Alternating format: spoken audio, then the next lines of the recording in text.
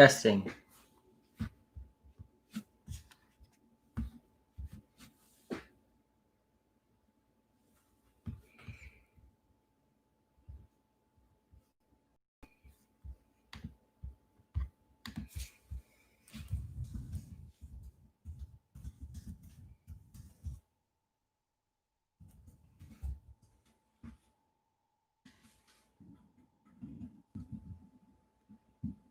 How's it going, everyone? Happy week 10. It's going to be an exciting week. Fantasy Outlaws, man, how's it going? What you predicting this week?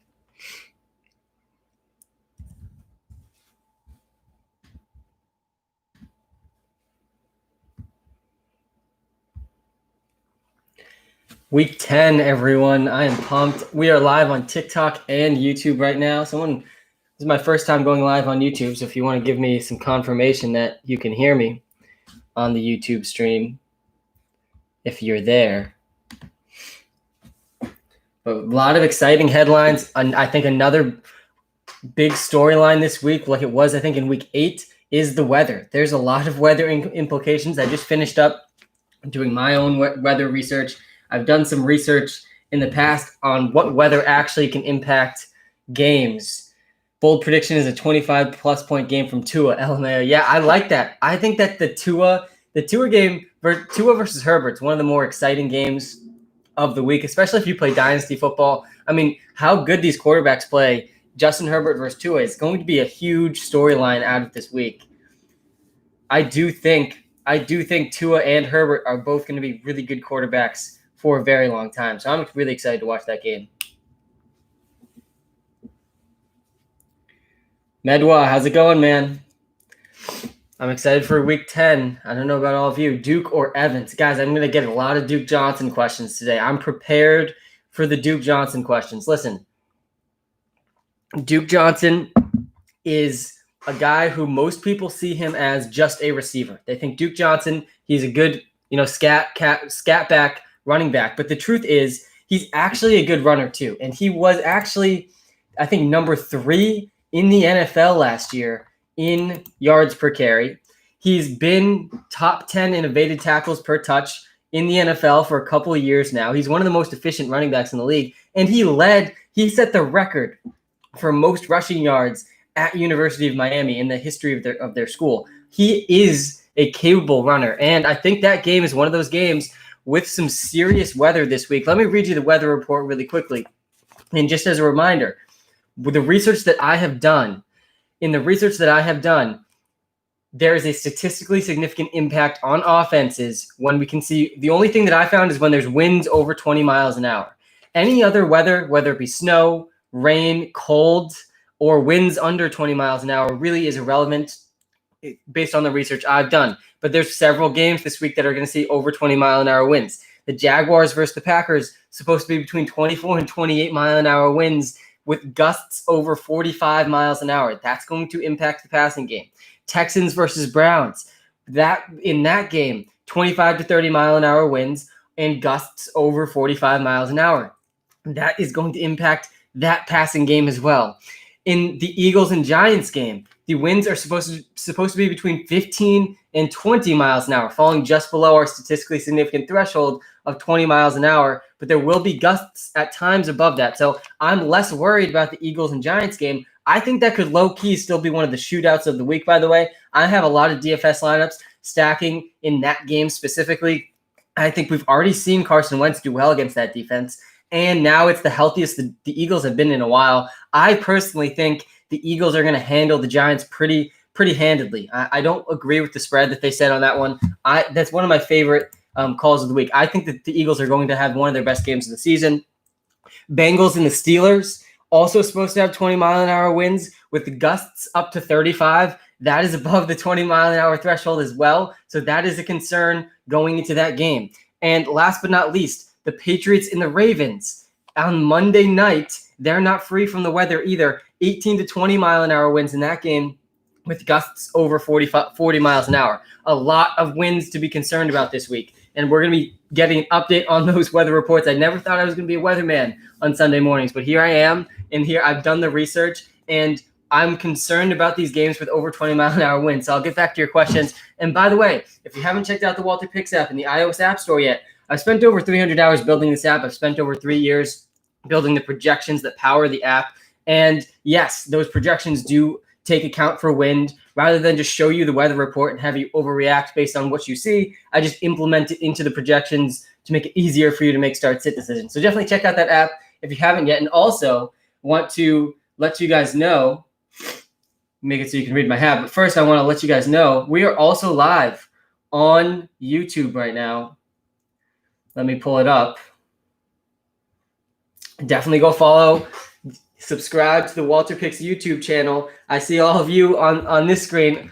I'm also live on YouTube right now, so I appreciate all the people on YouTube. We were at 302 subscribers yesterday. I think we're going to hit 400 very soon. My personal goal for the day is to pass 700 YouTube subscribers. And really the first 1,000 YouTube subscribers we get, you guys are the OG original YouTube subscribers. I certainly will never forget any of you. So I appreciate all of you that have subbed on YouTube already. Just like Pukart, who, by the way, some of your usernames on TikTok, absolutely hilarious. Sub to YouTube and gave 5 stars. Appreciate that, man. Judy, Shepard, or AB. Yeah, there's a lot of the wide receiver picks this week. I think are going to be much harder than the running back picks. To me, I have a very clear picture of Duke Johnson and Giovanni Bernard and what their roles are going to look like today and how their matchups are. I'm worried about, I don't think Giovanni Bernard's a very safe option this week, but Judy, Shepard, or AB, I would personally go Jerry Jeudy there. I think Jerry Jeudy has established himself as the wide receiver 1 for the Denver Broncos, and I think he's going to continue to do well. We cashed in on Jerry Jeudy over 50 yards last week. That was the prop of the week. We said he had a good chance of going 100 for over 100. He had 125, and I think he's going to continue to be that wide receiver 1 for the Broncos, and I think he's going to be wide receiver 1 in fantasy as well moving forward. I traded Gibson and Debo for Fulham and Duke. Did I win? I think you did win because Debo Samuel is significantly worse than Fulgham at this point. And I think that Antonio Gibson and Duke Johnson are actually more similar than people realize, especially because the Washington football team seems adamant. They seem very adamant in giving J.D. McKissic the targets in the offense. And it's pretty frustrating because Antonio Gibson's main skill set is as a receiver. He was a receiver in college. And so it's frustrating seeing J.D. McKissic get all of those targets. But that being said, I like the trade, man. Jardine, I like the trade. Do I start AB or McKinnon? See, for me, I would go AB there. And I like McKinnon. McKinnon, if you go back to one of our first videos of the season, McKinnon was one of my favorite last-round picks. And he's been a tremendous last-round pick this season, guys. He has given you 4+ top 24 running back weeks. I mean, he really has come in and clutch in a lot of these teams where you had running back injuries. But Antonio Brown, to me, has upside.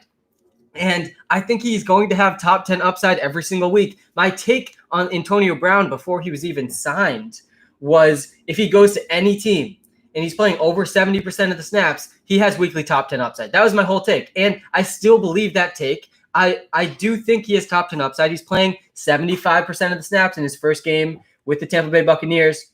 I just made a trade for Antonio Brown in one of my high-stake leagues this morning. Listen, I do think he's going to have some big weeks. I'd say Chris Godwin's the safest option in the offense, and Mike Evans has an extremely low floor.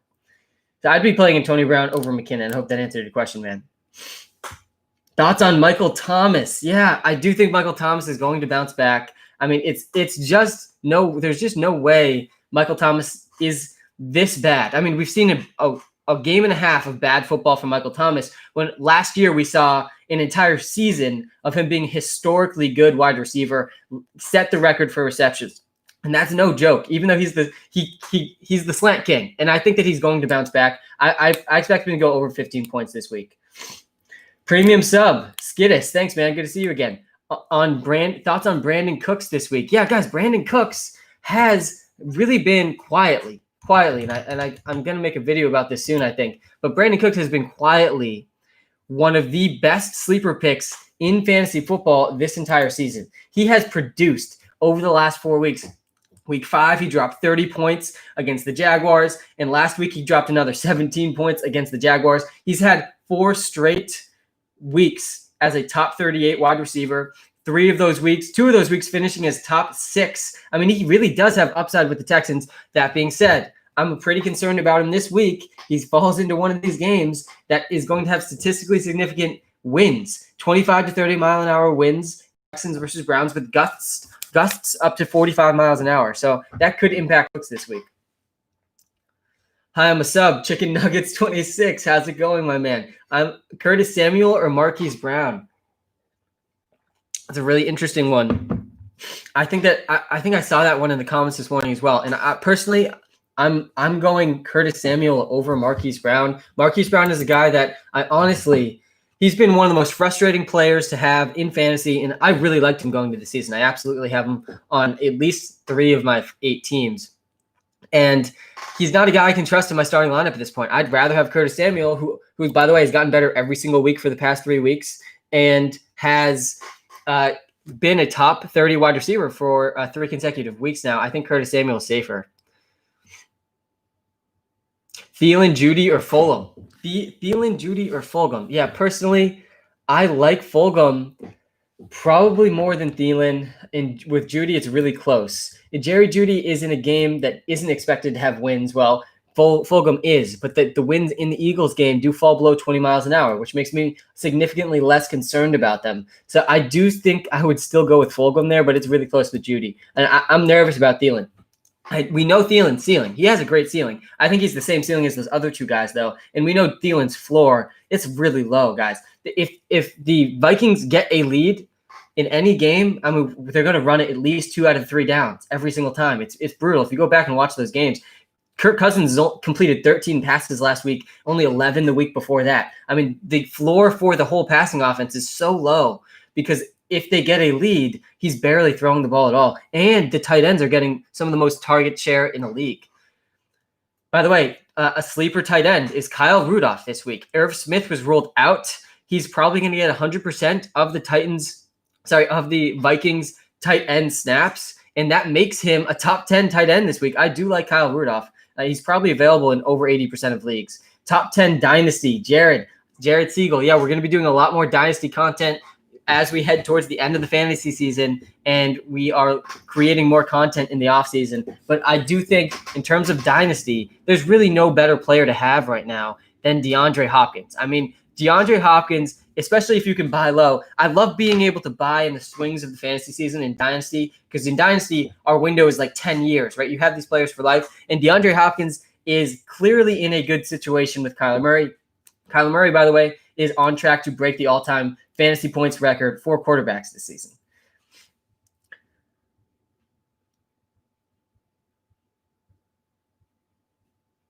How's it going, Sam? It's going pretty well, man. Thanks for asking.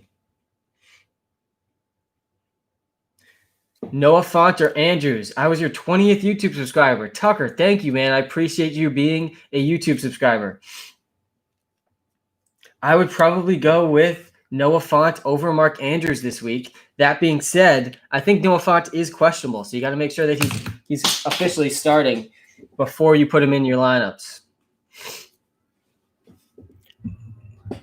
And I got to pace myself here, guys. I will be going until 12:55. It's a long Sunday morning for me. I love the stream. I'll be here all leading up to the 1 o'clock games. I'll try to get to as many of your questions as possible. I see a lot of questions in the chat. If you have a start-sit question, you can answer the start-sit question in the Walter Picks app on the iOS App Store. I gave everyone 11 free comparisons. It uses machine learning and artificial intelligence to provide the most accurate projections in the fantasy football industry, more accurate than ESPN and Yahoo over the last 2 years, including this season. So you can just go use that for your start-sit decisions. I will get to some of them, the ones that I find most interesting. I do like the non-start-sit questions a little bit more, though. I think they're slightly more interesting because I spent 300 hours building an app that can answer your start-sit questions. Your dad's name is Walter. Wow, man. Thoughts on the trade. Montgomery for Crowder. Yes. Jameson Elite Crowder is significantly more valuable than David Montgomery in fantasy football. Yes, that is his real middle name. His middle name is Elite, and that's really what Jameson Crowder has been this season. I mean, it's impressive that he's been able to succeed this much despite being in the worst possible situation in the NFL. He has Adam Gase as his coach, there's been very few players that have sustained such close proximity to Adam Gase and continued their dominance as Jamison Crowder has. And then there's also Joe Flacco now throwing him the ball. I mean, really impressive what we've seen from Jamison Crowder. I like him a lot more than Montgomery, even though Montgomery does have a very good playoff schedule. Vinas Dan. Yo, Sam, how's it going? It's going great, man. Sunday's the best day of the week. It's my favorite day of the week. I look forward to it all week. Eric Ebron or Robert Tonyan? Thoughts on Tonyan going forward? Yeah, I mean, I really said it when Tonyan was breaking out because we saw Tonyan break out, but what we really saw was him just score multiple touchdowns. I think he had like 4 or 5 touchdowns in 3 weeks, and that obviously was not going to be sustainable. You can't score that many touchdowns. He was like, if he kept that pace, he was going to break the touchdown record for tight ends. That's not going to happen. But he will have more touchdowns, but he's a boom or bust tight end like most of the tight ends. The tight end field is brutal, guys. Darren Waller is our top tight end of the week with Travis Kelce out, and almost every single tight end, if you use the Walter Picks app, has over a 50% chance to bust, like almost all of them. There's like 3 or 4 that don't. And Tonyan is certainly going to have over a 50% chance at under 10 points every week. I like Eric Ebron's upside more than Tonyan. That was a long-winded answer, Dan, but I hope it answered your question. Should I do Eckler and Crowder for Terry McLaurin? It's a fair trade, Kyle. Terry McLaurin, we've been saying all season, he is a top 10 wide receiver in the NFL, and he is a top 12 wide receiver in fantasy football. He is quarterback proof and he is matchup proof. And that's a unique wide receiver.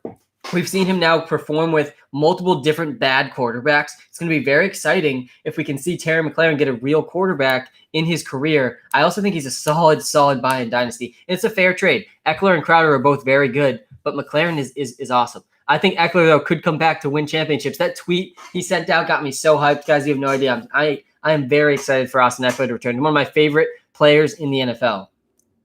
Is Packers D good for this week? Yeah, I do think they are a pretty good option this week against the Jaguars. I don't know if you could go better than them, honestly, especially in a game that is going to be extremely windy. And Jake Luton looked good in his first start, but are we really sure that's going to continue? I'm certainly not convinced yet. And I also think that James Robinson is going to have a great week, though. The Packers' rush defense really has been the weakness of the team.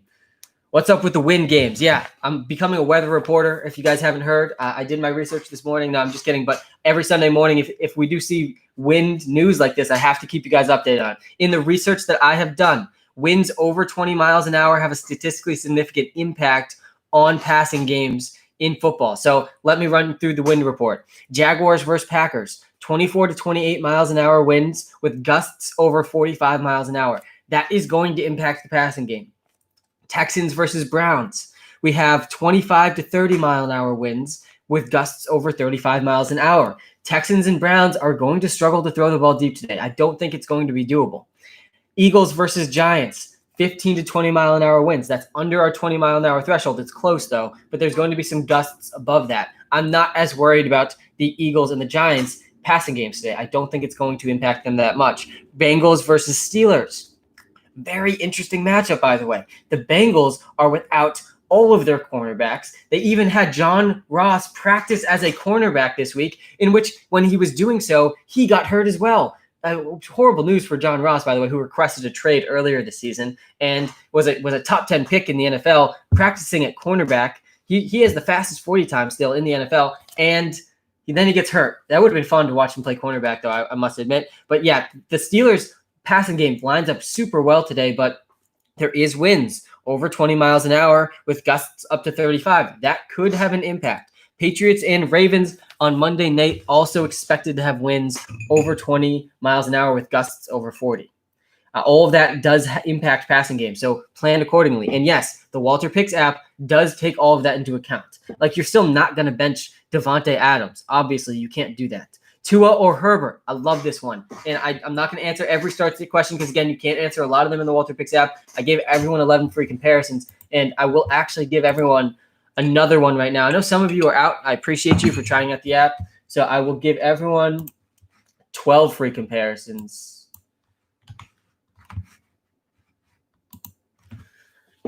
Cooks or Robbie Anderson? I would probably go with Cooks there. But Cooks again, I think he is in one of those games with bad wins, so that could be the tiebreaker with Robbie Anderson. And I didn't forget about the Tua versus Herbert question. That's one of the best matchups of the week. To me, it's one of my favorite games I'm looking forward to. I do think Tua and Herbert can have good games today, but I am certainly concerned about. I do think that Herbert's the better option. Tua is a guy that I think can have a breakout game though. I'm excited for a good Tua game. I think that Devontae Parker, is one of the best guys that's going to benefit from the Preston Williams injury. But we can also see an uptick in targets for Jakeem Grant and Mike Gesicki. Both of them are pretty reliable options in DFS for me this week.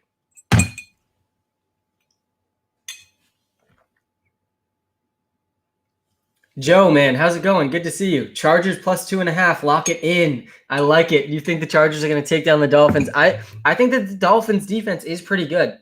They have been a pretty underrated defense all season, but it's going to be one of my favorite games to watch, Joe. My favorite spread of the week is I really think the Eagles are going to take down the Giants. And I'm honestly a little surprised because usually my experience with Giants fans this season has been they're super pessimistic and they just know that their team's losing every week. And for some reason, I feel like they just have this pride when they go up against Philly that they become irrational Giants fans. They should be more than 4-point underdogs in this game. I think that the Eagles have the better offense, and I think you can argue the Eagles have the better defense as well. And this is the healthiest the Eagles team has been in pretty much since week 1. So I do think the Eagles are going to handle the Giants, and I think that we're going to see Wentz have a good game. Guys, I know as much as the hate that Wentz gets, he threw for over 4,000 yards last season when Greg Ward was his leading receiver. I mean, he really showed us something last year that we can't forget. He produced despite a very bad situation, and I think that is worth remembering this week with the most healthy team he's had since week 1. Please answer. Lucas, how's it going, man? Should I trade Robert Woods and James Robinson for Tyreek Hill? Robert Woods and James Robinson for Tyreek Hill. You're absolutely upgrading a wide receiver. Just know what you're giving away in running back is a top 6 fantasy football running back right now. He's been averaging the 6th most fantasy points at the running back position in PPR leagues. He's going to have another really good week this week. He does have, though, a very hard playoff schedule. And for that reason, I'm okay with the trade, Lucas. I would do it. And you're upgrading your wide receiver to a guy that has number 1 wide receiver overall upside every single week.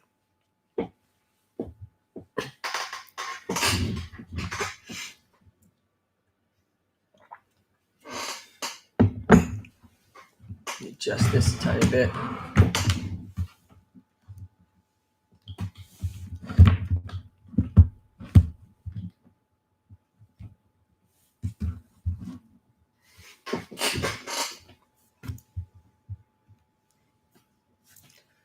All right.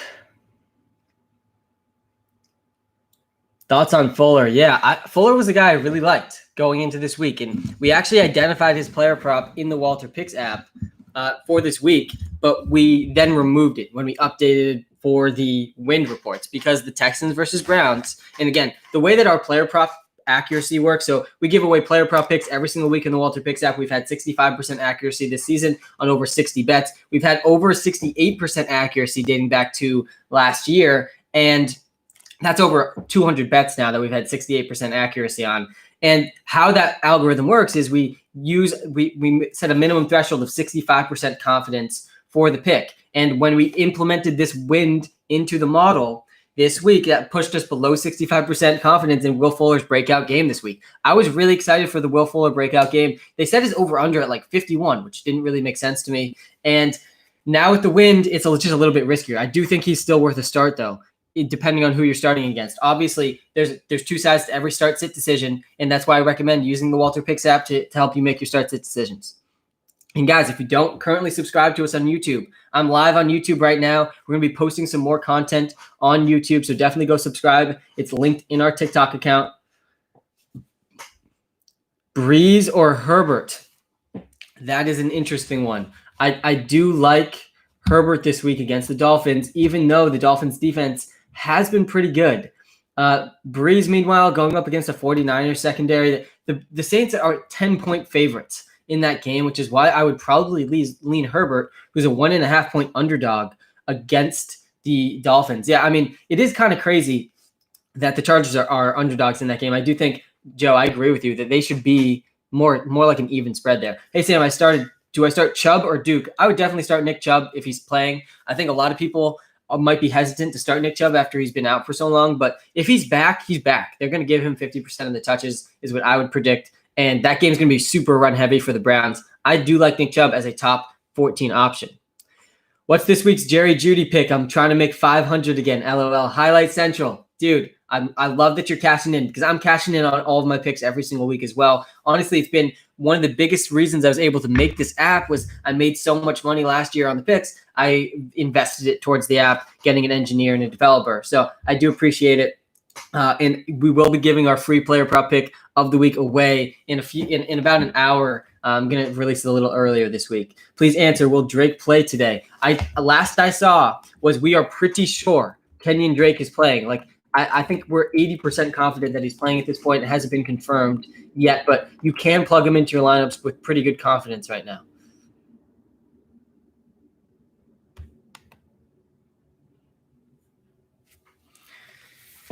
Yeah, you kind of have to decrease Brandon Cooks, Deontay Johnson, DJ Chark, Tyler Boyd, Chase Claypool's numbers this week with winds that are going to be over 20 miles an hour in that game. We could have over 50-mile-an-hour winds in the Houston game. I mean, it is pretty concerning. Scuba Steve, man, how's it going? I just did a trade. Ayuk for AB. I love it, man. I like Ayuk a lot, by the way, but Antonio Brown is a guy that has weekly top 10 upside. Derrick Henry, Tyreek Hill, and Antonio Brown. For Julio, Robinson, and Lockett, I'm 6-3. Ian or Ian Schwam, I don't think I would much rather have the Derrick Henry side of this deal. To me, it's not even close. You're getting Derrick Henry, who has the easiest playoff schedule in fantasy football that I've seen since probably the past 5 years. And Tyreek Hill has weekly top 3 upside. Antonio Brown also has weekly top 10 upside. Those 3 guys all have pretty good league winning upside, and that's why I would keep all of them. Hawkinson or Goddard? Will Hawkinson's injury affect him? Loyal fan, Matty Drip. Appreciate you, man. And I do think Hawkinson, if he plays, I'm expecting him to play in full. So I don't think the injury will hold him back if he plays. I would lean Hawkinson over Goddard if he does, in fact, play. But Goddard does have similar upside to Hawkinson. I just think his floor is a lot lower.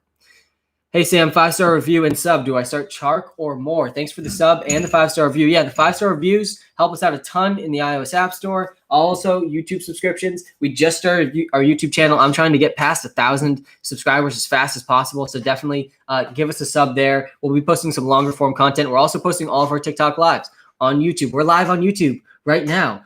So go check it out. And I do think I would start before this win news, I would have definitely said Chark. Now I think it's a little closer between Chark and DJ Moore. I would still probably lean DJ Chark, though. Matt Levine, thanks for being our 195th YouTube subscriber, man. I appreciate you. Should I start Drake, Edmonds, Chark, Brandon Cooks, or Jefferson? Edmonds is not going to be the start here with Kenyon Drake back now. I do think that the best option here is probably the last player you listed there, because DJ Chark and Brandon Cooks are in games where we're expecting really intense wins. Considering the wind in full PPR, would you start Hollywood, T. Higgins, Josh Reynolds? Oh man, that is one of those where Highlight Central, I feel like you're going to make the wrong decision. And by saying that, I mean Hollywood and Josh Reynolds have a very good chance to go over 20 points this week. Like more chance than you probably realize, but their floor is so low. I feel like you've got to stick with T. Higgins, who could get more targets in the windy game with Joe Burrow. I wouldn't overthink T. Higgins this week playing in the slot. Not playing in the slot, playing in the outside for Joe Burrow.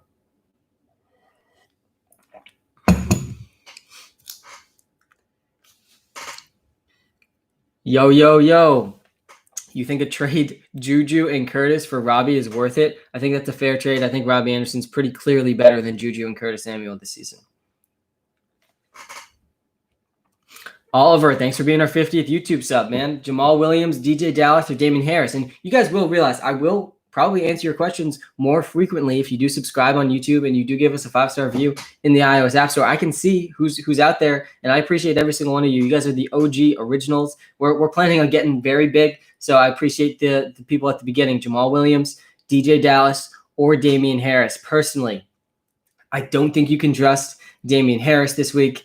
We're not even sure if he's playing yet. I do think that DJ Dallas is a guy that you can trust over Jamal Williams, even though we knew he wasn't that safe as people were saying last week, and he luckily scored a touchdown. If he doesn't score a touchdown, same thing with Jamal Williams, they're not going to go over 10 points. Robbie Anderson and Justin Jefferson for Derrick Henry, yes, that is an amazing trade, and this is why I keep telling people, go buy Derrick Henry, because there's people out here trading Robbie Anderson and Justin Jefferson for the single most valuable player in fantasy football, which is Derrick Henry. There's not a single player more valuable than him in fantasy. He's going to win championships with the schedule he has in the playoffs. He always starts to pick it up as we get closer to the NFL playoffs. That's just who Derrick Henry is. He's going to be the first running back since Barry Sanders in the 1990s, to have back-to-back seasons averaging over 100 rushing yards per game. I mean, what we've seen from Derrick Henry is very,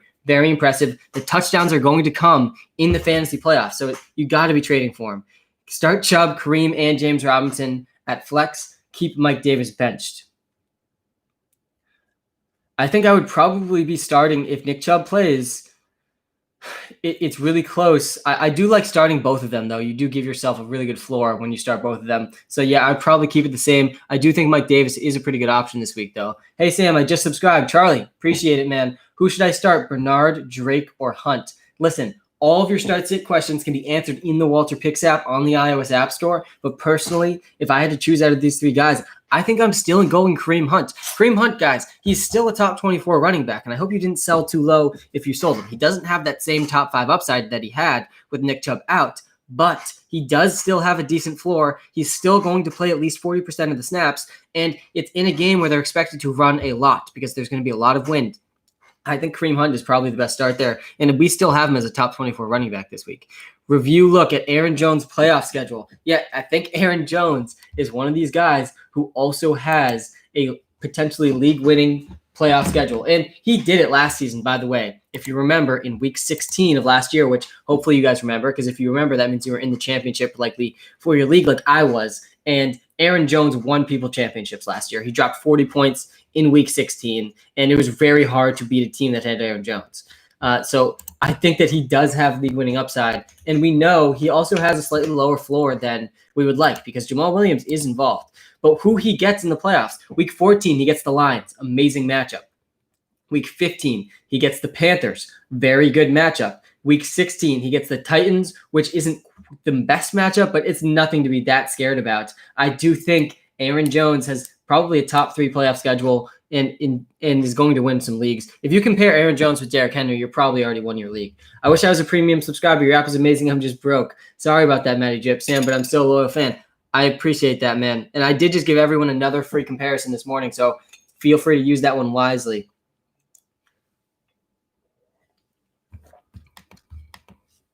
And to all my YouTube listeners, I appreciate you. I don't think I can get – is there a way to get comments on YouTube? I'm still learning, man.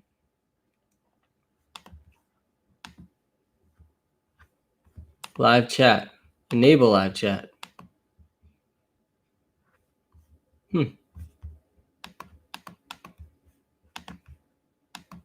Doesn't look like I can do it yet.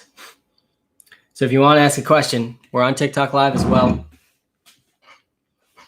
But I do appreciate everyone here on YouTube, and we will be posting the stream on YouTube afterwards. That should be something that we can do. Robbie Anderson or DJ Chark to start. I would go with Robbie Anderson this week. Guys, let me give you another update on the wind that we're expecting this week. Jaguars and Packers are expected to have over between 24 and 28 mile-an-hour winds this week with gusts over 45 miles an hour. Then we have the Texans and the Browns, 25 to 30 mile-an-hour winds, gusts over 45. I think the Texans versus the Browns is probably the game that I am most concerned about in terms of being able to pass the ball. I don't think you can trust Will Fuller, Brandon Cooks very much this week. The deep ball is going to be very difficult in this game. I do think that probably boosts up Kareem Hunt and Nick Chubb. The Browns are going to want to run the ball more than they already do, and they are one of the teams in the NFL up there with the Minnesota Vikings who want to establish the run, up there with the Tennessee Titans. If they are winning, they will run the ball down your throat, and that is what the Browns' identity is. We haven't seen it in a few weeks. Nick Chubb has also been out, but that is clearly what they want to be. And in a game that's super windy, if the Browns can get a lead, it's going to be very run heavy in that game. It says you can't start the live chat because you have your account listed as for kids. I don't know why we are listed as for kids. We should probably work on that. I'm going to have someone look into that for sure. We should try to get the live, and I appreciate you checking out the YouTube live stream.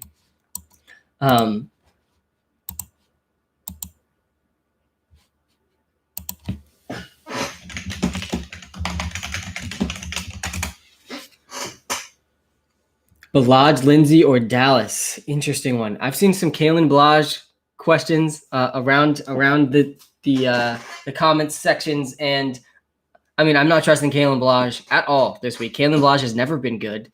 He was one of the most inefficient running backs ever on the Miami Dolphins. That being said, he was in close proximity to Adam Gase, and so if using the Adam Gase proximity theorem, we can identify that probably is a reason he struggled. But I do think that Phillip Lindsay is far better than both those guys. DJ Moore or Brandon Cooks? I would lean DJ Moore over Brandon Cooks this week. I love Brandon Cooks, and he's been doing so well. It's been very exciting. And he does match up pretty well against this Browns secondary. But I do think that I'm concerned about the wind in that game. It's supposed to be gusts over 45 miles an hour. So I like DJ Moore more for that reason. Just subscribe to the YouTube. Thanks, man. Start at flex, duffel ball, Drake, Edmonds, Judy, or Duke Johnson. Drake, Edmonds, Judy, or Duke Johnson. I'm going Jerry Judy there. I mean, you can't confidently say Kenyon Drake or over Chase Edmonds this week, or the other way around. I don't think anyone should be confidently predicting who's going to do better in that backfield. Personally, I think the coaching staff has proven they want to give Kenyon Drake 60% or more of the snaps every single week, despite him looking more inefficient than Chase Edmonds. And so I have no confidence that they're just going to give the starting role to Chase Edmonds, even though we all know they should. That's how good Chase Edmonds has looked this season. I don't think we can confidently say that. So I'm not super excited about either of them in my starting lineups this week. It's really the worst case scenario from a fantasy perspective. And Jerry Judy just had his breakout game. I know he played the Falcons, but he's going to continue to be the dominant wide receiver one in that offense. His route running looks clean, guys. Do I play Duke Johnson? Yeah, you can start Duke Johnson. He's a better runner than people have a perception of. He was third in the NFL in yards per carry last season, and he set the all-time rushing record at University of Miami. So, I mean, he is a capable runner. And honestly, people are just trusting their eyes too much, not looking enough at the data. He's been an efficient runner really since he entered the NFL. So I do think if they give him 15 plus carries, he can produce. DJ Dallas or Giovanni Bernard? Yeah, guys, Bernard's got a tough matchup, very tough matchup this week with the Pittsburgh Steelers, and I'm concerned about it. But that being said, they also have a game that's supposed to have over 20-mile-an-hour winds, gusts up to 35. Joe Mixon confirmed out. So for that reason, I'd go Giovanni Bernard. He's still going to get touches. And I think the Steelers defense, though, really is going to be in an advantageous spot this week. They're another good defense to think about in DFS. Hey, Sam, do I still trade Cook for Henry? I'm very worried about the trade. Do I still trade Cook for Henry? Yeah, Preston. I think after this week is the perfect time to do it, especially if you're already in the playoffs. And it is a risk. Dalvin Cook has been the number one fantasy football asset over the last 3 weeks. But again, don't lose sight of the goal. The goal is to win your fantasy football championship. And to do that, you have to make the playoffs. And so if you're not in the playoffs yet, then you got to be cautious trading for Derrick Henry. He's got another tough couple of weeks before the fantasy football playoffs. But if you're already in the playoffs, there's not a single person that I'd rather have on my fantasy team than Derrick Henry, who is the best runner in the NFL and is going to be the first running back since Barry Sanders in the 1990s to average over 100 rushing yards per game in back-to-back seasons. What he's done is incredible. Add on top of that he is one of the easiest fantasy football schedules I've seen in the last 5 years. He's going to win fantasy football championships. It's going to be insane. He's going to be running for 200 yards and multiple touchdowns in the playoffs. It's going to be a fun time for you if you have him on your fantasy team. So I do think he's the number one most valuable player in fantasy for that reason. 4 teams that are already in the playoffs. If you're not in the playoffs, then you got to have a different mindset because you got no chance at a championship if you're not in the playoffs. Subscribed, help. Thanks. I appreciate the subscription on YouTube. Definitely check out the Walter Picks YouTube channel. We are live on YouTube right now as well. We're working on getting comments for that. We're probably going to take off the child's. It says that we're for kids. We're probably not for kids. Honestly, I'm not sure. Subscribe and help. Allen Robinson may be out. Cordell Patterson or Ryan Nall at flex. Yeah, Allen Robinson could be out. We know that David Montgomery is looking sketchy. And I think that Cordell Patterson is a lot more exciting than Ryan Nall. I would go with Cordell Patterson there. He had 4 catches last week too. He could be involved more in the passing game with David Montgomery also fostering an injury. I mean, it could be the Cordell Patterson week, which would be pretty exciting. In Walter We Trust, man. Yeah, hashtag in Walter We Trust. Hope we're having a good morning, everyone. I'm super excited for week 10. Sunday is the best day of the week. Always is, always has been, always will be. Hey, Sam, did I win this? I traded Gurley, Swift, Godwin for Julio, Gaskins. I have Hunt, Mixon, and D-Hop. Yeah, I think that you probably won that trade. Julio's the best player in the deal, and I love getting the best player in the trade. Kareem Hunt, James Conner, or Mike Davis. Must-win week. Just subbed on YouTube. Nick Furlong. Thank you, my man. I do think that I would probably lean with Kareem Hunt over those guys. James Conner is in a pretty good spot, but he played a season-low snap percentage last week, and I'm concerned about that. Mike Davis is also in a really good spot. I don't think you can go wrong with Mike Davis in a PPR league, but Kareem Hunt also in a very nice spot. I think Walter would probably tell you Mike Davis. I think Kareem Hunt is going to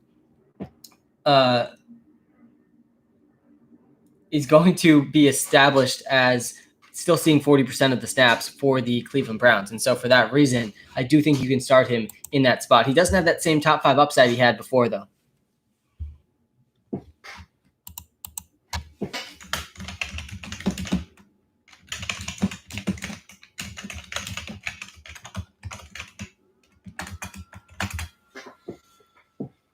Jarvis Landry thoughts. Yeah, listen, Jarvis is going to see over 10 targets every week now that Odell's out, and that's really exciting. He saw 11 targets with Odell out before their bye, and I think that's going to continue for Jarvis Landry, though we have to be concerned about the wind in that game. Texans versus Browns, 25 to 30 mile an hour winds, gusts over 45 miles an hour. And in the research I've done, there's a statistically significant impact on passing attacks when the wind is over 20 miles an hour. So I'm concerned about that for Jarvis Landry, for Brandon Cooks, for Will Fuller. I do think Landry can still succeed, though, getting those intermediate and short routes for Baker Mayfield. Breeze or Lamar and Walter We Trust. I don't think you can bench Lamar Jackson this week, and I'm glad I saw a question with Lamar. I'm sure I'm going to touch on this again as we lead up to 1 o'clock. But guys, the Patriots were destroyed by the Baltimore Ravens last season. If you watched that game, it was the worst the defense looked all season. That defense was 10 times better than the defense that the Patriots currently have. The big story for me about the Patriots, and honestly, I get very frustrated as a Pats fan because I feel like the media misconstrues the real storylines for the Patriots. I think that Tom Brady did not leave. He was mostly not wanted anymore. I'd say at least 50% of the reason Brady left is the Patriots organization and not Brady. And I do think that the defense has been the biggest weakness for the Patriots this season. They really have done absolutely nothing to help the team win. And Cam Newton has had some bad moments. I don't think he's been as bad as the defense has been. And I think that Lamar Jackson has his chance at his first 40-point game this week against the Patriots. So I'm not benching Lamar. I feel like Lamar is in a similar spot that Josh Allen was in last week, and people were starting guys like Justin Herbert over Josh Allen last week when we really knew Josh Allen's upside was so massive that we could not be benching him. That's how I feel with Lamar Jackson this week. Goff greater than Allen this week. I'm fine with it. I think that Josh Allen can still do really well.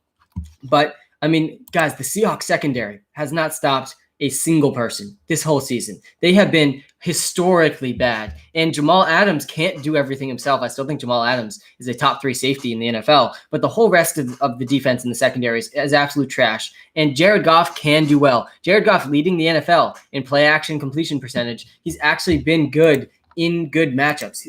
The splits between Jared Goff when he plays a bad defense versus when he plays a good defense, it's like 2 completely different quarterbacks. And you kind of see that when you go back and watch the games. Jared Goff is has been really good against bad teams, but really bad against good teams. And this is a bad team in terms of defense that he gets to play in the Seahawks. So I'm fine playing Jared Goff over Josh Allen.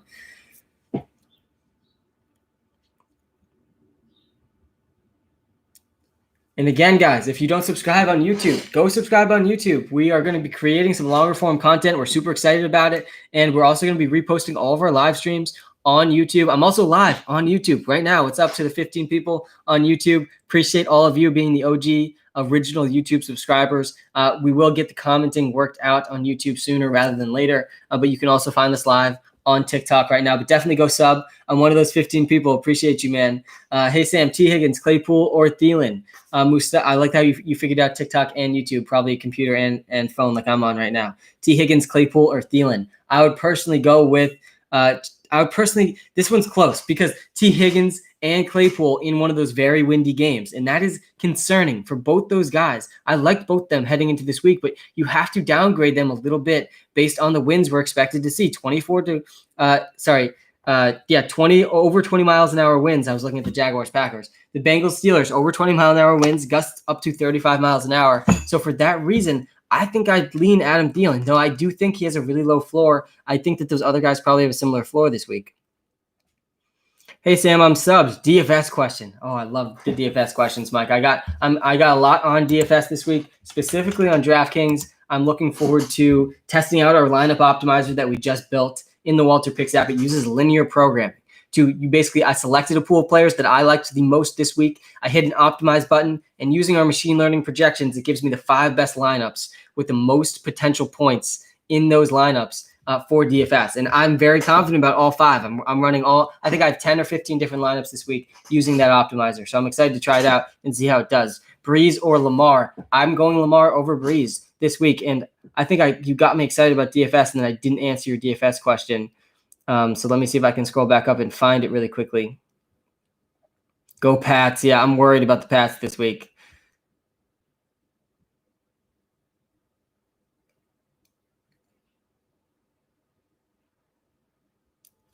Hey, you saw the DFS favorites in the app. Yeah, I write those DFS favorites every single week. Those come straight from me, and they're identified by Walter first, our machine learning algorithm, and then I write up why I think he has been identified as that, and knowing what goes into the model. And one of my favorite plays of the week, guys, is Jakeem Grant. Jakeem Grant is played a season-high 60% of the snaps for the Dolphins last week after Preston Williams was hurt, and Preston Williams now on IR. Jakeem Grant has speed like Tyreek Hill and Henry Ruggs. He profiles as a Tyreek Hill, Henry Ruggs type of player. I think he's obviously not quite as good as those guys, but he is only 3,000 in DraftKings, or maybe 4,000. Like, he's, I think, the minimum price on DraftKings. So you can really fit some good guys in your lineup if you squeeze Jakeem Grant into your flex. Yeah, he's 3,000 on DraftKings. That is correct. And I do think he's going to go over 10 points. If he goes over 10 points, he already 3x'd his value. And if you pick up the right stud players around Jakeem Grant, you can win a lot of money this week.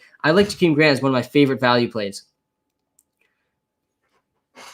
Wayne Gallman or Darrell Henderson, PPR? I would personally go Darrell Henderson there. I want nothing to do with Wayne Gallman.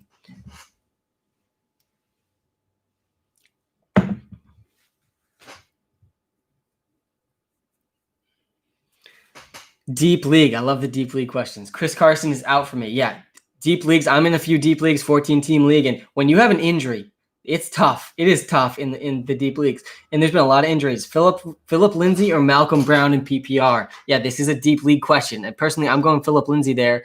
And I would personally go with Philip Lindsay. I don't think Malcolm Brown is trustable with Darrell Henderson back, so I'd go with Lindsay. I still think Lindsay could see 40% of the snaps. Melvin Gordon had, I think, his lowest snap share of the season last week. Chark or Judy? I'd go Judy. Do you think I should start Fuller or Kirk with the weather? Jig. This is the type of stuff we're all going to struggle with this week. There's very severe weather for Will Fuller. Christian Kirk is probably the safer option. Will Fuller has 25 to 30 mile an hour winds with gusts over 45 miles an hour. I mean, he still could take a short intermediate pass 70 yards. He has that type of speed, but it does lower the types of deep attempts that make Will Fuller exciting in fantasy football. So I'm okay starting Christian Kirk over Will Fuller for that reason. It's the same reason we identified Will Fuller's prop earlier in this week as exploitable, 51 yards. it was what the prop was set at. But now with this wind, I don't think you can trust Will Fuller. I'm okay going with Kirk. Thoughts on Deontay? I'm getting worried. Yeah, God, Deontay Johnson is a guy that I like him every single week because he's the only Steelers receiver and one of the only receivers in the league, actually, that has had over a 25% target share in every full healthy game that they played. And you really have to ignore the games in which Deontay Johnson was injured. You can't include those in the averages because he didn't even play the whole game. I mean, we're projecting him to play the whole game this week. So he is projected without the weather as a top 24 wide receiver in fantasy every week because we know he's getting those consistent targets. But in a game with over 20-mile-an-hour winds, gusts up to 35 miles an hour, you do have to lower his projection slightly. And so Deontay Johnson, I'm a little worried about him too, but he is a guy that should still see 7 targets, so you can still put him in your starting lineup. Hey, Sam, Sanders and Cook for Aaron Jones and Henry. Yes, absolutely. Aaron Jones and Derrick Henry tethered together probably are not going to lose in a single fantasy league. I don't even care who the rest of your team is. And if you haven't subbed on YouTube yet, guys, give us a sub on YouTube. We are heading towards 1,000 YouTube subscribers. The first 1,000 I'm going to consider as the original OG subscribers, so you can still have a chance to be one of those people. Definitely appreciate the YouTube subscriptions. It's linked in our TikTok bio. You can also find us on Instagram at Walter Picks, on Twitter at Walter Picks app. We're just starting to grow our Twitter base now. We've been a little bit behind the game on Twitter, so definitely give us a follow there as well if you want to keep in touch with the brand. OG, Locke, Newton, or Burrow. I would personally go with, Burrow is a guy that I don't, and I have Joe Burrow and Big Ben on one of my teams, and I think I'm going to go with Big Ben over Joe Burrow. I don't really trust that either of them that much. I do think with all of the injuries in the Bengals secondary, I'm going Big Ben over Joe Burrow. I'd probably go with Cam Newton over Joe Burrow as well. Personally, I think I go with Cam Newton. It doesn't feel good picking Cam Newton ever. What's the prop? The free prop pick of the week, and you guys will see in the comments. We see people coming back each week for the free player prop picks because we are nailing them. I mean, we're absolutely nailing them. In the free picks we've given away this season, we are 7 for 9. We've given away 7 correct free player prop picks. One of them that missed was Keenan Allen. He missed by 2 yards. I mean, we've really been all over the props. And in our app, we've given away, I think we're up to 50 player prop picks this season now, and we've had 65% accuracy. People are cashing in. We've had, 40.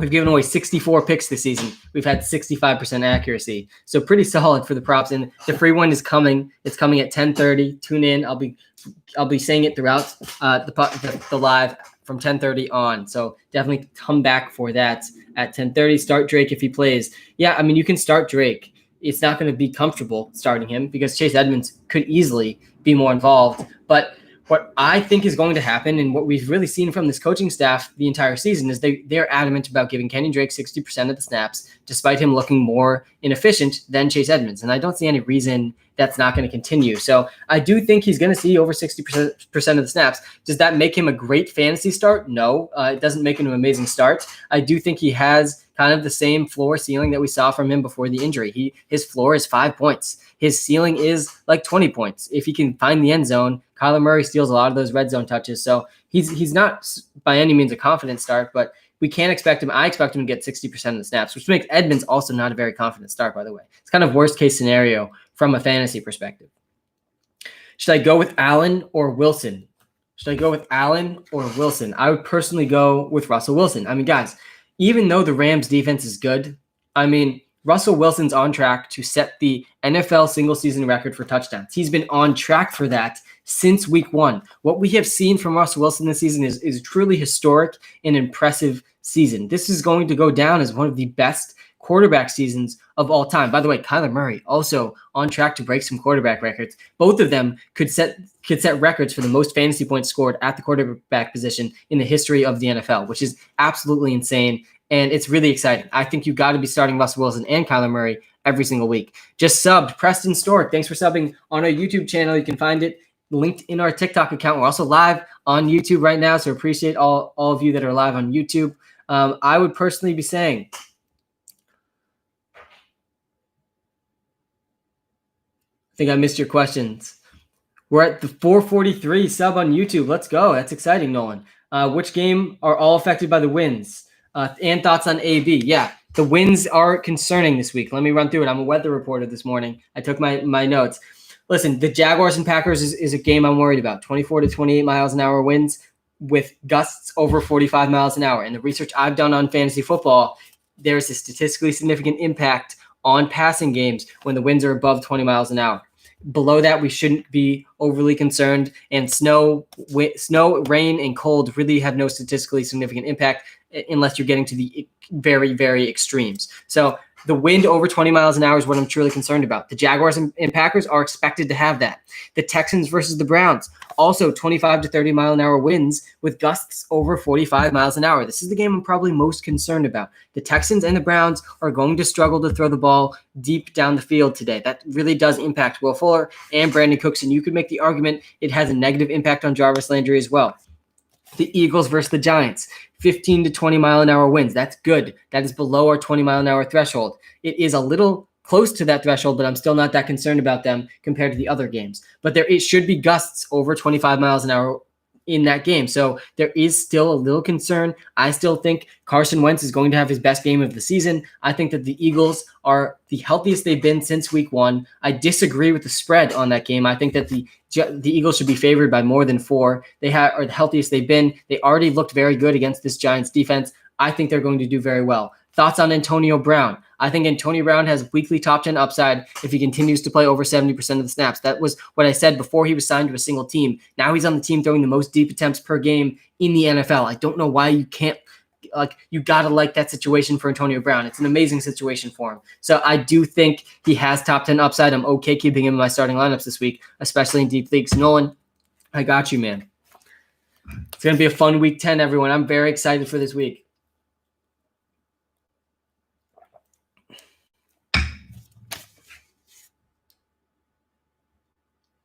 Yeah, this probably, and I usually, again, if you followed me from the beginning, I don't bet on the spreads. I only bet on the player prop picks. I've had 68% accuracy betting on player prop picks, over 200 bets now. So I've really proved out a positive ROI on the player prop picks, and that's why I focus all of my money towards them. But I do like talking about the spreads. They set the spreads usually very well. Same with the over-under. So I don't bet as much on them, my personal money. I think it's important to let you guys know that before I start talking about spreads, because I am happy to talk about them. And I personally think, and I've actually been pretty accurate in the free advice I've given on the spreads. I was all over the Ravens against the Colts last week. I knew they had the better offense and the better defense. And I do think that this week, the most exploitable spread is the Eagles versus the Giants. I don't think that the Eagles are only 4-point favorites against the Giants. I think they should get at least a touchdown in that game. I don't see the Giants being able to keep up with the Eagles. I think that the Eagles offense has already kind of proven they could dominate this Giants secondary, and this is the healthiest the Eagles have been. They're way healthier than when they played them last, and they handled them pretty easily last time. Duke Johnson or Nick Chubb? I'd go Nick Chubb there. If Nick Chubb plays, it's got to be Nick Chubb. And I do like Duke Johnson a lot, by the way. I think Duke Johnson can have a great week. I think he's an underrated runner. But let's not forget who Nick Chubb is, guys. Nick Chubb is one of the best runners in the NFL. Even if he gets 50% of the snaps, for the very run-heavy Browns, that can go very well. Golden Tate trending in the right direction. Wow. Damian Harris, hopeful to play. TJ Hawkinson, expected to play. He's a top 10 tight end this week. Jerry Jeudy is expected to play. That's good news. Mark Ingram should be set to play. He is playing in week 10. That's big news for J.K. Dobbins. Chris Carson, expected to return for week 11, out again this week. Kenyon Drake, good chance to play this week. Joe Mixon, out. Carlos Hyde, out. Chris Carson's, again, I said out. Justin Jackson, on injured reserve now. John Ross on IR. John Ross got injured playing cornerback in practice because so many of the Bengals cornerbacks are injured. And now he's injured as well. It would have been really exciting to see John Ross play cornerback against like Deontay Johnson or Chase Claypool. That would have been a very fun thing to watch. But I think that lines up very well for the Steelers passing attack. And that's why I'm willing to ignore slightly the wind factor in that game for the Steelers specifically, because the cornerbacks, if they're that bad, I think Big Ben will still be able to pass. That one is one of the lesser concerning wind reports. I think that Deontay Johnson, Chase Claypool, and Juju are still going to be fine.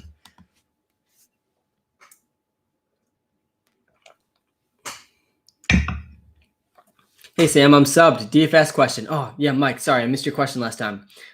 Is Samuel and Fournette a good play? Yeah, Curtis Samuel is a really interesting option. And I do kind of like the stack there. It is good to stack games. You want correlated plays, right? That's why I always stack my running back with my defense. That's why whatever quarterback you play, you need at least two of his passing options, minimum. And then it's also good to stack players that are playing against each other. Because if those games happen to be high scoring, that can lead to both those guys scoring more points. And the correlations do give you an advantage in DFS. And the Curtis Samuel, Leonard Fournette stack is actually a pretty interesting one because it's going to be probably under 5% owned in DFS, which gives it pretty good upside in tournaments. You got to think about ownership percentages when you're playing in these tournaments, because if 30% of the people play the same players as you, it really limits your probability of coming in first place and winning that big prize. So I do like the Samuel Fournette play. I think Fournette has more upside than people have really caught on to. He's in an offense that realistically has some of the highest touchdown upside in the NFL, throwing the most deep attempts per game, and they're going to visit the red zone often. So I think it's a risky play, right? Because both those guys could easily get under 10 points, but I like the upside. So in a tournament, Mike, I'd do it. In a head-to-head contest, definitely not. Head-to-head is, I think, less about ownership projections. I just play the best players, and it's been a pretty profitable strategy. Boyd or Fuller at flex. I like Tyler Boyd probably more than Will Fuller this week, because Tyler Boyd plays in the slot for Joe Burrow, and I think that's really going to be the only place Joe Burrow can throw today in a very windy game against the Steelers team whose weakness is defending receivers. That has been their weakness this season, their secondary, and that's the reason I don't think the Steelers, who are the only undefeated team left in the NFL, I don't think they can beat the Chiefs. I don't think that they're going to be able to stop them with that secondary, and I think that Boyd can still have a good game despite the wins in that game. Quarterback, Tua or Jones? Oh, Daniel Jones. You saw we posted a video on TikTok about him a couple days ago that I had a good time being a part of making. And that video was Daniel Jones tripping at the 10-yard line after an 80-yard run that he probably would have won them the game last time they played if he had gotten in. And I do think Daniel Jones is in a decent spot against an Eagles defense he already did pretty well against. But personally, I like Tua. I like Tua a lot this week. I think I'd go Tua over Daniel Jones. Please help. DJ Moore or Darnell Mooney. Guys, Darnell Mooney has quietly been another productive rookie. He's been very involved in the Bears offense over the last 3 weeks. He led the team in targets this past week, and he could do that again this week. I am okay starting Darnell Mooney over DJ Moore, and it's not something I expected I would have to say this season. I like DJ Moore a lot. App says Moore over Antonio Brown. Oh, that's a close one. And I wonder if it also says DJ Moore has more upside than Antonio Brown, because to me, I think Antonio Brown has more upside than DJ Moore. I do think DJ Moore is due for a bounce back game, so it's not going to be surprising if he does well. He is going to still be involved. He played 100% of the snaps, guys, and that was surprising to me, because when you look at the box score, it seems like Curtis Samuel is stealing a lot of DJ Moore's work, but in fact, DJ Moore is still out there every single snap, and he ran, I think, a season high or second season high routes last game. So I do think DJ Moore is a decent option. But Antonio Brown, I'd argue, has more upside than him. And again, you can answer all your start sit questions in the Walter Picks app on the iOS App Store. It is an app that uses machine learning and artificial intelligence that took me over 300 hours to make. The app. The projections took me over 3 years to build. And they have been more accurate than ESPN and Yahoo and any other source of projections that you use. So definitely check them out. I gave everyone 12 free start sit comparisons also. So you can use it for free up to a point. We also, for our premium subscription, you get a 3-day free trial. See how it feels. See if it's worth your money. If you think it is, then awesome. Continue the trial. I think it's important for everyone to give a free trial in their service. So definitely try out the 3-day free trial if it's something you're interested in. It can help you with your start sit decision this week if you do so. Chark or Gio? I personally think you got to go Giovanni Bernard over Chark in a game where the weather is going to lead to more touches for Gio and less touches for DJ Chark. Herbert or Allen? I subbed on YouTube. Thanks, man. Yeah, this is one I'm going to see a lot leading up to 1 o'clock, and I'm excited to answer this question. I'm prepared for the Tua versus Herbert, or was it Allen versus? Now I'm blanking, but I think it was Lamar. Oh no, it wasn't Lamar's. It was Allen. Herbert or Allen? Personally, I would go Josh Allen over Herbert this week. I think that the Dolphins' defense is a little underrated, but the real question I'm most excited to answer this week is the Herbert or Lamar Jackson question, because that reminds me a lot of the Herbert or Josh Allen question from last week, where Josh Allen was against the Seahawks. This week, Justin Herbert's against the Dolphins, Lamar Jackson against the New England Patriots, and he torched the Pats last season. If you guys remember that game, it was the worst that defense looked all year, and they were 10 times better on defense than they are this season. The defense of the Patriots has been their true weakness this year. It is probably the biggest storyline for me about the Pats. Their defense has been atrocious. Guys, we got torched. The Pats got torched by Joe Flacco on primetime. That was in 2020. I mean, ridiculous what we saw out of that Pats defense. And I think Lamar Jackson is going to tear them apart. I don't think you can be benching Lamar Jackson this week. McKissick or DJ Dallas, PPR. Yeah, I think that I would probably lean J.D. McKissick over DJ Dallas. And DJ Dallas is a guy, we saw him only get half the red zone touches last week. Like I predicted, I wasn't very confident he was going to get all the red zone touches. And that's why I think he has a lower floor than a guy like J.D. McKissick. Guys, McKissick had 14 targets. 14. I mean, that's an insane amount of targets for a running back. The most we've seen for a running back all season. Probably the most we will see for a running back all season. I don't think Christian McCaffrey even hits that number very often. And that is that number alone makes him startable in PPR leagues, in 10-team leagues even. Yarjma, how's it going, man? Who should I start, McKinnon or Fulgham? I would go Fulgham. And also, how's your day? My day is great, man. Sunday is the best day of the week. This is my favorite day of the week during the NFL season. This is what I live for, man. I love football. I love watching football. I'm a fan of the game. So I'm excited to watch these games today. I'm also super excited. Probably one of the things I'm most excited for is the Tua versus Justin Herbert game. That game is going to tell us a lot about those two quarterbacks. Justin Herbert up against an underrated Dolphins defense. Tua coming off his best game of the season. Can he have two good games in a row? Could he even beat Justin Herbert, who has probably been the best rookie quarterback this season? Joe Burrow's been playing well, but guys, Herbert really hasn't even had a bad game all season. He's been really impressive. Stepping in all of a sudden, what we've seen from Justin Herbert has been pretty impressive. And those three rookie quarterbacks all looking very encouraging for the future of the NFL. McKissick, Rojo, Edmonds, or Swift? Pick one, please. James, listen, you can compare all those guys in the Walter Picks app, but personally, if you're asking me, I would rank those guys as McKissick, Edmonds, Swift, then Ronald Jones. I think Ronald Jones is going to be on waiver wires sooner rather than later. Deontay Johnson or Brandon Cooks? I would probably lean Deontay Johnson there. I think this weather probably impacts Brandon Cooks more than any other player in this game. In the Houston Texans versus Browns game, 25 to 30 mile an hour winds, gusts over 45 miles an hour. In the research that I've done, over 20 mile an hour winds has a statistically significant impact on passing games, specifically deep passing games. So I think that I am worried about Brandon Cooks. And guys, to the people listening on YouTube, I appreciate you. Hopefully you're also on TikTok so you can ask some questions. But we are live on YouTube and on TikTok right now. And I definitely do appreciate all of the YouTube subs, the subscriptions on YouTube. Really do are exciting to see come in. We've started this channel literally 2 days ago, and we're going to be producing some more longer form content on YouTube moving forward. So very excited about that. You can also always catch the recap of our live streams on YouTube. We'll be editing them down a little bit for you. Hey man, who should I start? PPR. Pick two, Higgins, Brown, and Deontay Johnson. Personally, I like Brown and Deontay Johnson more than Higgins this week. Is Nick Chubb playing? Last I saw is we can expect Nick Chubb to play. It has not been confirmed yet. I do believe that game is at 1 o'clock though, right? So we should find out. Yeah, we should find out before kickoff. That game is at 1, and I do think he's going to play. Hey, Sam, I used the app and want your opinion. Should I start Bernard, Edmonds, or Melvin Gordon? I personally, this one was very easy before Kenyon Drake was playing. It was obviously Chase Edmonds. Now I think he's probably Giovanni Bernard, and I'm not sure what the app would say. I would definitely strongly consider what the app says as well. That's what's using machine learning and artificial intelligence to give those projections. Personally, though, I think Giovanni Bernard is still a decent start, even though he's up against a very strong Steelers defense. He's going to get the ball at least 20 times, which makes him better than those other two guys. Is MT playing? Yeah, why would MT not be playing? Did he get another injury? I do think MT is playing, and I think he's going to be having a bounce-back week this week.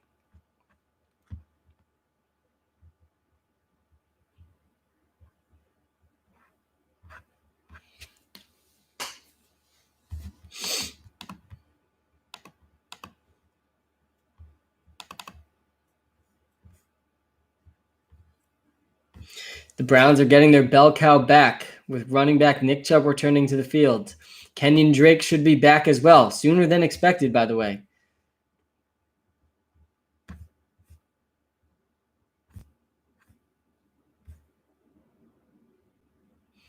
Today, guys, we have 5 games in the early window and 6 games in the late window. I'm super excited about that. First time since 1995 that a Sunday will have more late games than early games, excluding Week 17. I mean, finally, the NFL starts to recognize that why is there only 2 games at 4 o'clock? I mean, some of these earlier weeks, it was like 10 games all at once in the red zone, and there's just football coming at us way too fast. Whereas 6 games on the 1 o'clock block, we can all watch pretty much all of the big plays of those games on red zone. And then 7 games in the second block, we can all watch all the bet. I mean, it's perfect. It's perfect. 6 games at 1, 7 games at 4. We have our entire day to go watch football. It's going to be a great day, guys. Finally, the NFL has a good schedule. Hopefully they continue that. I think it's great.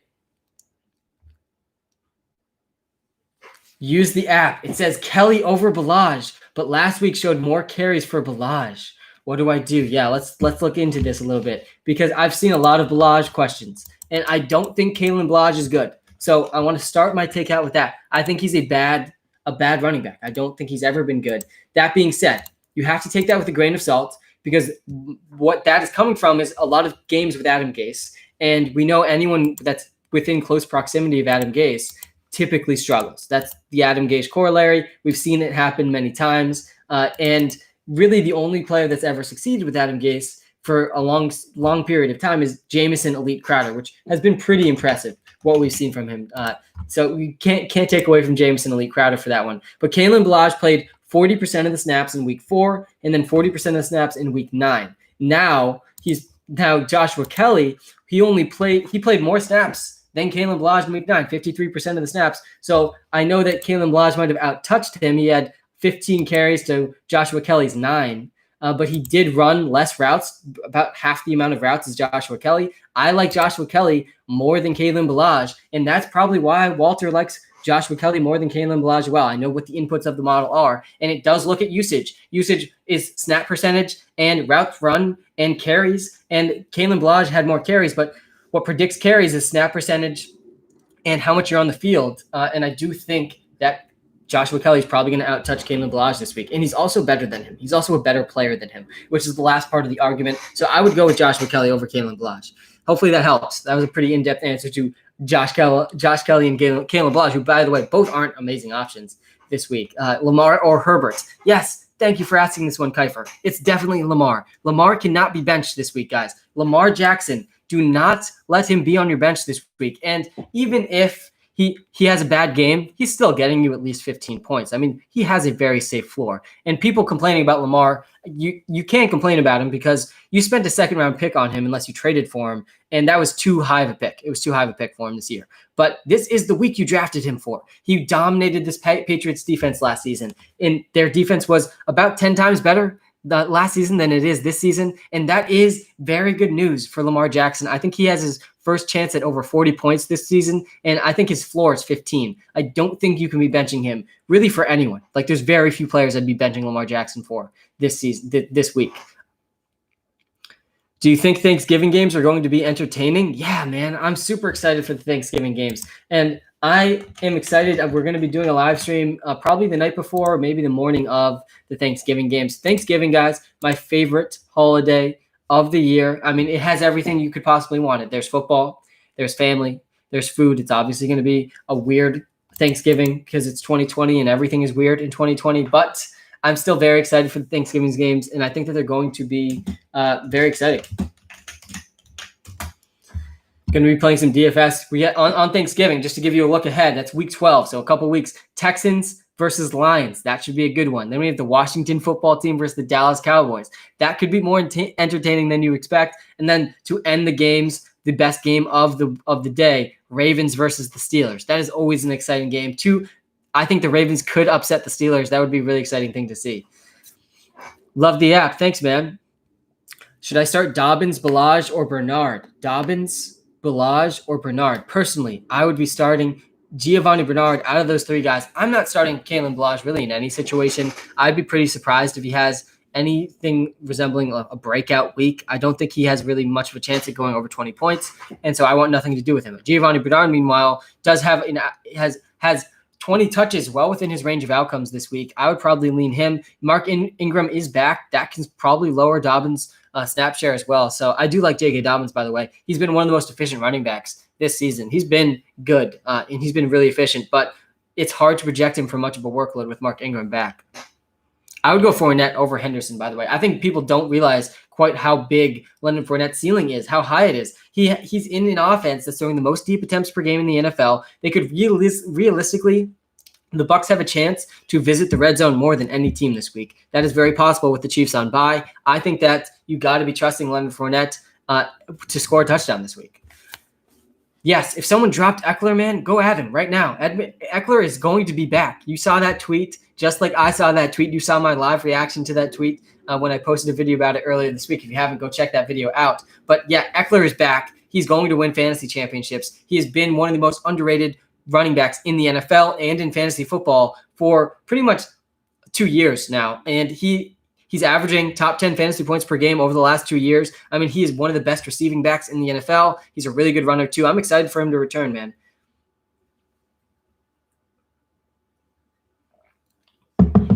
Judy or Duke Johnson? Thank you. Yeah, personally, I'd go Duke Johnson over Jerry Judy. But you absolutely, to me, that's one of those ones where I'll answer, I think Duke Johnson has the safer floor because he's a running back, and we kind of know he's getting at least 15 touches this week, and he's a better runner than people think. But Jerry Judy absolutely has more upside. Jerry Judy has the better chance for 2 touchdowns and over 100 yards. So do you want the upside or do you want the floor? That is a decision that is left to you. And by the way, the most fun part of fantasy football that I don't want to take away from any of you, and it's why I built the app in a certain way, is that I don't want to just tell you exactly who to start. I want to help give you the information to make your own start-sit decision. I think one of the best and most fun parts of fantasy is that you get to decide. That's the fun part. And so in our app, in the Walter Picks app that uses artificial intelligence and machine learning, it doesn't just say, start this player. It gives you boom and bust percentages. It gives you the most accurate possible projected points, and it gives you the matchup rating. All the information you need to make your own decision, because at the end of the day, it's your team.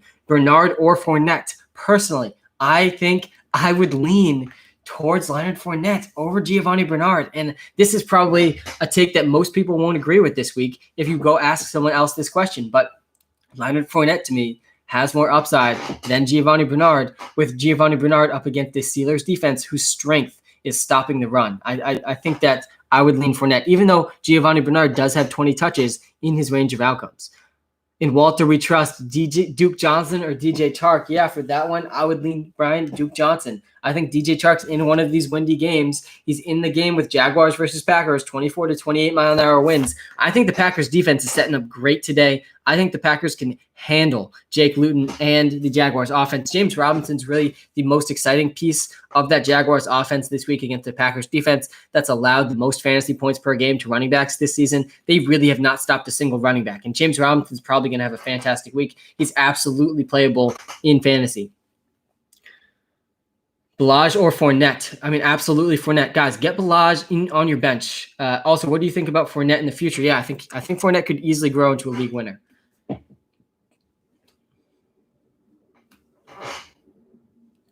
How's it going, Sam? It's going well, man. I'm excited for week 10. We're live on TikTok. We're live on YouTube. I'm going to be here all the way up till 12:55. I'm getting comfortable. I'm excited for an exciting week 10. A lot of exciting storylines this week, and I'm giving away the free player prop pick coming up in 12 minutes. I'm excited for that as well.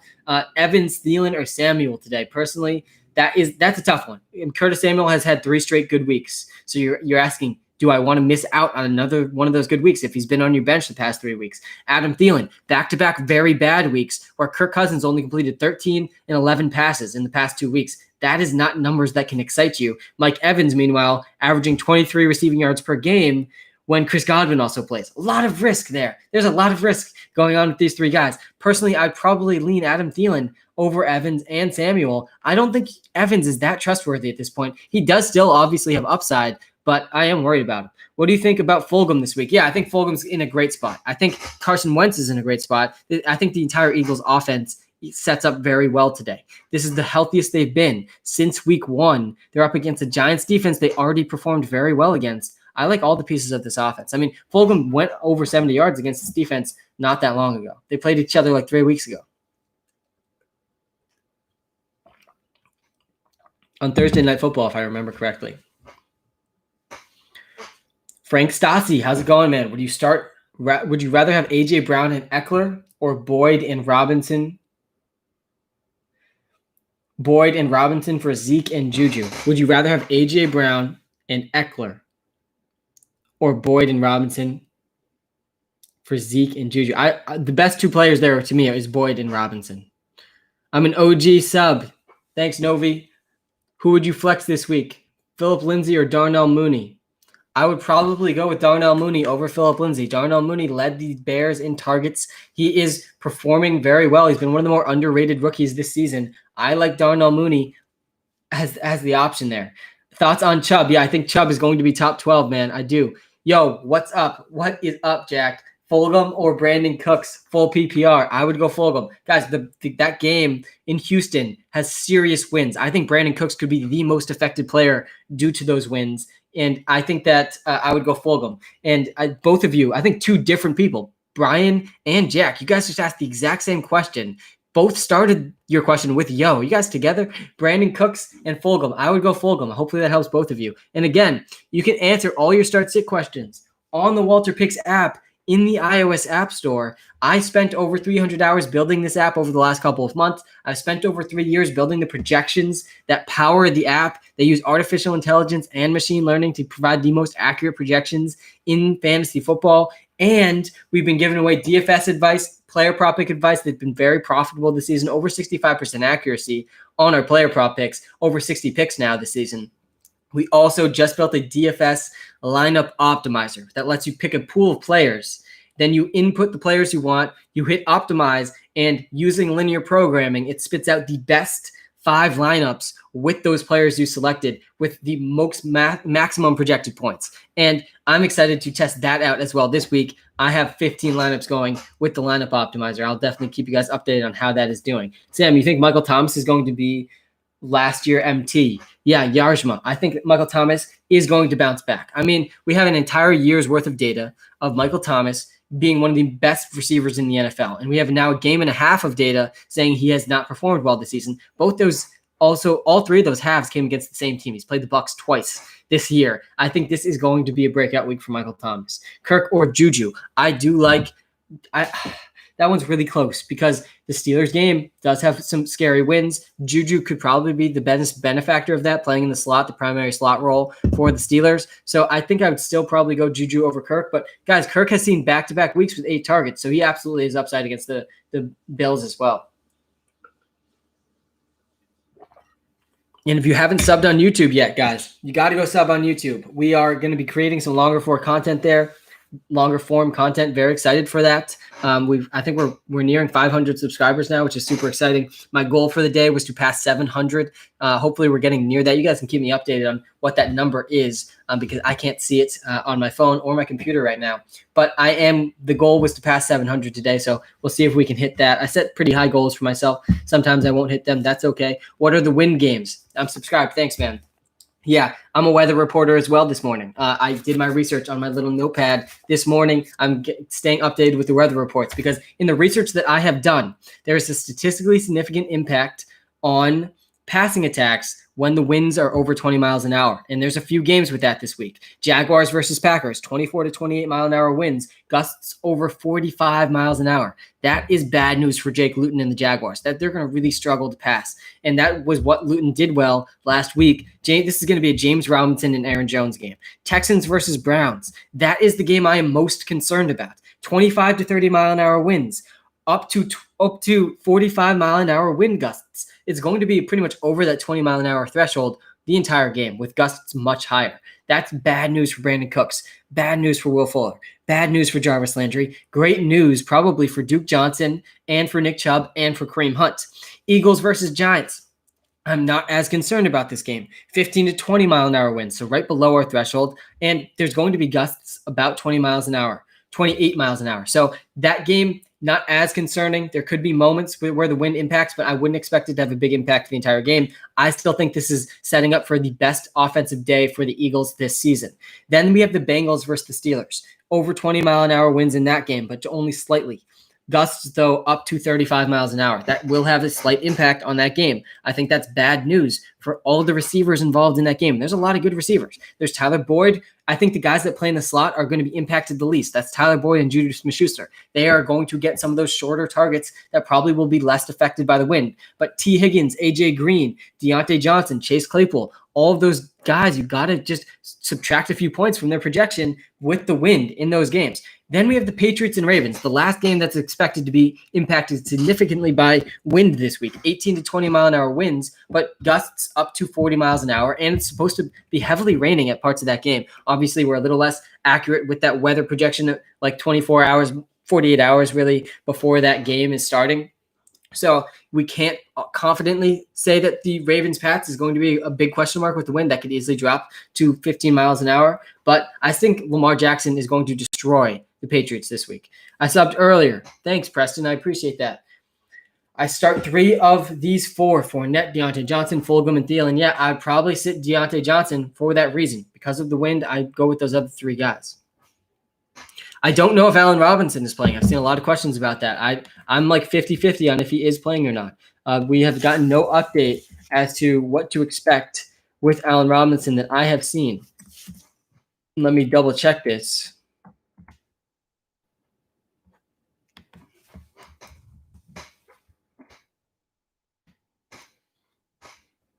What about Edmonds? Yeah, Edmonds is a guy that you got to be slightly more concerned about this week now that Kenyon Drake is back. Kenyon Drake has a realistic path to 60% of the snaps, and it's not going to be that surprising to me if that's what he gets. That's what he's gotten almost every game this year, despite being more inefficient than Chase Edmonds. So I do think Chase Edmonds has some risk, but he is still a running back 3/flex option. With Kenyon Drake there, he is still going to get at least 3 targets and at least 5 carries. And he's a really efficient back. He could easily still score a touchdown or break a long catch or run. Allen Robinson, questionable for week 10 against the Vikings. He was limited in practice throughout this week, but is still expected to play. So I'd say like 75% chance now that we can expect Allen Robinson to play. The 27-year-old has frustratingly failed to score or eclipse the century mark since week 4. But that can be directly attributed to Nick Foles' poor play under center. Assuming he's active, Robinson remains a talent-based wide receiver 2 for Monday night. Do I start TJ Hawkinson or Noah Fant? I would probably be starting Noah Fant over TJ Hawkinson, but both are really good options. I subbed and I'm wondering, Claypool or Thielen? I would lean Thielen over Claypool this week due to the weather reports.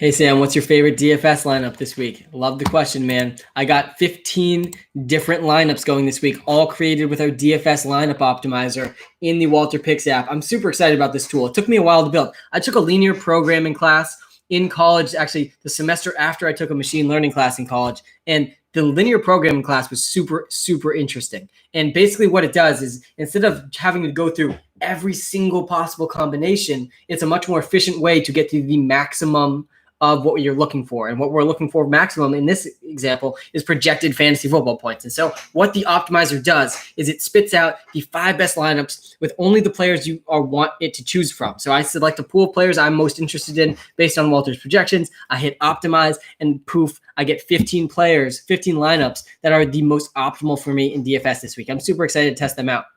And I want to share with you one of the lineups that it spit out because I'm very excited about this lineup. And I think that it can do very well. So this is the lineup that I'm probably most excited about this week.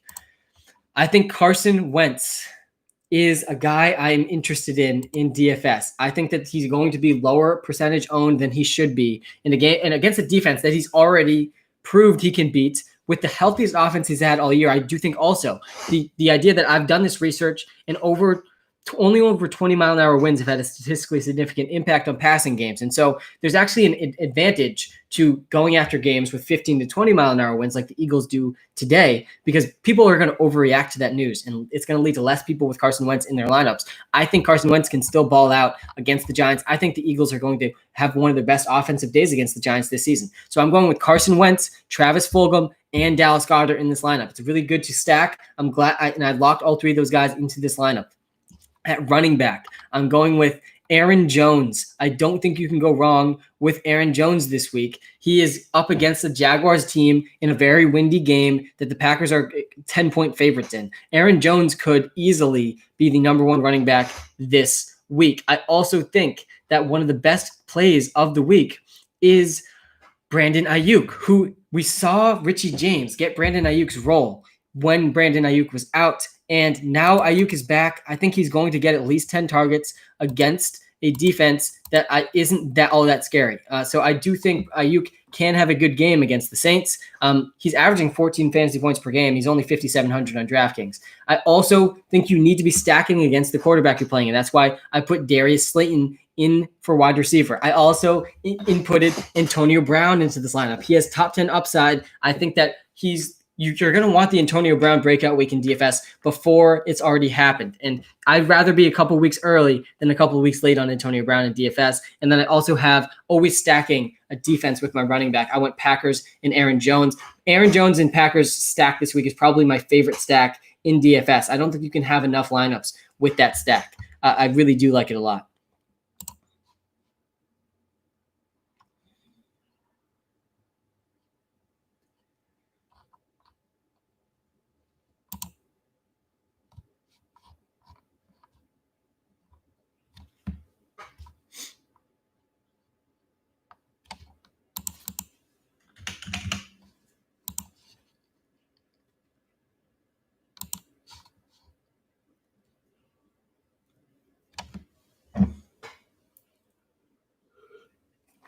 I do like Jakeem Grant a lot in DFS this week too.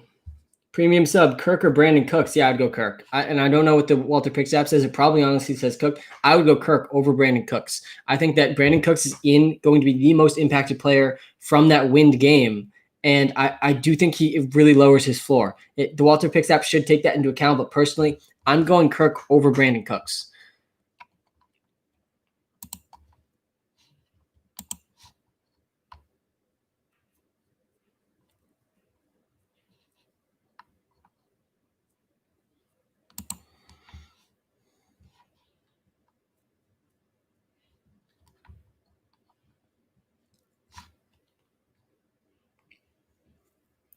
Player prop time. Yes, it is. It is player prop time. And I am excited for this week's player prop, guys, because I think it's an absolute lock. I think that we have a few locks this week. And probably my favorite one is the one that I'm going to share with you. And this week, guys, I really don't think that you can go wrong with Jakeem Grant's prop. Listen, when I saw it yesterday, it was at 29 yards. Usually the props that we identify, they rise quickly because we have a lot of people betting on our props because people have started to recognize this is a profitable opportunity in the Walter Picks app. So it's only a $5 a month subscription. Meanwhile, you can bet as much as you want on the props that we're giving you. So Jakeem Grant over 29 yards is a lock this week. He's the sleeper of the week, really, with Preston Williams out. He played a season high 60% of the snaps last week, and he had 35 receiving yards last week.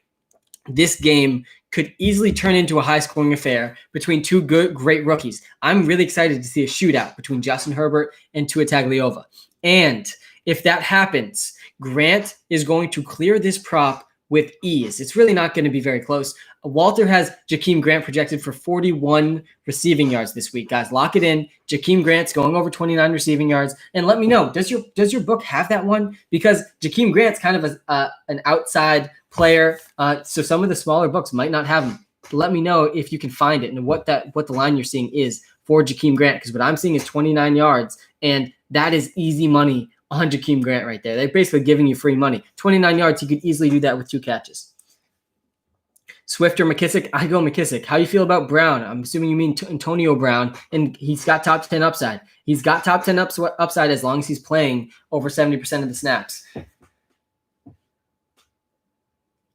I'm okay with starting Myers. I mean, he's got a tough matchup with the Ravens, but he seems one of the highest target shares of any player in the NFL.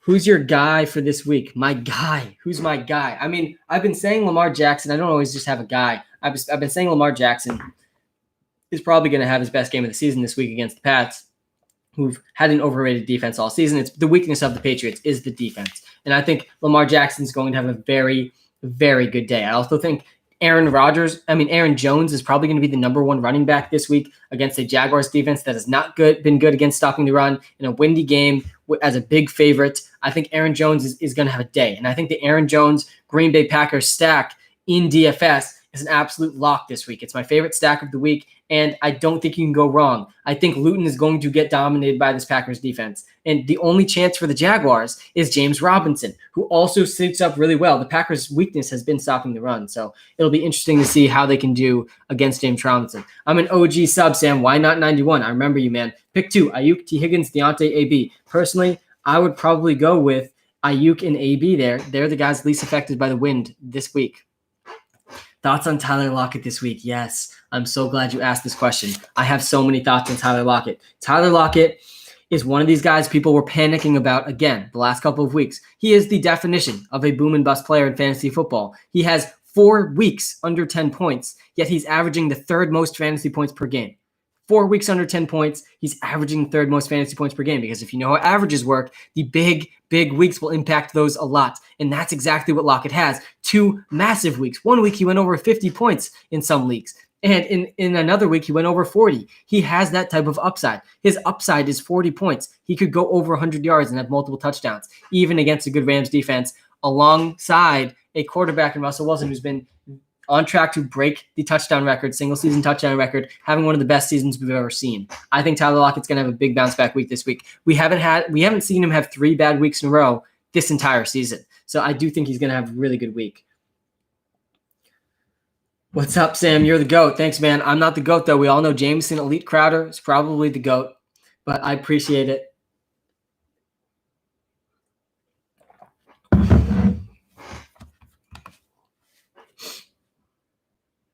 PPR, Fournette or McKissick, and we get a few likes on YouTube after the Jameson Elite Crowder slander. Yeah, Jameson Crowder is elite. He's one of the few players that has been in close proximity to Adam Gase and succeeded for this long. It's pretty impressive what Jameson Crowder has been able to do. What's your thoughts on Cooper Kupp this week? Guys, Cooper Kupp and Robert Woods have to be in your starting lineups. I mean, they're both set up amazingly against a Seattle Seahawks defense that has really not stopped anyone this season. Nobody has been stopped by the Seahawks secondary. They have Jamal Adams, the top 3 safety in the NFL, and then after that, basically nothing. Their secondary is nothing after that. I feel bad for Jamal Adams. He goes from the Jets to the Seahawks, who really also have a pretty bad defense. And the defensive coordinator there really hasn't helped them at all either. So I'm in on Robert Woods and Cooper Kupp and Jared Goff this week. I think they can all succeed this week.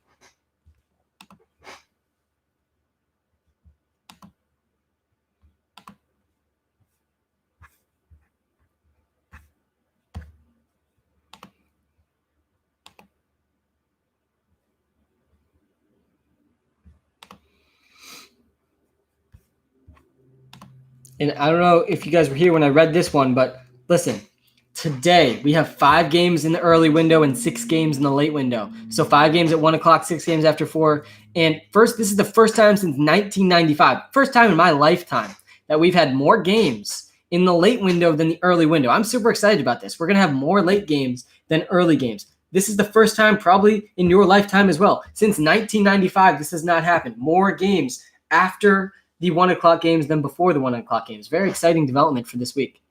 Metcalf receiving yards. Yeah, I mean, Metcalf and Lockett can do well against a good defense. And Jalen Ramsey has said he's not going to shadow one of them. I'm not sure if I totally believe that. I think the Rams would be making a very big mistake if they didn't put Ramsey on DK Metcalf. And if that is true, you can be very confident that for at least 40% of the snaps, Lockett is not going to have Jalen Ramsey on him, and that is enough for Lockett to go off. I do think that if that is the case with DK Metcalf as well, if Ramsey is not on him at least 70% of the game, Metcalf's going to have a day. I mean, I don't think that's a smart move by the Rams. So I won't be shocked if we do see him shadow the DK Metcalf this week, but he can do well even if he is being shadowed. I mean, DK Metcalf's one of the freaks of the NFL, athletic freaks, and I think that he can do well against anyone with Russell Wilson. Brandon or Kirk? I would go Kirk over Brandon Cooks.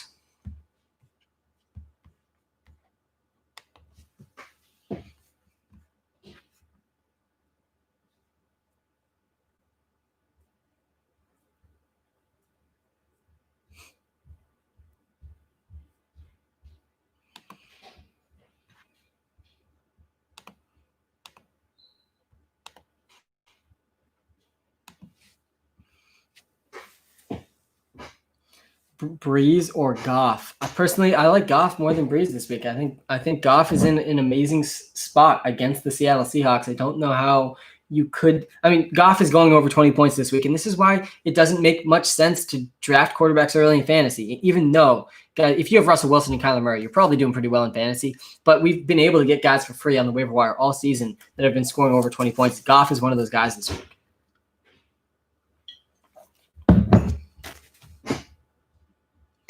Sam, I have Crowder on both fantasy teams. Nice.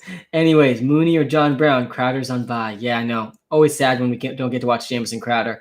I would probably go Mooney. I think Mooney can fit in the Jameson Crowder role pretty well for you. Mooney has led the targets in the Bears the first time last week. I think that he could continue to do that. He's been one of the more exciting, underrated rookies that's kind of flown under the radar.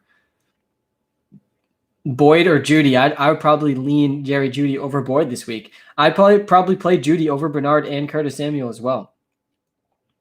Yeah, guys, Judy is a start moving forward. He's the wide receiver 1 for the Broncos. As we predicted last week, he had his breakout week, went for 125 yards, and he has that type of upside even against better defenses than the Falcons.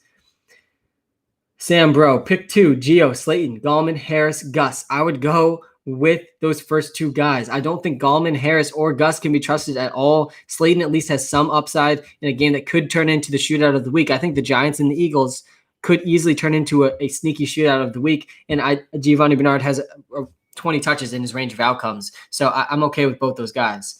Is there a stream I should start over Justin Jefferson? Nope, probably not. Does AB go over 100 yards and 15 points this week? I think he very well could. Not going to surprise me at all if he takes 160 yards to the house, man. I think go Pats. I think that the Antonio Brown upside is being overlooked based on his first game. We actually saw some encouraging signs from him. He had led the team in air yards, leading the Bucs in air yards, who throw the most deep attempts per game. That's good news for Antonio Brown. He also played over 70% of the snaps, another very intriguing sign for him. So I think Antonio Brown can do very well.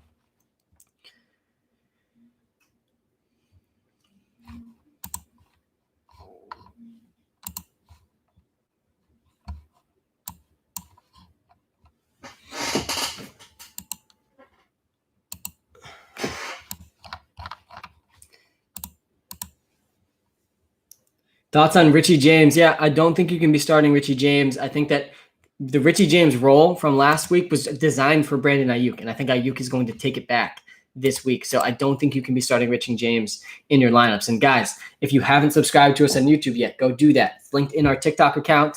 I appreciate all of our YouTube subscribers. My goal is to pass 700 YouTube subscribers today. We'll see if we can hit that goal. I think we hopefully are around past 500 now. I'm not sure. You can let me know in the comments. If you want to get your comment answered, you are more likely to get your comment answered. If you're subscribed on YouTube, you use the app, definitely check out the Walter Picks app on the iOS App Store, guys. It has been crushing it. We're over 65% with our player prop accuracy this season. We're also providing DFS advice now. We have a DFS lineup optimizer. I'm excited to use that this week for the first time. Thoughts on Adam Thielen? I think Adam Thielen, we know he has a really low floor now, very low floor. Kirk Cousins threw 13 passes last week, 11 the week before that. That is what's going to happen if the Vikings get a lead. So if the Vikings can't get a lead, though, we know Thielen still has pretty good upside. So he's a boomer bust player for that reason. Lamar or Herbert this week? Mike, soccer star, man, you're a star. I think that you have to be trusting Lamar Jackson this week. He's up against a Patriots defense that he torched last season, and the Pats D was 10 times better than it was this season, last year. So you have to be trusting Lamar Jackson. He's going to have some of the most upside he's had this entire season. And if he has a bad week, Lamar Jackson's still getting you 15 points because he is going to be running the ball. So I do like Lamar Jackson, probably over almost anyone you ask about this week. Top tight end waiver wire pickup. Yes, I'm glad you asked this because, guys, Kyle Rudolph, he's available in over 80% of leagues. And Irv Smith is out this week. And that means Kyle Rudolph is probably going to play probably around 100% of the snaps for the Minnesota Vikings this week. He gets a Bears defense that's allowed the 9th most fantasy points to tight ends this season. I think Kyle Rudolph's going to have his best game of the year. He's going to go over 10 fantasy points. He's available in 96% of Yahoo leagues, probably around the same in ESPN leagues as well. So go get Kyle Rudolph if you're in dire need of a tight end. He's going to probably have his most usage of the season.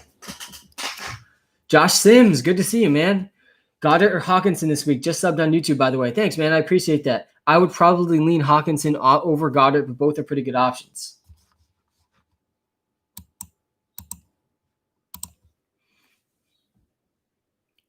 More props. Evan, more props. The free player prop pick of the week. It is Jakeem Grant over 29 receiving yards. It's absolutely happening. He had 35 last week. He played a season-high 60% of the snaps, and he profiles as one of the fastest running backs in the wide receivers in the NFL. He's going to potentially be in another sneaky shootout of the week. I hope that the Chargers and Dolphins game could very easily turn into a shootout. That will be exciting between two of the most exciting rookies. Grant is going to get 75 yards. I mean, he could very easily get 75 yards. It won't be surprising to me at all if he gets a 50-yard catch. I mean, he's very capable of that. So yeah, I love the Grant. I'm all about Jakeem Grant this week. I think it's the Jakeem Grant week. I'm retitling it. It's not week 10. It's week Jakeem Grant. I just subbed Fournette or Ronald Jones. Always Fournette, man. Fournette is better than Ronald Jones. He's the better receiver. He's the better runner. He's seen more snaps in the past 2 weeks. I mean, you can't be arguing Ronald Jones over Leonard Fournette at this point.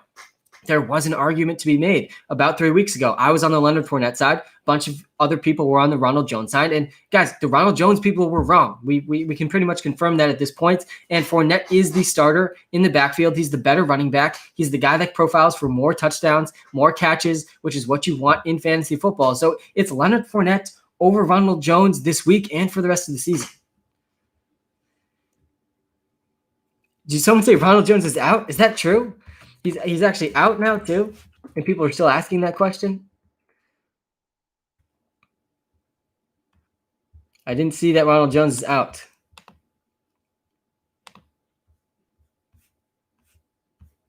Let me look this up.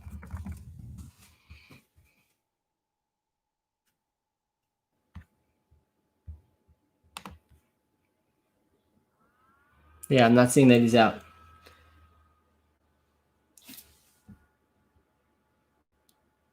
Just coach loves Fournette, bro. Yeah, Phil, he loves him because he's better than Ronald Jones. I mean, watch the games. Go look at the stats. Fournette is outproducing him in efficiency, both on the ground and through the air, and he just looks better on film. Like, I go back and watch every single game, rewatch every single game at least once, and Fournette has looked better than Ronald Jones. And I'm not trying to take anything away from Ronald Jones because he actually has improved this year. He has 300-yard games. He was pretty good on the ground. I do think he's a decent running rusher in the NFL, but he's not better than Leonard Fournette. I don't think he provides as much dynamic things to the field as Leonard Fournette brings with his receiving ability, with Leonard Fournette's speed and strength combination. I like Fournette more as an overall player. Antonio Brown or Deontay Johnson?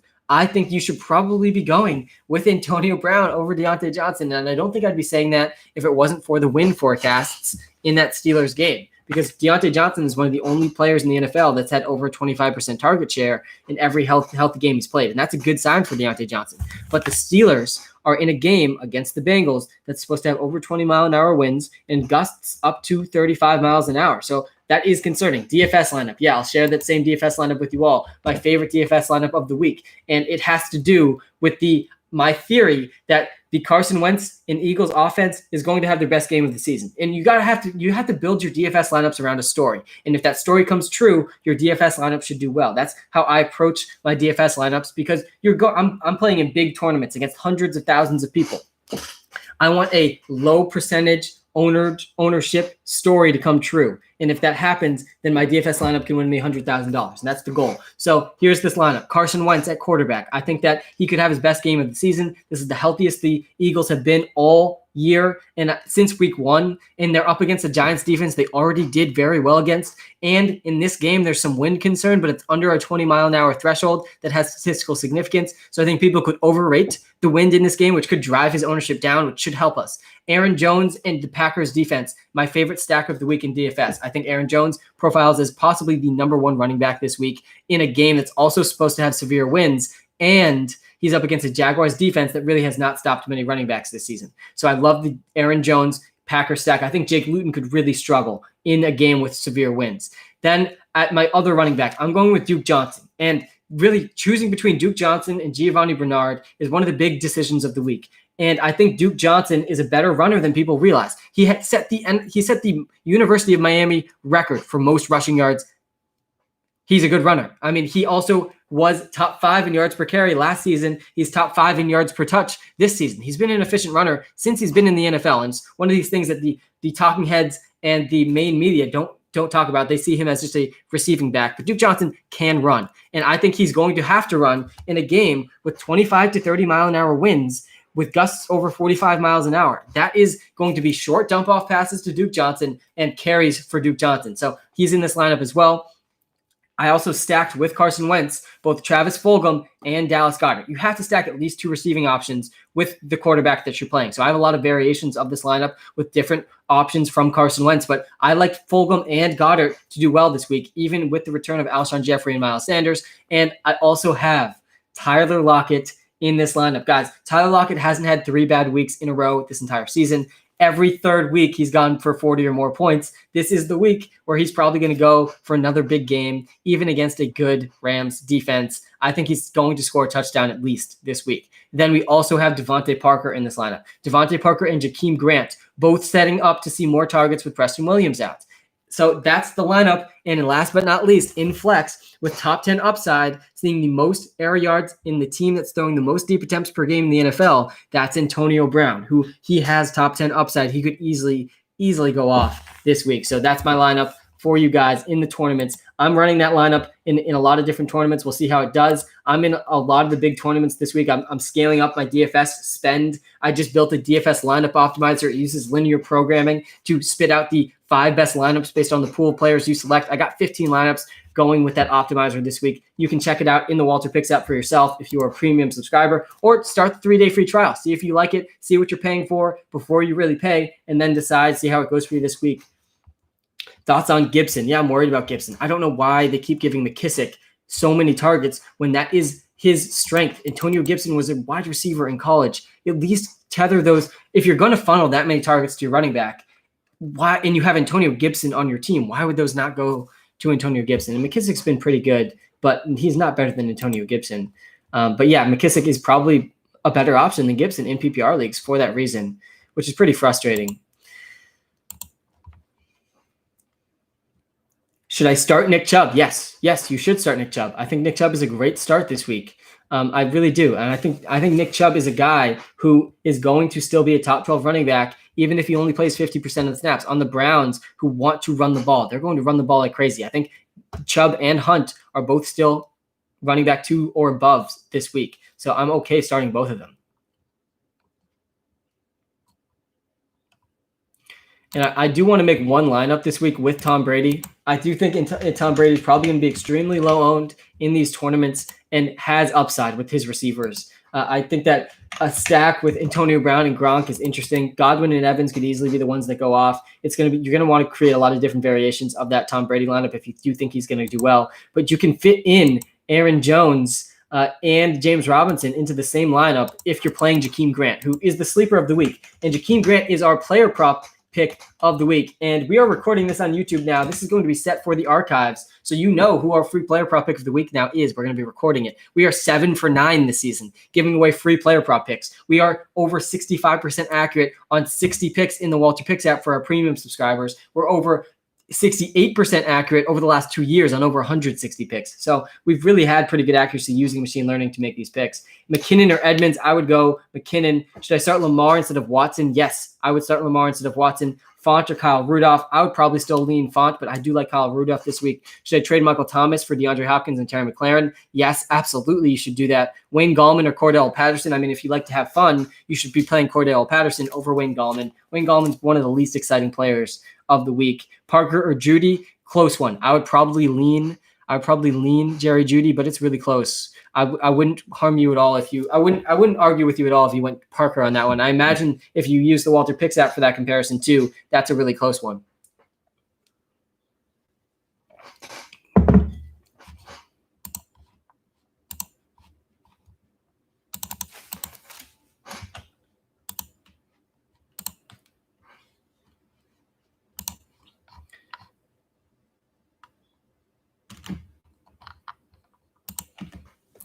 Wentz. Yeah, Wentz is going to have a good day. I think that Wentz is setting up to have his best day of the season. Has the healthiest team that he's had all year since week 1. He's up against the Giants secondary. He's already torched And I think that with the receivers back healthy, Rieger's back, Alshon Jeffrey back, Fulgham playing very well. Miles Sanders is back. Jason Peters is back. This is the healthiest this offense has been in a while. And I think that the Eagles are going to destroy the Giants this week. And for some reason, Giants fans have been rational all year. They know their team sucks. But I think when they play against the Eagles and Philly fans, I think there's kind of a rivalry there. You can correct me if I'm wrong, Giants and Eagles fans. But I think the Eagles are going to just destroy the Giants this week. And the Giants fans are being a little irrational this week. And I think that the Eagles have a better offense, a better defense, and a better coach than the Giants. They beat them in all three phases of the game. So I'm okay betting on the Eagles this week, and I'm doing that in the form of DFS. I have a lot of Carson Wentz in DFS this week. Start Wentz or Brady. I'd probably go with Wentz over Brady. It's really close, though. Brady arguably has more upside with his receiving weapons. Both are setting up really well this week. So I do like both, but it's close. I think I would probably lean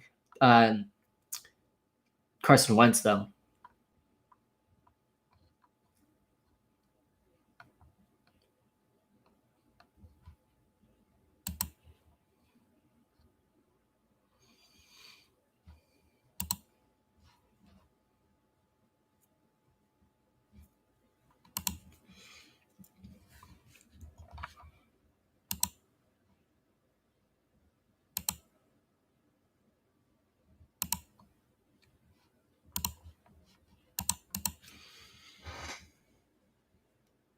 Judy or Godwin? I would probably lean Judy over Godwin. I think Godwin has probably the safest floor of all of the Tampa Bay Buccaneers receivers, but the floor and ceiling has been lowered for all Tampa Bay Buccaneers wide receivers because there's 3 of them now, and they can't all go off. So I think Antonio Brown has probably the highest ceiling. I think Chris Godwin has arguably the highest floor, and Mike Evans is someone I just can't trust at all. I think that Mike Evans is a guy that has averaged 23 receiving yards per game in games where Chris Godwin also played. I don't know how you could possibly be trusting Mike Evans at this point. He obviously does have some ceiling. We've seen him have a ceiling for his whole career, but with the situation he's in right now, it's hard to trust him. Davis, thanks for being an OG YouTube subscriber, man. Yeah, go subscribe on YouTube if you aren't subscribing yet. We're linked in the TikTok account. You can go find our YouTube channel. My goal is to go over 700 YouTube subscribers today. We'll see if I can hit that goal. I set high goals for myself. Sometimes I don't hit them. That's okay. That's why we set high goals. And because sometimes you do hit them, and that's why you set high goals. Pick 2, Claypool, Jefferson, or T. Higgins. I would go with I'm nervous about Claypool and T. Higgins in that wind game. I think both of them have some interesting upside, but I would probably lean Jefferson out of those 3 guys. I'm worried about the wind. Let me give you a quick update status on the wind. Jaguars versus Packers, 24 to 28 mile an hour winds, gusts over 45 miles an hour. Texans versus Browns, 25 to 30 mile an hour winds, gusts over 45 miles an hour. I'm worried about the Texans and Browns game probably more than any of the other games. Then we also have the Bengals and Steelers, over 20 mile an hour winds all game, gusts over 35 miles an hour. In the research I've done, over 20 mile an hour wind has a statistically significant impact on the passing game. Not that surprising of a finding, but still, we got to do the research to really know. And I do think 20 mile an hour winds or above impacts passing games, specifically deep passing games. And that's bad news for Brandon Cooks. That's bad news for Will Fuller. I think that is bad news for T. Higgins and A.J. Green. I think it's bad news for Chase Claypool and Deontay Johnson. I think it's bad news for DJ Chark and the entire Jaguars offense that wants to throw the ball deep. So I'm worried about all those teams. And I do think that probably the slot receivers are still the safest. I think Tyler Boyd is probably still safe because he's running the short and intermediate routes. I think Jarvis Landry probably still pretty safe. I think Juju Smith-Schuster could be the most safe option for the Steelers this week. But the wind is going to have an impact. Is Tonyan playing today? I don't know. I think that he is. He's not a guy that you can trust very much unless he scores a touchdown, like most tight ends. I'd probably be playing Kyle Rudolph over Robert Tonyan this week, though. And I would say that because Irv Smith is out and Robert Tonyan questionable for Week 10 against the Jaguars in a very windy game, I'd be going Kyle Rudolph over Robert Tonyan. Guys, the Vikings have also thrown one of the highest percentage of passes to their tight ends this season. I think Kyle Rudolph is setting up really well. I'm playing him in a lot of DFS lineups this week as well.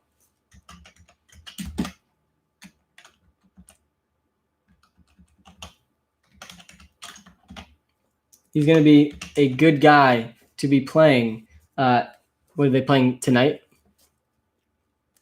Walter's telling me to start Deontay over Devontae Parker. Yeah, I think that's a really close one. A very, very close one. I personally would probably lean Devontae Parker over Deontay Johnson this week because of the wind. And Walter does take into account the wind, by the way. Those projections do know about the wind. So I'm personally saying Devontae Parker over Deontay Johnson. Walter has been more accurate than my personal opinion over the last couple of years, so to take that into account. I would say, hey, Sam, I subscribed earlier today. Thanks, Charlie. Goff or Brady? I like both of them this week. I think Goff is pretty much a lock to go over 20 points against the Seahawks secondary that hasn't stopped anyone, though. So I personally lean Goff, but Brady has more upside, I would say, with the receiving weapons that he has. Yarshma, thanks for liking the YouTube Live. Yeah, appreciate all the people that are still listening on YouTube Live. We've gotten 44 likes. I'd love to get that up to 100 before the game starts. So if you are subscribed to us on YouTube, go toss a like to the live stream. I appreciate that, Yarshma. And any thoughts on Goddard and Moss? Yeah, I think Goddard has some interesting upside at the tight end position. The tight ends are historically bad this year. There's really nobody you can trust. And thanks, Exxon, another like on live. I appreciate that. I think that Moss is really risky. I think Goddard is also very risky. Moss and Singletary's, that's what I meant, Moss and Singletary, both them kind of cannibalizing each other in fantasy, giving them a very low floor. So I don't love either of them. I do think they're actually both pretty efficient running backs for real football purposes, though. And Goddard does have interesting upside this week as well. Antonio Brown, Claypool, or Godwin? I'd say Godwin has the safest floor. Antonio Brown has the highest ceiling. So one of those two guys is who I would go with. Do you want floor? I would go with Godwin. Do you want ceiling? I would go with Antonio Brown. I don't think you can trust Claypool. Just had some banging pork roll. What up, Sam? Wow. Scuba Steve, what a breakfast. Pork roll? That's insane. That's a solid tailgate breakfast right there. Godwin or Juju? I would probably lean with Chris Godwin over Juju this week. Sam, please, premium sub. I got you, man. Migs Swag Boy. Thanks, man. You guys' usernames make me crack up. Jarvis with Wind or Mark Andrews? Yeah, I'd go Jarvis with Wind. I think Jarvis is still probably going to see 10 targets. I'd still go with Jarvis. Yo, Sam, the YouTube chat is turned off. Yeah, Milo, that won't be the case moving forward. We're not going to fix it today, but we will fix that in the future. So we will turn that on, and I will be answering a lot of YouTube questions in the future. But yeah, toss a like to that live stream. We'll be live every time we're live on TikTok. We're also going to be live on YouTube for you all. So appreciate that. We're going to be posting a recap of the live on YouTube in case you miss anything as well. Your app helped me a lot, by the way. I got you, man. Yeah, I spent over 300 hours building this app over the last couple of months. I've spent over 3 years building the projections that power the app. It's been a dream come true, finally being able to launch it. This has been in the works for a very long time. I didn't want to rush anything, so I'm glad that it's going well this season. I would pick Duke Johnson over Antonio Gibson, and I would pick Kareem Hunt over Antonio Gibson as well. I'd probably bench Antonio Gibson over those two guys. Rieger or Darnell Mooney? I would argue Darnell Mooney is much safer. I like Rieger's upside against the Giants team that I think the Eagles are going to destroy today. But I would argue Darnell Mooney had led the targets. He led Bears in targets last week. Allen Robinson questionable. It could lead to a lot of targets for Darnell Mooney in prime time against what are they playing, the Vikings? I think I do like Darnell Mooney. So both are good options. I'd probably lean Darnell. Yo, I subbed. Thanks, man. I appreciate that. Breeze or Brady? I'd go Brady over Breeze this week. Big Ben or Rivers? Rivers already played, so I guess I'd go Big Ben. Rivers already played on Thursday night.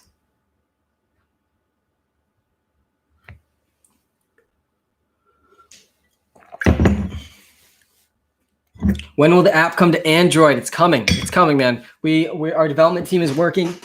We've been really focused on enhancing our iOS product. We've really added value. If you've been a premium subscriber since week 2, you've noticed more tools and more tools and more tools being added to the Walter Picks app for you at no additional cost. We are trying to add as much value for our subscribers as possible. And that's why we came up with a DFS lineup optimizer, which uses linear programming to take the pool of players you are most interested in DFS. You hit optimize, and it spits out the 5 best possible projected lineups for those players. That is a tool that premium subscribers now have access to. You can also see a list of sorted boom bust percentages and projected points and salary and opponent. You can rank and list and move around the stats as you wish with those numbers. So that is something that I'm also excited to introduce to our premium subscribers who have been asking for rankings and things like that. That is basically now found in the DFS lineup optimizer, which is exciting.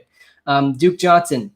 He's a guy who he is a top 20 running back this week. He is a better runner than people realize. He broke the record for rushing yards at University of Miami. He was top 5 in yards per carry last season. He's top 5 in yards per touch this season. He's one of the more underappreciated, efficient running backs in the NFL. And the common fan sees him as just a receiving back. He is actually more than that. He just hasn't really been given that role enough in the NFL. I think he's going to have to be given it this week in a very windy game. And I think that he's going to get at least 15 touches, and he should be getting the short targets as well. So I like Duke Johnson a lot this week. I like him a lot more than Giovanni Bernard. T. Higgins or DJ Moore? I would go with DJ Moore over T. Higgins. I think DJ Moore could easily have a bounce back game, and Higgins is in a very windy game. I think it could impact that game this week. Hey, Sam, was this a good trade? Yeah, I love the trade questions. All the start-sit questions, you can just go ask in the Walter Picks app that I already built for you to answer your start-sit questions. So I do appreciate the trade questions as well. We have a trade analyzer in the Walter Picks app as well that can also help you with your trades. I gave away Cooper Kupp and got Deontay Johnson and Chris Carson. Yeah, that's a great trade. I mean, Deontay Johnson and Cooper Kupp, comparable players. We love Cooper Kupp. If you're a Walter Pick subscriber, you've won hundreds of dollars on Cooper Kupp this season. We've hit his prop 4 out of the 5 times that we predicted it. I now own a Cooper Kupp jersey that Cooper Kupp basically paid for himself because we've hit his player prop so many times. So I love Cooper Kupp, but Deontay Johnson is a similar caliber player in fantasy. Plus, you got Chris Carson, who, when he returns, could easily be a top 15 running back.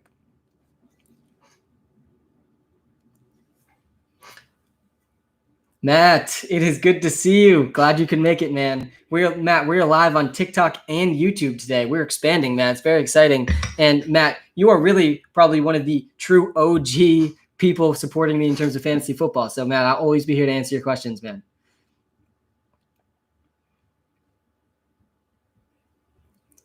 What's the bet you like this week, Matt? I'll talk about it. I do think that Duke Johnson is being underrated this week. He's been a good running back for a long time. I think that Sports Edits, YouTube subscribed. Appreciate you, man. Deontay Johnson or Antonio Brown. I would lean Antonio Brown over Deontay Johnson this week. I do like him. I didn't say that before this wind report. But with the wind report for the Steelers and the Bengals, I'm nervous about that game. I like Antonio Brown's upside more.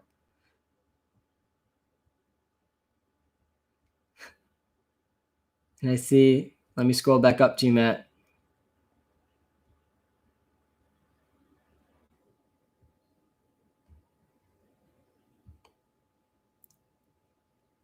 Thought I saw it. I haven't looked at bets this week, but I think DJ Moore could have an upset big game. Yeah, I think DJ Moore could bounce back as well. I mean, DJ Moore, it seemed like when I was originally looking at DJ Moore, it seemed like he was starting to lose part of his role to Curtis Samuel, who has had 3 straight good weeks. But when you really look at it, DJ Moore actually has not been cannibalized by Curtis Samuel at all. DJ Moore actually played 100% of the snaps last week and ran, I think, a season high 40+ routes. He is very due for a bounce back game. He still is a very good receiver. He's playing with another 2 good receivers. I mean, Robbie Anderson is a top 12 receiver this season. I think DJ Moore, though, Matt, I agree, has more upside than people probably realize this week. I like DJ Moore in DFS this week, too. I have him in a bunch of my lineups.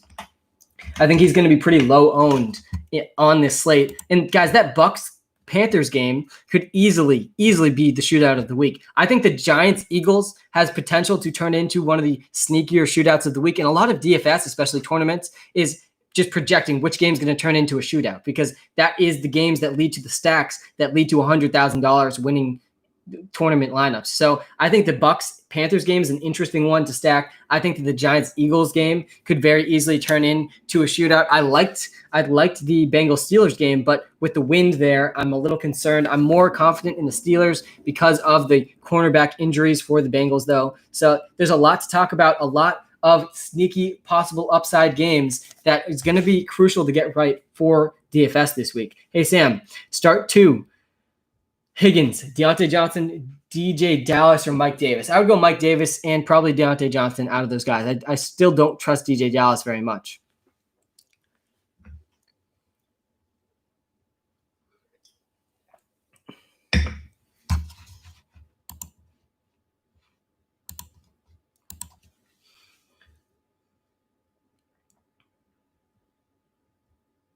Kenyon Drake. Yeah, Kenyon Drake is back. Guys, he's back. He really didn't miss that much time. And he's probably going to see around a 60% snap share like we saw him get really this whole season. So I do think that Kenyon Drake is a guy that could be in your starting lineup, but I don't trust him that much. Even with a 60% snap share, Edmonds is probably going to get around 40%. He's still going to be the primary receiving back, lowering Kenyon Drake's floor and ceiling. So both them, probably worst case scenario from a fantasy perspective, that it's hard to trust either of them. They both have some ceiling, but with Kyler Murray stealing a lot of those red zone rushing attempts, I do think that they come with risk. Duke Johnson or Fulgham or Scary Terry or DJ Moore. I'd definitely go Scary Terry. Guys, Terry McLaurin's a top 10 wide receiver in the NFL. He's quarterback proof. He's matchup proof. And you got to love him. I'm going Lamar Jackson over Josh Allen this week. And I was all over Josh Allen last week. He was in my bold predictions. He was in our DFS lineups. I mean, Josh Allen was such an obvious blow-up candidate against the Seahawks last week. And this week, though, I'm off of Josh Allen. I'm not going to stick. You will not see me have take lock. As new information is presented, I have the right to change my opinions. And I think that that's what people should do, that you're taking advice from. You got to change your opinions based on the new information coming in. And that is what we're getting with Lamar Jackson and Josh Allen. Lamar Jackson up against the Patriots defense that could not stop him last year with a significantly better defense. I think that Lamar Jackson could have his first week over 40 points this week. And his floor is 15 points. So I like him over Josh Allen.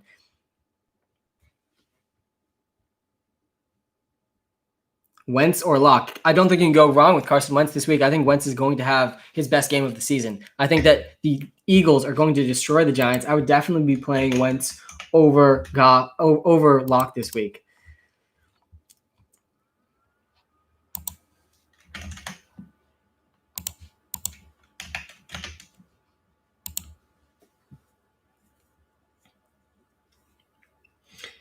Rodgers, Herbert, or Lamar? I think you go Lamar. I'm comfortable ranking Lamar as a top 5 quarterback this week. You drafted him in the second round because you knew he had an extremely high floor and an extremely high upside. So far this season, we've seen the high floor. We haven't seen as much as the high ceiling.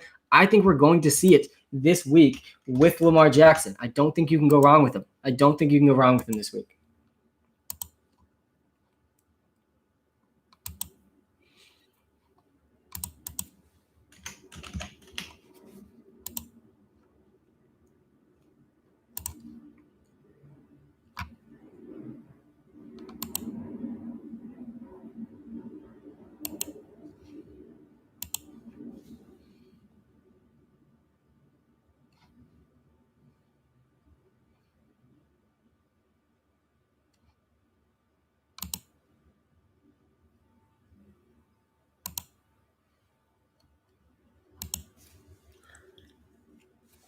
Dallas or Balaj? I'd go Dallas. I really don't trust Balaj at all, guys. I really don't. Yo, Sam, Edmonds or DJ? I would probably go with Edmonds over DJ Dallas. Godwin or Boyd? I'm saying Boyd over Godwin at this point, really for the rest of the season probably. Sam, help. Start 2.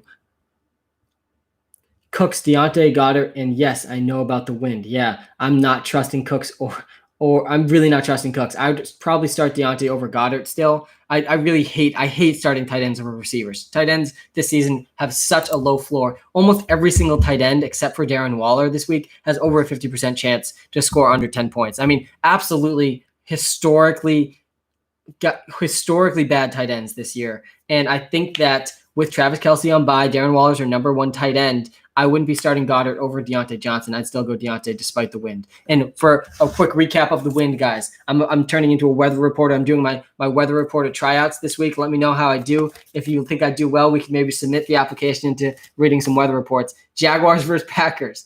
They have 24 to 28 mile an hour winds expected this week. Gusts over 45 miles an hour. In the research I've done, there's a statistically significant impact of over 20 mile an hour winds on games.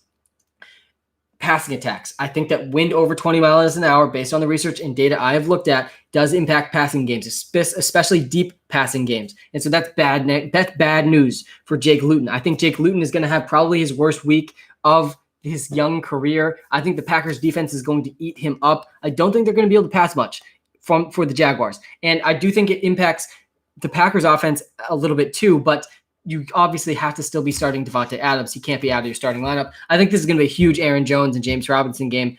Aaron Jones, Packers stack in DFS, probably my favorite stack of the week. Then we have the Texans and the Browns. This is the game I'm most worried about. 25 to 30 mile an hour winds, gusts over 45 miles an hour. The Texans passing attack is really going to struggle here. And that's their primary passing attack is the deep ball to Brandon Cooks and Will Fuller. It's worked really well this season, but Brandon Cooks and Will Fuller really can't be trusted this week. And this is lining up perfectly for the Browns, who are a run-first team. Nick Chubb's returning. They want to establish the run with Nick Chubb and Kareem Hunt. I expect a lot of that this week. Jarvis Landry still should see at least 10 targets, but it's a little concerning for him as well. Then we have the Eagles and the Giants. That game, I'm not as concerned about. 15 to 20 mile an hour winds, so under our 20 mile an hour threshold. Gusts up to 28 miles an hour. So there could be a little bit of impact. I still think Carson Wentz is setting up to have his best game of the season, and he has the healthiest team he's had since week one. Jason Peters is back. Alshon Jeffrey is back. Miles Sanders is back. I think they're gaining another offensive lineman on top of that as well against the Giants defense they already did very well against. So I do like Carson Wentz in that offense. I think people will overrate the weather in that game because it does fall under our 20 mile an hour threshold. So I think they can still pass the ball deep in that game. I still trusting Fulgham. I still trust Goddard, not as much as Deontay Johnson still, but I do still trust the guys in that offense. I think Rieger still has interesting upside as well. The Bengals and the Steelers, I'm worried about that game too. Over 20 mile an hour winds expected in that game, gusts up to 35 miles an hour. That's bad news for T. Higgins, AJ Green, Deontay Johnson, and Chase Claypool. I think Juju and Boyd can still do fine playing that short and intermediate role in the slot. I'm still pretty comfortable starting both those guys. Then we have the Patriots and Ravens, also supposed to have some bad weather on Monday night, 18 to 20 mile an hour winds, gusts over 40, and supposed to be heavy rain. That prediction obviously is a little less trustworthy though, because we are farther out from that game. Wentz or Big Ben? I'd absolutely go Wentz over Big Ben. Do you trust Lockett? Yes, I do trust Tyler Lockett. Tyler Lockett has not had 3 bad weeks in a row this entire season. And I don't expect that to start this week. He's had 2 bad weeks in a row now. He's probably due for another blow-up game, playing 100% of the snaps, tethered to Russell Wilson as the primary slot receiver. I mean, it's not surprising when we see Tyler Lockett have big games, and I think it's going to happen this week. Tua, Lock, or Wentz? I like Wentz over both those guys. I really do like Wentz this week. I think Wentz gets more hate than he deserves. He threw for over 4,000 yards last season with Greg Ward as his top receiver. I mean, give the guy a little bit of respect. He has some down weeks. He has thrown a little bit too many interceptions, but he has the potential to be a really good quarterback in the NFL. Sleepers for the week. Yes. All right, Eric. Here's the 2 sleepers for the week. Jakeem Grant. He's minimum priced in DraftKings and FanDuel. He played 60% of the snaps for the Dolphins last week. Preston Williams is on IR. That means more targets heading towards Jakeem Grant, heading towards Mike Gesicki, heading towards Devontae Parker. All 3 of those guys should see an uptick in targets and snaps. So he's a great streamer at wide receiver. He has 99th percentile speed. He's as fast as Tyreek Hill and Henry Ruggs. That's how fast Jakeem Grant is. He profiles as a very similar receiver to them, and I think he can do well this week against the Chargers. I also think Kyle Rudolph is setting up as a top 10 tight end. He's available in 95% of Yahoo leagues and 95% of ESPN leagues. He is the primary tight end with Irv Smith out this week. He's probably going to finish as a top 10 tight end for the Vikings. I'm subscribed. Goddard or Hooper? I need help. Yeah, I would probably go Hooper. I think Hooper is another sleeper this week, and I do like Goddard. Like I said, I think the Eagles are setting up to have their best offensive day of the season, but Austin Hooper is another good sleeper. That game is supposed to have wind, so take that into account. That might make you lean Goddard over Hooper, but Hooper could be the number 2 passing option for the Browns. It's Hooper and Landry. Those are going to be the 2 passing options for them as they try to establish the run with Kareem Hunt and Nick Chubb. So I do like Hooper's upside to score a touchdown this week. Wentz or Watson? With the wind, I'm going Wentz over Watson. Again, Texans and Browns game is the game I'm most concerned about with winds. 25 to 30 miles an hour all game with gusts over 45 miles an hour. Good luck to Deshaun Watson throwing it deep to Brandon Cooks and Will Fuller with 45 mile an hour wind gusts. I mean, that's going to be a hard thing for him to do. So I do think that you got to be going Wentz over Deshaun Watson. And don't just blindly look at the ESPN and Yahoo projections to make your picks. Those projections, I've tracked them for over 2 years. They aren't that accurate. We have been more accurate than them with the Walter Picks projections using machine learning and artificial intelligence. You can get those in the Walter Picks app. That will help you make your start to sit decision. You get boom and bust percentages based on 10,000 simulations of the week, and you get the most accurate projections in the industry. Stop just relying on ESPN and Yahoo. Start using the projections that have proved to be more accurate. And I gave everyone 12 free comparisons in the Walter Picks app as well. If you're a new installer, go check it out in the iOS App Store. And if you don't, subscribe to our YouTube channel. We just made this. I'm trying to get over 700 YouTube subscribers today. We'll see if we can hit that goal. I'll get back to some of your start-sit questions in just a second. I see a lot of them in the chat. And again, you can answer all your start-sit questions in the Walter Picks app on the iOS App Store. But I will get back to some of them. I do like the non-start-sit questions a little bit more. Premium sub, Mike Carp. It's good to see you again, man. Hope you're excited for week 10 like I am. All right, you need to sit out one wide receiver or flex. All right, let's make this call. Judy, Woods, Fulham, Mike Davis, AB. You got to sit one of those guys. That's a tough choice. You can't be benching Robert Woods against the Seahawks. He's locked in. You probably can't be benching Fulgham or AB. I would probably be sitting. It could be Mike Davis here against the Bucs defense. I like Mike Davis a lot this week too. I like Jerry Jeudy. I think that it's between Mike Davis and Antonio Brown. And Mike Davis is absolutely safer, Mike, than Antonio Brown. Mike Davis is going over 10 points this week for sure. Playing that Christian McCaffrey role for that offense is extremely valuable. But Antonio Brown has more upside. So if you want the floor, which you might want the floor based on those other three receivers you're starting, I'd be okay starting Mike Davis for his floor based on your lineup composition. But Antonio Brown does have more upside. So if you just want to shoot for the moon this week, Mike, then I'd probably go with Antonio Brown. Robbie Anderson or Deontay Johnson? I would go Robbie Anderson based on the wind in that Steelers game. I think it knocks Deontay Johnson and Chase Claypool down my ranks a little bit. I'm okay going with Deontay Johnson. I mean, with Robbie Anderson, sorry.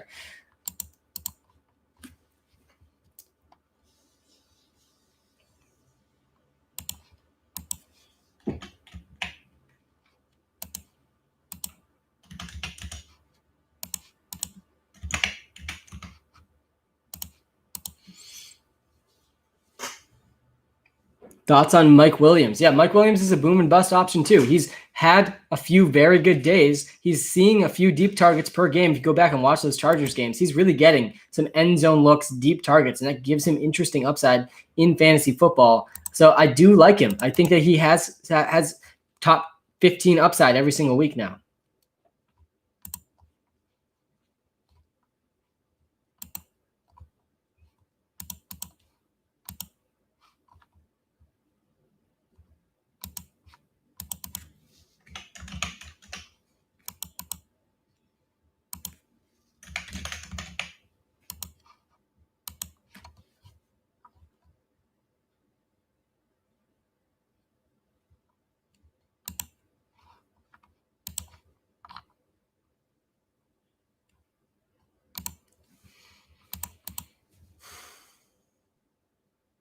Thoughts on Fulgham? Yeah, I think I still really like Fulgham. I do. I think that Fulgham is a guy that has upside against the Giants secondary that really has not been able to stop the Eagles when the last time they played them. This is the healthiest the Eagles have been all season. I'm okay starting Fulgham. I really do trust Fulgham and Wentz this week. I appreciate all the YouTube subs, by the way. We're heading towards 700 subscribers, which was my goal for the day. We got about an hour and a half left to hit that goal. So if you don't subscribe to YouTube yet, really do appreciate it if you do. I see 13 of you watching live on YouTube right now, so I appreciate that. We're going to get the comments going in YouTube starting as soon as Monday night. So looking forward to everyone that is on YouTube live as well. But we will be posting some longer form content on YouTube as well moving forward. So really excited about that. Thoughts on David Johnson? Yeah, I mean, David Johnson, he's out again this week, and he should be good when he returns. So I do think he's probably going to take over that primary role again once he returns. But I'm excited to watch Duke Johnson be that running back one for the Texans today. He's been an underrated runner his entire career. He set the record for rushing yards at University of Miami. He was number 2 or number 3 in yards per carry last season in the NFL, and he's been top 5 in yards per touch this season. One of the most efficient running backs in the NFL quietly over the last 3 years. So I'm excited to see him get that big workload. I hope he does well. He's one of my favorite players in the NFL, so I'm rooting for him. Giovanni Bernard or Chase Claypool? I'd probably lean Gio over Chase Claypool this week.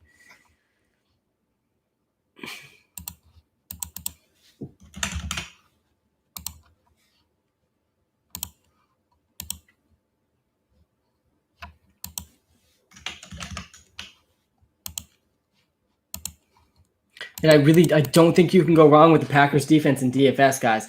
that game, again, wind reports, that game is supposed to have 24 to 28 mile an hour winds with gusts over 45 miles an hour. That's great news for the Packers defense. It's great news for Aaron Jones. It's good news for James Robinson. It is horrible news for Jake Luton and the entire Jaguars offense, though. I think that the Packers defense is going to eat them up. I don't think they're going to be able to throw the ball deep like they want to. I think Devontae Adams will still be fine. You got to still be starting him, but still, I'm starting Carson Wentz over Drew Lock, guys. Carson Wentz is a trustworthy quarterback this season. Carson Wentz already did very well against this Giants defense. Now he's back with the healthiest this offense has been since week 1. Jason Peters back. Alshon Jeffrey is returning. Miles Sanders is back and healthy. I think that's going to all be great news for the Philadelphia Eagles. I think the Eagles should be much more than 4-point favorites in this game, by the way. I think the Eagles should be closer to 7-point favorites against the Giants. And I know Giants fans don't like hearing this, but I think the Eagles are going to destroy the Giants this week. It's my call of the week in terms of the games. And I'm banking on that in DFS a lot too. I got Adam Thielen for Godwin. Thoughts? I think it's a fair trade. Mooney or JJ or Jets. I don't know who JJ Etz is, but I like Mooney. Hey, Sam, T. Higgins or Judy? I'd probably go Judy over T. Higgins based on the wind in that game. Again, the research I've done, there is a statistically significant impact of wind on passing games if the wind is over 20 miles an hour. That's what we're seeing in the Jaguars and Packers game. That's what we're seeing in the Texans and Browns game. That's what we're seeing in the Bengals and Steelers game. It impacts all 3 of those games. So I do think you have to make some lineup decisions based on that fact that there is a statistically significant impact on windy games that we're seeing in those 3 games. So I'm okay knocking those passing offenses a little bit. I do think you should worry less about slot receivers who are running those short routes for those teams. I'm still comfortable playing Tyler Boyd and Juju Smith-Schuster. I'm still okay playing Jarvis Landry. I'm still okay playing Devontae Adams. But there is guys that I'm a little bit more concerned about this week because of the wind. And is there wind in the Steelers game? Yes, there is wind in the Steelers game. 20 miles an hour, over 20 miles an hour wind during the game, expected all game. And there's going to be gusts up to 35. It's not as bad as the Texans and Browns or the Jaguars and Packers, but it's the 3rd worst weather game of the week with over 20 mile an hour winds and gusts up to 35 miles an hour. So there is wind in that game. AB or Fuller. I would go AB over Fuller for the windy reasons. The wind is the impact of this week. I do think that they'll think about the research I just stated, that the big thing is over 20 mile an hour winds, and we're not seeing that in the Eagles and Giants game, though that game is getting similar press in terms of the weather. They're kind of bundling all these windy games into one, but I'm going to help detach the significant from the unsignificant for you. The Giants and Eagles game, 15 to 20 mile an hour winds. That's under our 20 mile an hour statistical significant threshold. And there's going to be some gusts above 25 miles an hour, but that game's significantly better than the Jaguars and Packers, than the Texans and Browns, and then the Bengals and Steelers. So I think that Carson Wentz is still setting up to have a good day. I'm still confident in Carson Wentz today, and that whole passing attack, really that whole offense, I think is going to have their best game of the season. So I'm still comfortable playing those guys. And I think that in DFS, people could overreact to the wind in those games. And the Patriots and Ravens also supposed to have a very windy game this week. So that's something to monitor going into Monday night as well. I'm comfortable starting Antonio Brown. Thoughts on Jacoby Myers? Yeah, guys, he's been, 3rd in targets in the NFL over the last couple of weeks. Very impressive what we've seen from Jacoby Myers. I hope it continues. Hopefully, N'Keal Harry can return very soon so that we can have a couple decent young receivers for the Patriots. That would be exciting to see. Ravens or Eagles defense? That's a close one. I think that I'd probably go Eagles. Yeah, you still have to start Adams. You can't bench Devontae Adams. I'd probably go Landry over AB still. And I'd probably go Drake over Homer. I don't trust Travis Homer or DJ Dallas. I mean, both of them are going to split the role. It's hard to know who's going to get the touchdown.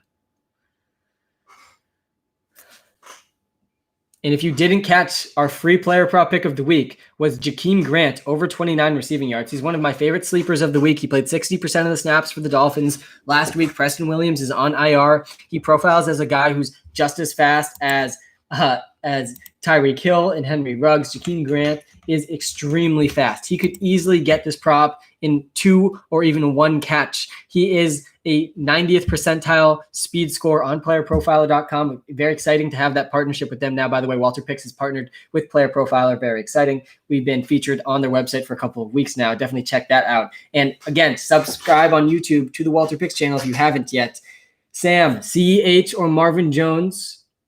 And Marvin Jones for Montgomery and Galladay, what side wins? I would argue that the Montgomery and Galladay side wins. Guys, CEH, it's time to sell. It is time to sell before they get back on a field. I mean, if you had to hold them for the bye week, because the bye week does decrease his value in trades, that's fine. I held him for a few of these bye weeks because I have a good enough bench. I have Duke Johnson in a lot of spots this week, but I do think it's time to trade Clyde Edwards-Helaire. If you followed me from the beginning, you know I'm in 8 fantasy leagues. 6 of those are high stakes fantasy leagues, thousands of dollars risked on fantasy, and there's not a single player I drafted more than Clyde Edwards-Helaire. So the Le'Veon Bell signing has been brutal for some of my fantasy teams. But guys, it's been a hard fantasy season. Let's be real. There's been a lot of injuries, COVID happening. There's a lot of difficult things to deal with in fantasy. It's going to be a hard year to win, but I think it's time to trade Clyde. I think you can still get a guy like David Montgomery for him, who I would rather have than Clyde. And I do think at the end of the day, what's going to determine if you win or lose your fantasy football championship this season is, did you get Derrick Henry in time? Because Derrick Henry has the easiest playoff schedule that I've ever seen in fantasy football. He's going to absolutely dominate when it becomes playoff time for fantasy. Thoughts on Raheem Mostert for playoffs? Yeah, Mostert went over 20 points in the first 2 weeks of the season. He absolutely could be doing the same thing in the fantasy playoffs. I'd rather have Mostert than Clyde in the playoffs.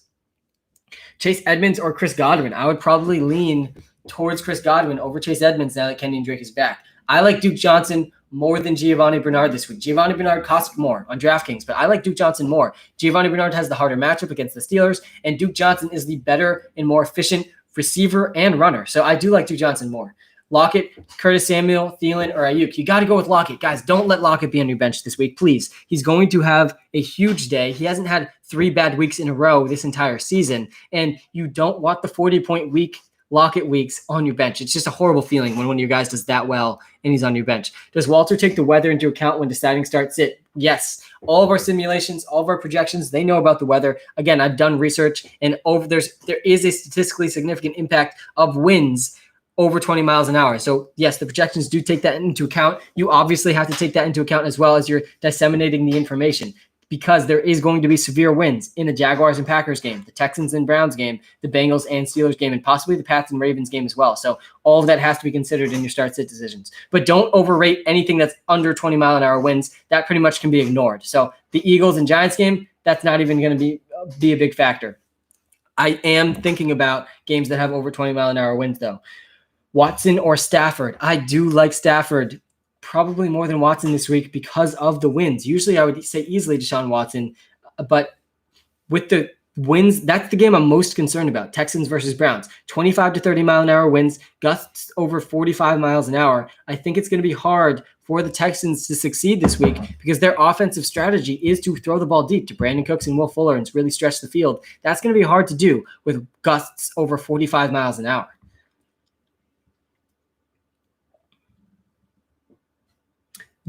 Grant or Mooney? Oh, I love Jakeem Grant as a sleeper this week, so I want to say Jakeem Grant, but Mooney is in a really good spot too, and Allen Robinson could be sitting, so I'd probably still lean Mooney, but I do think Jakeem Grant could go for 50 yards this week and could easily score a touchdown. He is a guy who has 90th percentile speed and is playing over 60% of the snaps for the Miami Dolphins. I do think he's going to easily beat his player prop this week of over 29 receiving yards.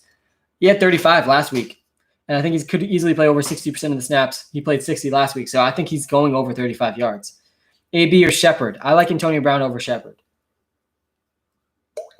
The Antonio Brown breakout game is coming. It is coming, and it's coming soon. And I'd rather be ahead of it than behind it. So I'm okay starting Antonio Brown.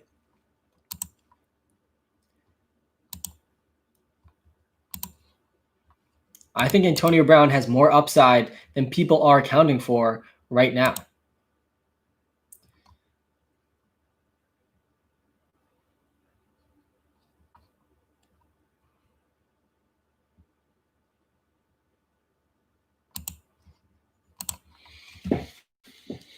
Ayuk or Chark? I would go Ayuk. I'm worried. Again, I'm worried about I am worried about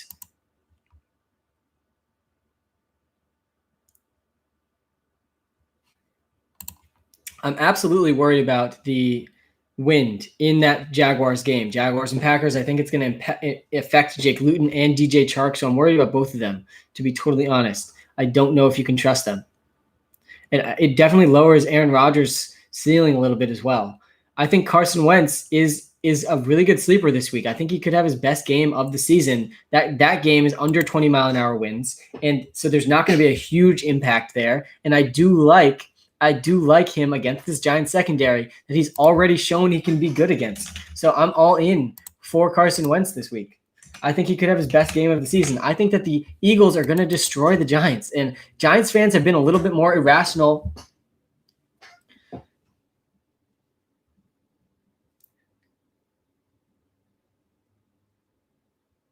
Sorry about that, TikTok people. My battery's at 20% right now, so we got to plug into the charger for sure.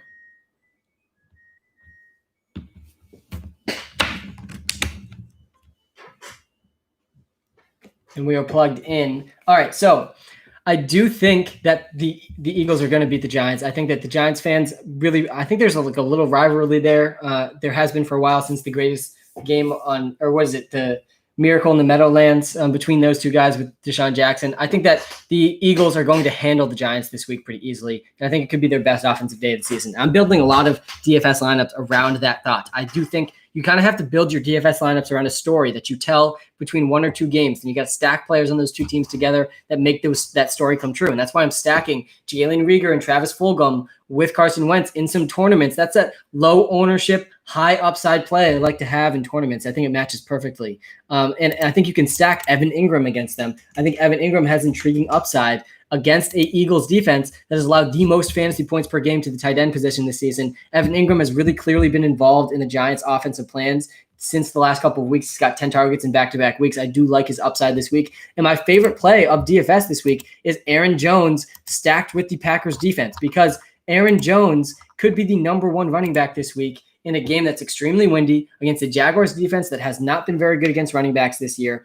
And the Packers defense could really shine against a Jaguars offense that won't be able to throw the ball deep very easily. So I love the Aaron Jones Green Bay Packers stack this week. And I also like Duke Johnson a lot in DFS and season-long leagues. I think that he's an underrated runner. He was top 5 in the NFL in yards per carry last year. He's top 10 in the NFL in yards per touch this season. He's profiling to set up for at least 15 touches. I think you could get a lot of dump-off passes in this windy game, and he should get at least 10 carries. I like Duke Johnson more than Giovanni Bernard, and I think he has interesting upside against this Browns defense this week. So I am in on Duke Johnson. And I also think Michael Thomas is probably going to have a pretty good game this week. I do like his odds going into this week to bounce back. He's only played the Bucs this season, and I think that he could have a good week this week. Thielen tomorrow. Yeah, I do think Thielen could have a bounce back week this week. We know that Thielen and Justin Jefferson have really low floors, but that happens because Kirk Cousins only threw 13 passes last week, 11 passes the week before. I think we can expect him to throw a little bit more this week. So I do think Adam Thielen and Justin Jefferson can bounce back. We know they have good ceilings in fantasy, but we also know the floor is really low now.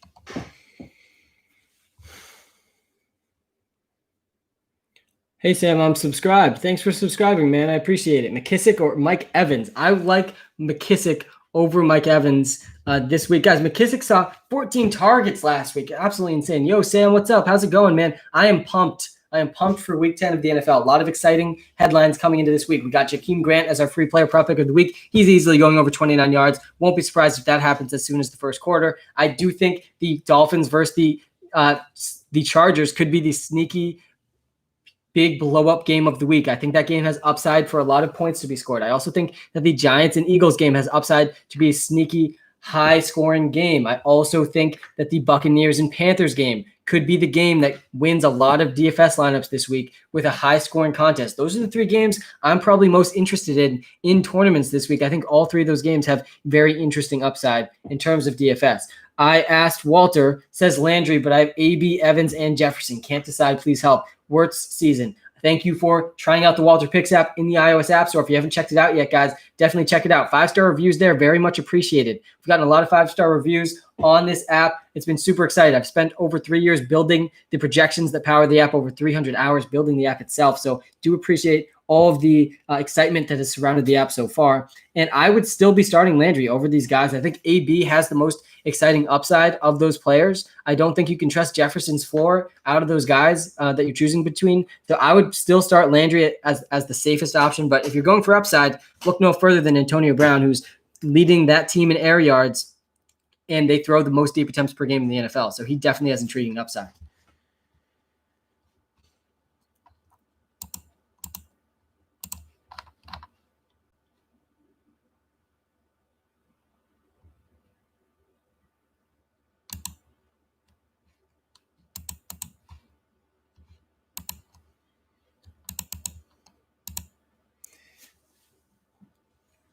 Hold Lamb. Yeah, you definitely got to hold CeeDee Lamb. He's still playing in the slot in that offense. He is still really a really good receiver.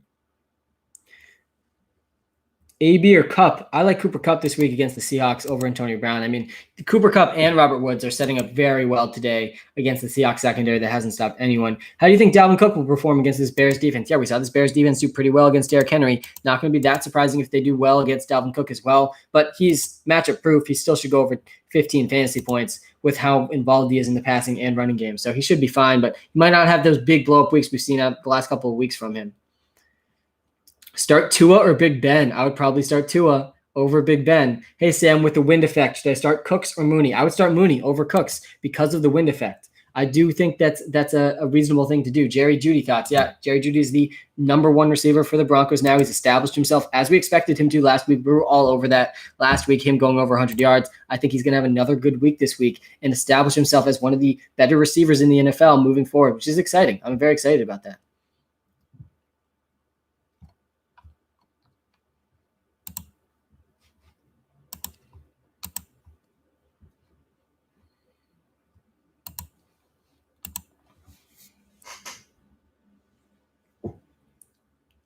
Hey, Sam, subscribed on YouTube already. Thanks for subscribing on YouTube. Yeah, we just started a YouTube channel. I'm trying to hit over 700 YouTube subscribers today, so definitely check it out and subscribe so we can try to hit that goal together. I appreciate all the YouTube subscribers. We're going to be posting some longer form content on YouTube moving forward. You'll also be able to catch the recap of all of our lives if you missed them. Deontay or Mooney? I would lean towards Deontay Johnson despite the wind over Darnell Mooney, but Mooney is a decent fallback option, especially if Allen Robinson doesn't play. If Allen Robinson doesn't play, which I think he is going to play, but if he doesn't, Darnell Mooney definitely would be above Deontay. Personally, though, I'm still starting Deontay Johnson over Darnell Mooney. Texans, yeah, Texans versus Brown is the game that I'm most concerned about in terms of passing the ball. 25 to 30 mile an hour winds, gusts over 45 miles an hour. That's bad news for Deshaun Watson and that entire passing attack. I think Brandon Cooks and Will Fuller are dinged because of that. And I am worried about the Houston Texans team in this windy game that really favors the Cleveland Browns running attack with Nick Chubb returning too. I think this game's suiting up very well for the Browns.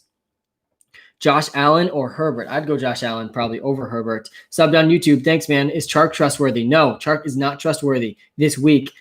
In a game with that type of wind, I would probably be playing Bernard over, but you got to decide between Brandon Cooks too. I'd probably start Chark and Bernard over Cooks. Watson or Brady? Ooh, I'd probably go Brady again because of the wind in that Houston Texans game. I think that Tom Brady's got similar upside to what Deshaun Watson would have with the receiving weapons that Tom Brady has. Not going to be surprising to me at all if Tom Brady is a huge bounce back game. I've got some tournament lineups with Tom Brady in them. I do think that he could easily bounce back, and Antonio Brown could go over 100 yards today. CB Fishing, how's it going, man? Start one. Myers, Landry, or Hollywood. Just subscribe to YouTube as well. Appreciate you, man. Yeah, you're an OG person, so I appreciate you very much. I would probably go Landry over both those guys. I do like Jacoby Myers. He's got a tough matchup this week, though, and Keel Harry could be returning. My guy in Keel Harry, who I still do believe in a little, but as a pessimistic Pats fan, I'm starting to have less and less confidence in him staying healthy. But yeah, I would probably go Landry there.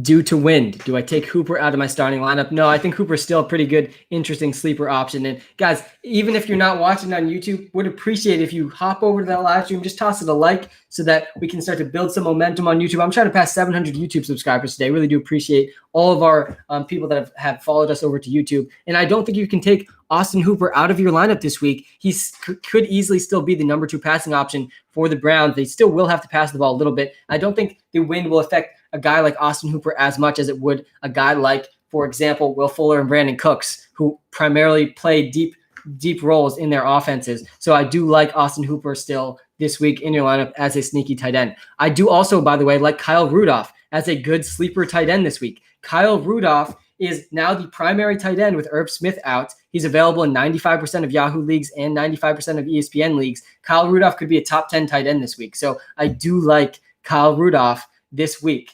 So I do appreciate that.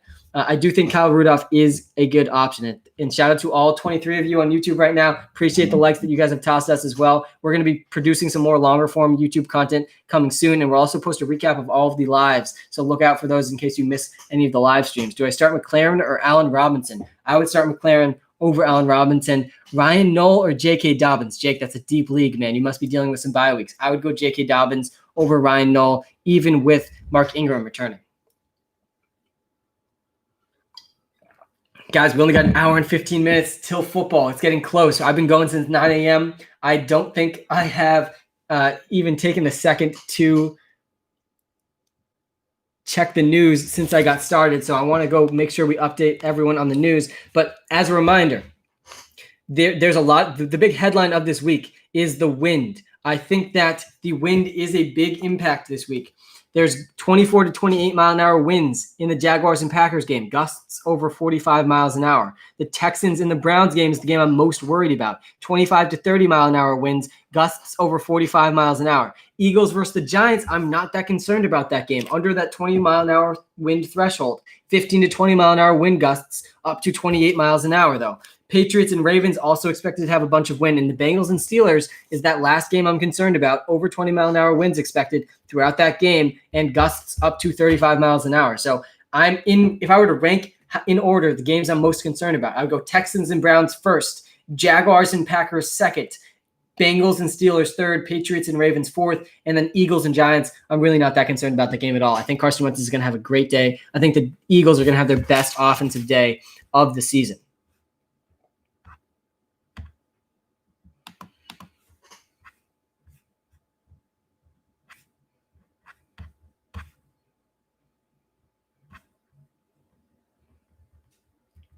JJ Arcega-Whiteside, healthy, inactive today. The receivers for the Eagles, Travis Fulgham, Jalen Reagor, Greg Ward, John Hightower, and Alshon Jeffrey. Brutal for Whiteside being benched for John Hightower. Are you worried about Thielen? Yeah, I mean, if you aren't worried about Thielen, you just haven't been watching the last 2 weeks because Adam Thielen is a guy who has a really low floor alongside Justin Jefferson because the Vikings will run the ball and they will not stop running the ball if they have a lead. And that's what we've seen over the last 2 weeks. Kirk Cousins completed 13 passes last week, only 11 the week before. So the entire passing attack has a low floor and they've been funneling more targets towards the tight end. They're top 5 in targets towards the tight end this season in terms of target share. That's why I like Kyle Rudolph so much this week. But we know Thielen and Justin Jefferson do have intriguing upside. If their game is close, Thielen and Jefferson have over 100 yards and 2+ touchdown upside every single week. So the upside is there, but we also know the floor is there.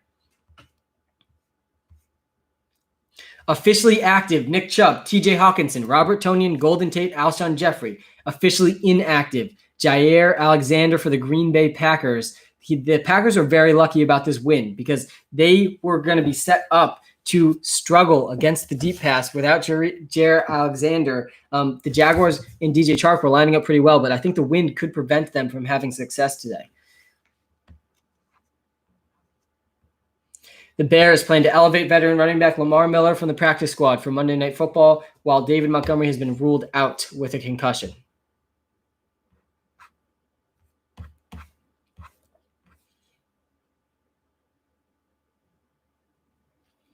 I think that the Rams and Seahawks is that third game that could easily be the shootout of the week. I think that there's a bunch of different games that have the potential to be the shootout of the week that really dominate for your fantasy lineups and for your DFS lineups. That game is the Rams and the Seahawks. I think that the Eagles and the Giants are a sneaky option as well. I also think that the Dolphins and Chargers, how fun would that be if we got to see two of the best rookies facing off against each other in a shootout? I also think that another potential blow-up game is I wrote it down here, I did think that the Houston Texans game had the potential to be a shootout, but with how that wind is shaping up, I've crossed that game off my shootout list. I think that it's going to be Nick Chubb and Kareem Hunt running the ball in that game. So my three favorite shootouts of the week, I think it could easily be the Rams and Seahawks. I think it could easily be the Eagles and Giants. I think it could be the Chargers and the Dolphins. I also think the Bucks and the Panthers could have a shootout as well with the options in that offense. I just subbed. Divvy, good to see you, man. Ty Lockett or Antonio Brown.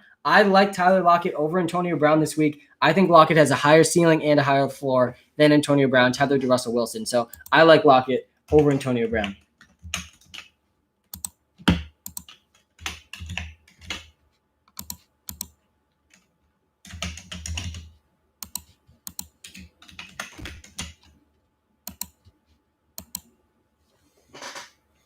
Edmonds or McKinnon? I would probably lean McKinnon with Kenyon Drake back. The floor for Edmonds and Kenyon Drake is really low. It's like the worst possible case scenario for fantasy for both of them. So I'm definitely concerned about them.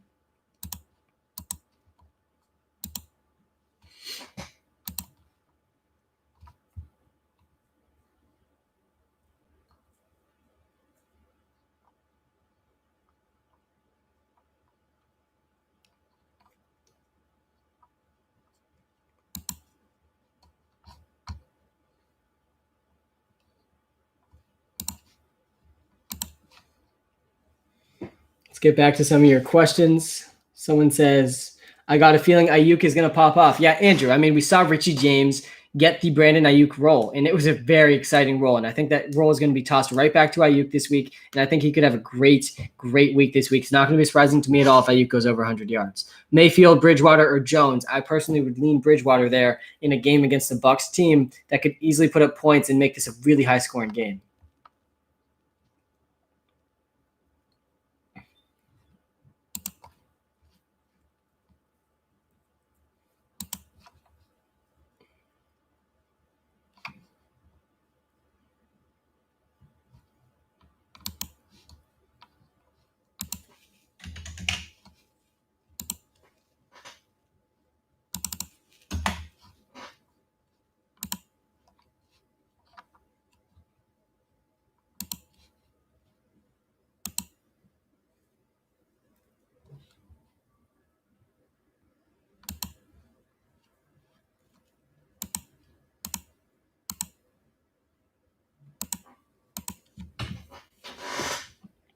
Hey Sam, can you please tell me who I should start at the flex, Chubb or Higgins? Yeah, I would definitely go Chubb. I would absolutely go Chubb. Chubb's going to be a top 20 running back. I don't think you can be benching Lamar Jackson. I'm playing Lamar Jackson over Deshaun Watson this week. I'm playing Lamar Jackson over Josh Allen this week. I'm playing Lamar Jackson over Justin Herbert this week. Guys, Lamar Jackson is in an amazing spot against a very overrated Patriots defense that has been the true story of this Pats team. The defense has not stopped anyone. Guys, we saw Joe Flacco throwing dimes against this Patriots defense. Lamar Jackson's setting up to have his first day over 40 fantasy points today. And I think not today, tomorrow when they play, or tonight, tomorrow. I think they're tomorrow. And Lamar Jackson, his floor is 15 fantasy points. I mean, you really can't go wrong with Lamar Jackson this week. I think you're starting him over almost everyone. I think we have him as a top 3 quarterback. Hey, Sam, how's it going? Make a wish, Pep. Deontay or Emmanuel Sanders? Thanks. I would go Deontay Johnson. Emmanuel Sanders can't be trusted now that Michael Thomas is back. Hey, Sam, Rieger, Moss, or Gallman at flex? I would go Rieger. I definitely think he's the highest upside play there. Montgomery and Mixon out. Yeah, tough to have both those guys out. They should both be back next week, though. Deontay or Cooks? I would go Deontay Johnson. I have no faith in Brandon Cooks. He's been great. But this week, with a game that's going to have 25 to 30 mile an hour winds, 45 mile an hour plus wins in that game, that's bad news for Brandon Cooks. And we're coming down to the hour left of finally finalizing our fantasy lineup decisions. If you have start-sit decisions, guys, you can use the Walter Picks app. It's going to give you even better information than I can give you. I gave you everyone 13 free comparisons this morning. So even if you were out, you should have a couple more free comparisons to make in the Walter Picks app. Definitely use that to your advantage. Should I trade Brandon Cooks for Chark and Antonio Brown? I think that's a fair trade. I won't be surprised at all if Antonio Brown becomes more valuable than Brandon Cooks. Deontay Johnson or Cooks? I would go Deontay Johnson over Cooks. I'm not trusting Cooks. Edmonds or Rieger? I'd go Edmonds. I can't decide on Josh Jacobs or Duke Johnson. Yeah, I like Duke Johnson, but I think you got to stick with Josh Jacobs still. Hey, Sam, Kirk, Evans, or Chark? I would personally be going with Christian Kirk out of those three guys. I'm nervous about Chark in that offense with the wind, even though Jair Alexander is out, which is good news for him. I'm worried about him. And Mike Evans is a guy who's averaging 23 receiving yards per game. So I do think that he is a guy we can trust.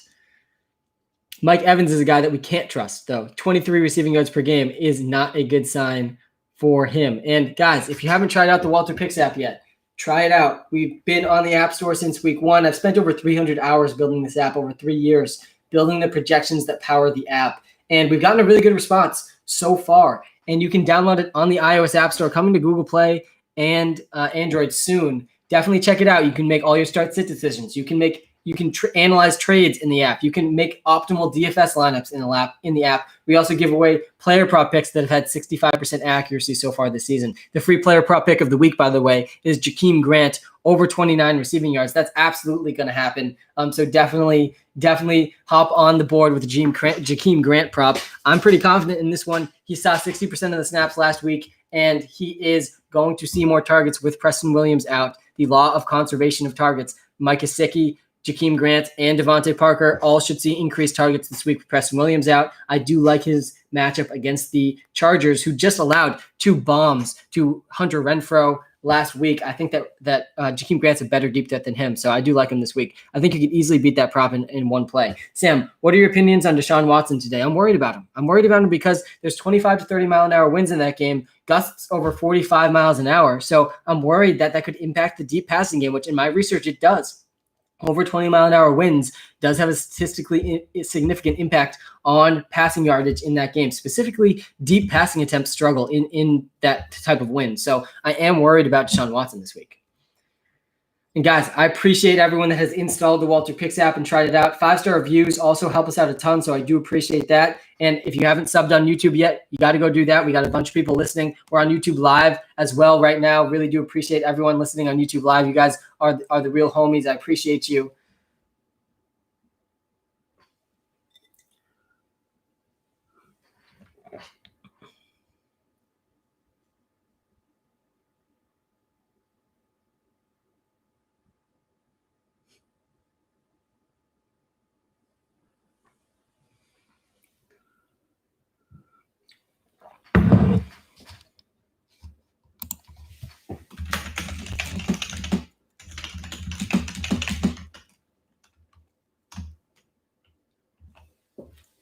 DraftKings lineup for today. Yes, I'm happy to share one of my DraftKings lineups with you today. We just built the DFS lineup optimizer in the Walter Picks app that you can see behind me. It's in the iOS App Store. And what it does is you select your favorite pool of players, you hit the optimize button, and it will spit out the 5 best lineups for you with those players that you selected, and that is using linear programming. Very cool. I have 15 lineups going today using it. I'm excited. I got a lot of money risked in some tournaments this week. I like the tournaments. They're kind of like lottery tickets because you're up against 100,000 people, but there is correlations you can take advantage of. And this is my favorite lineup of the week. I have a lineup with Carson Wentz. I think Carson Wentz and the Eagles offense is setting up to have their best offensive game of the day this week. And I think that people are going to overrate the wind in that game. It's under a 20 mile an hour threshold of having any significance on the passing game. So I do think Carson Wentz can still have a great day today against the Giants defense he already had a really good game against. I'm stacking him with Travis Fulgham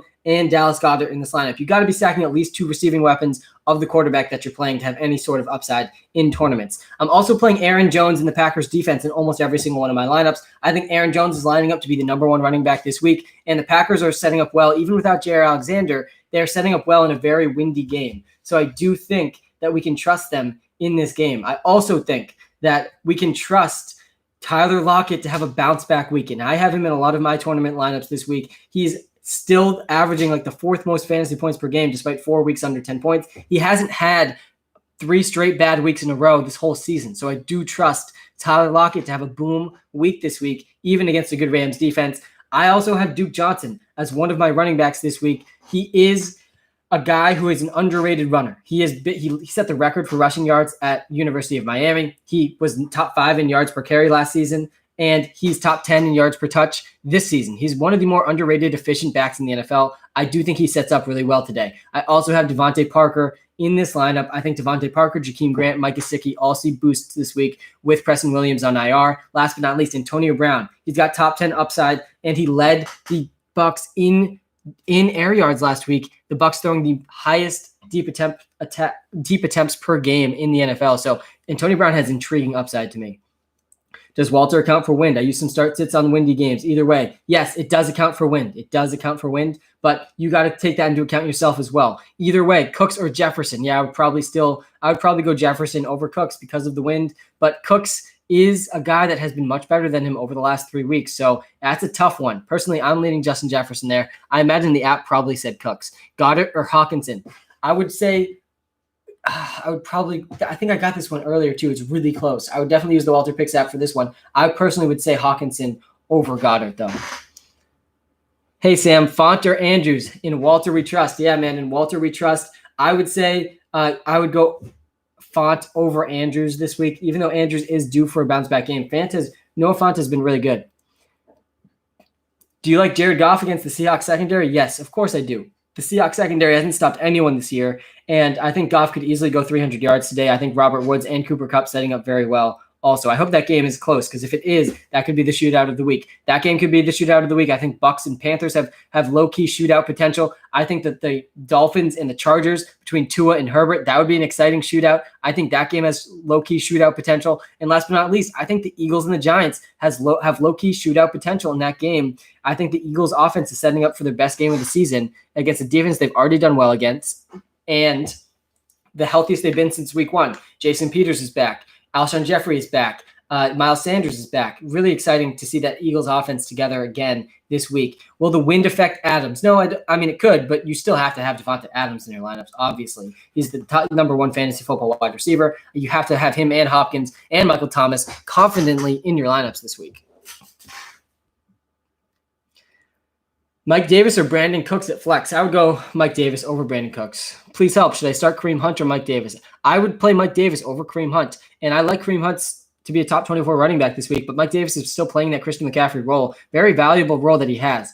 So definitely check out. I do think that you can trust Mike Davis. And if you haven't checked out the app yet, guys, check out the Walter Picks app in the iOS App Store. You can download it today. We've had a lot of success giving DFS advice. We've had more accurate projections than ESPN and Yahoo this season. We've had 65% accurate player prop picks suggested. Definitely check it out. You can start a 3-day free trial today. See if you like it before you officially play, and then decide if it's for you.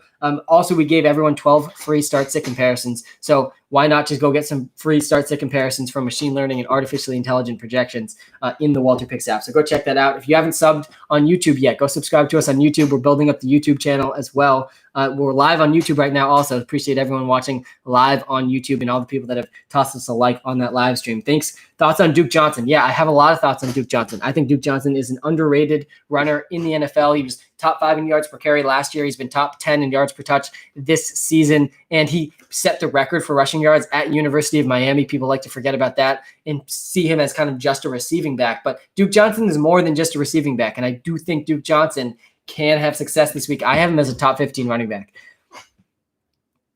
I love your hard work, Sam. Thanks, Nick. Yeah, I've been up since 4:30 grinding, finishing up the film and the data analysis for this week. I posted a video of my Sunday schedule. I hope some of you enjoyed that. Tonyan or Mark Andrews? And Walter we trust. I would definitely go Mark Andrews over Tonyan. Tonyan's the guy who, even when he was having his big weeks, I was saying he's clearly reliant on touchdowns, which is something we can't expect from him every week. If he scores a touchdown, he'll be a top 10 tight end. If he doesn't, he'll probably score less than 10 points. So he's a guy that I don't trust very much, but Tonyan is a guy that I'm benching for Mark Andrews.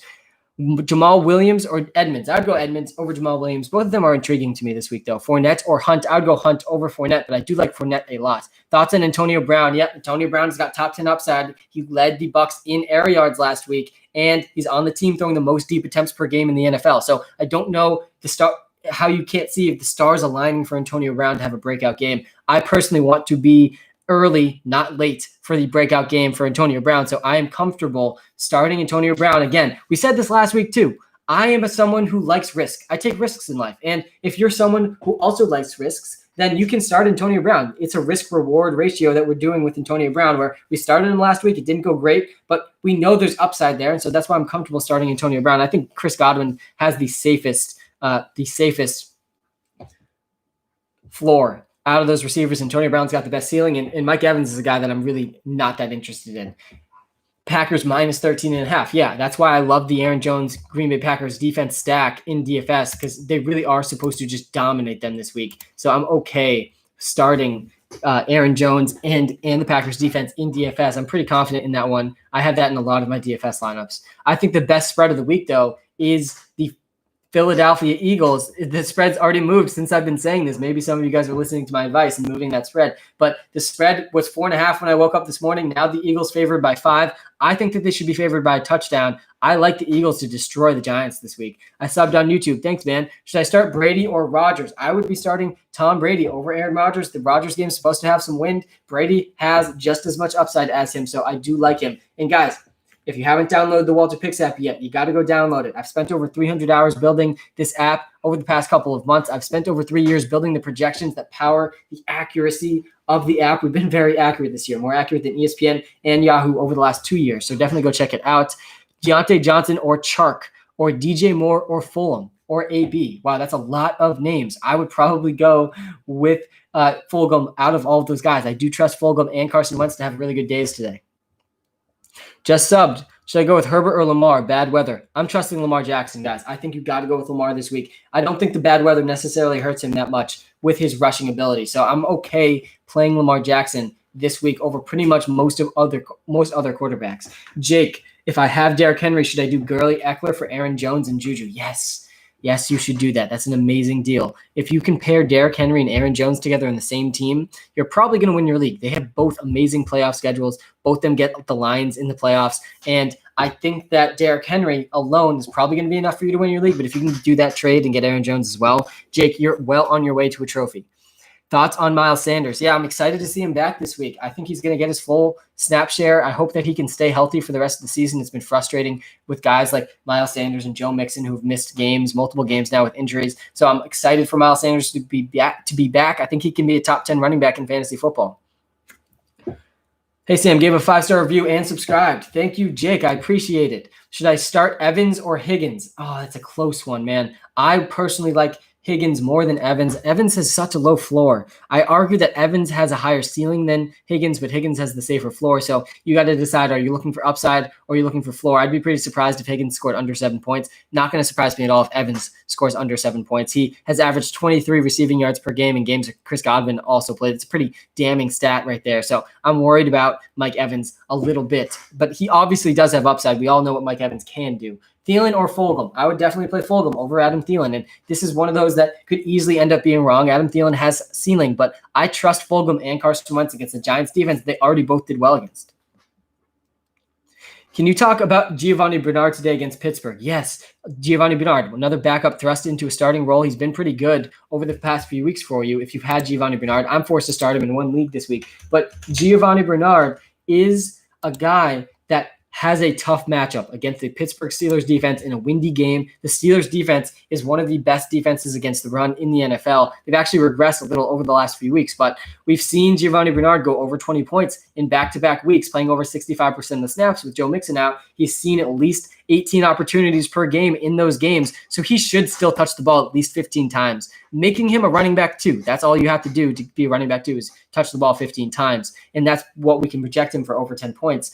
But I don't see Giovanni Bernard scoring a touchdown against the Steelers defense, so there is a little risk there. I like Duke Johnson more than him this week.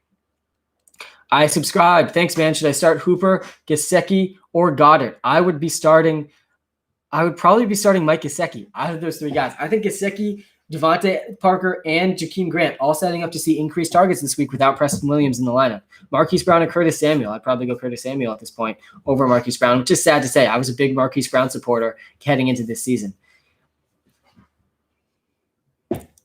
Joseph, how's it going, man? Is Will Fuller a must sit now due to the wind? Other options are Josh Kelly and Duke Johnson. Yeah, I'd be playing Duke Johnson over Will Fuller this week. With the wind, guys, that's the game that's projected for the most win. Let me really quickly update you on the wins again.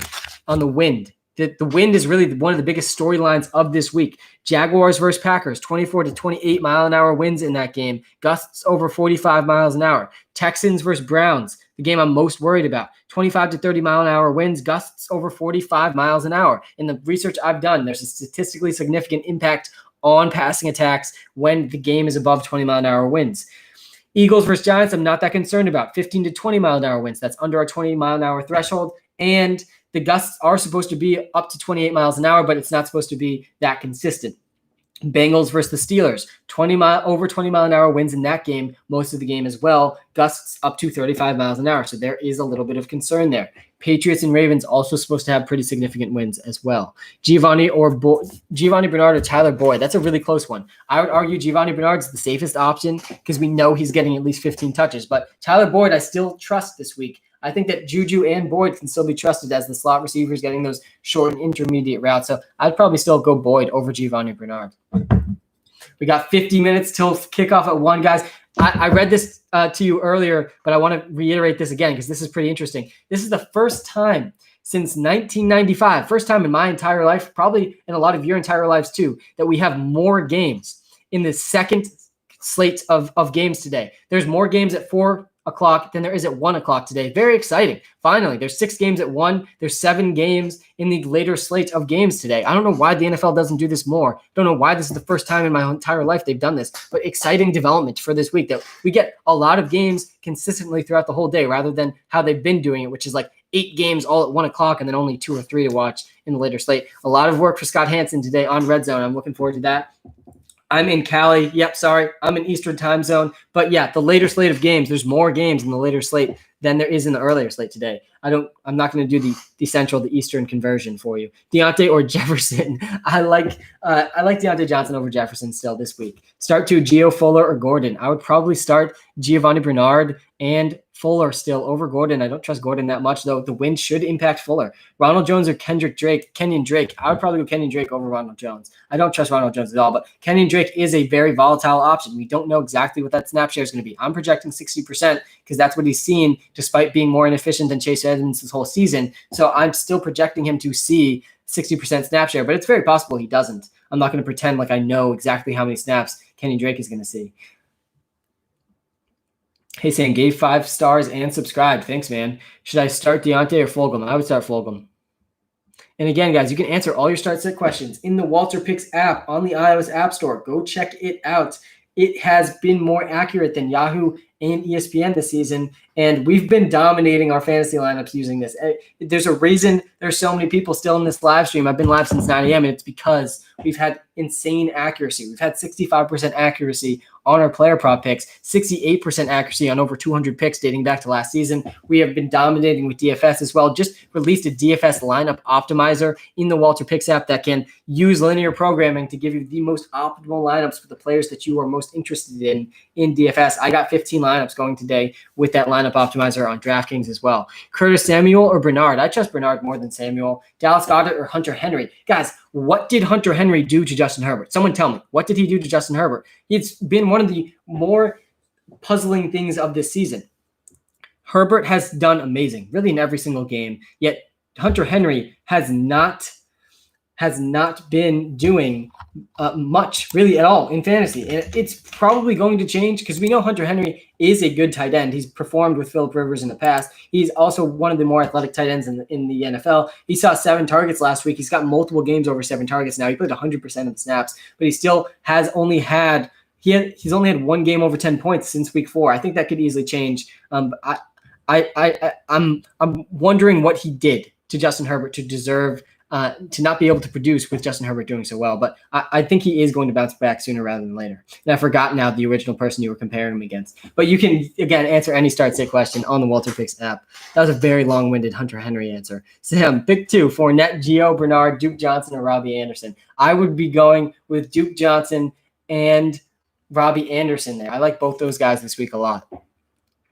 Landry or Duke Johnson. I'd probably trust Duke Johnson over Jarvis Landry. And again, I think Jarvis Landry's probably still seeing 10 targets despite the wind in that game. But Duke Johnson, again, very underrated runner. People see him as only a receiver. He actually was top 5 in yards per carry last season in the NFL and is top 10 currently in the NFL in yards per touch. He's one of the more efficient running backs in a very windy game. That could be more dump off passes to Duke Johnson. It could be more carries for Duke Johnson as well. Please, dude, need help. Justin Herbert or Deshaun Watson? I'd go Justin Herbert over Deshaun Watson. That game's supposed to be really windy. Could be bad news for Deshaun Watson. Trust Burrow or pick up Carr/Lock? I think you can go with Burrow.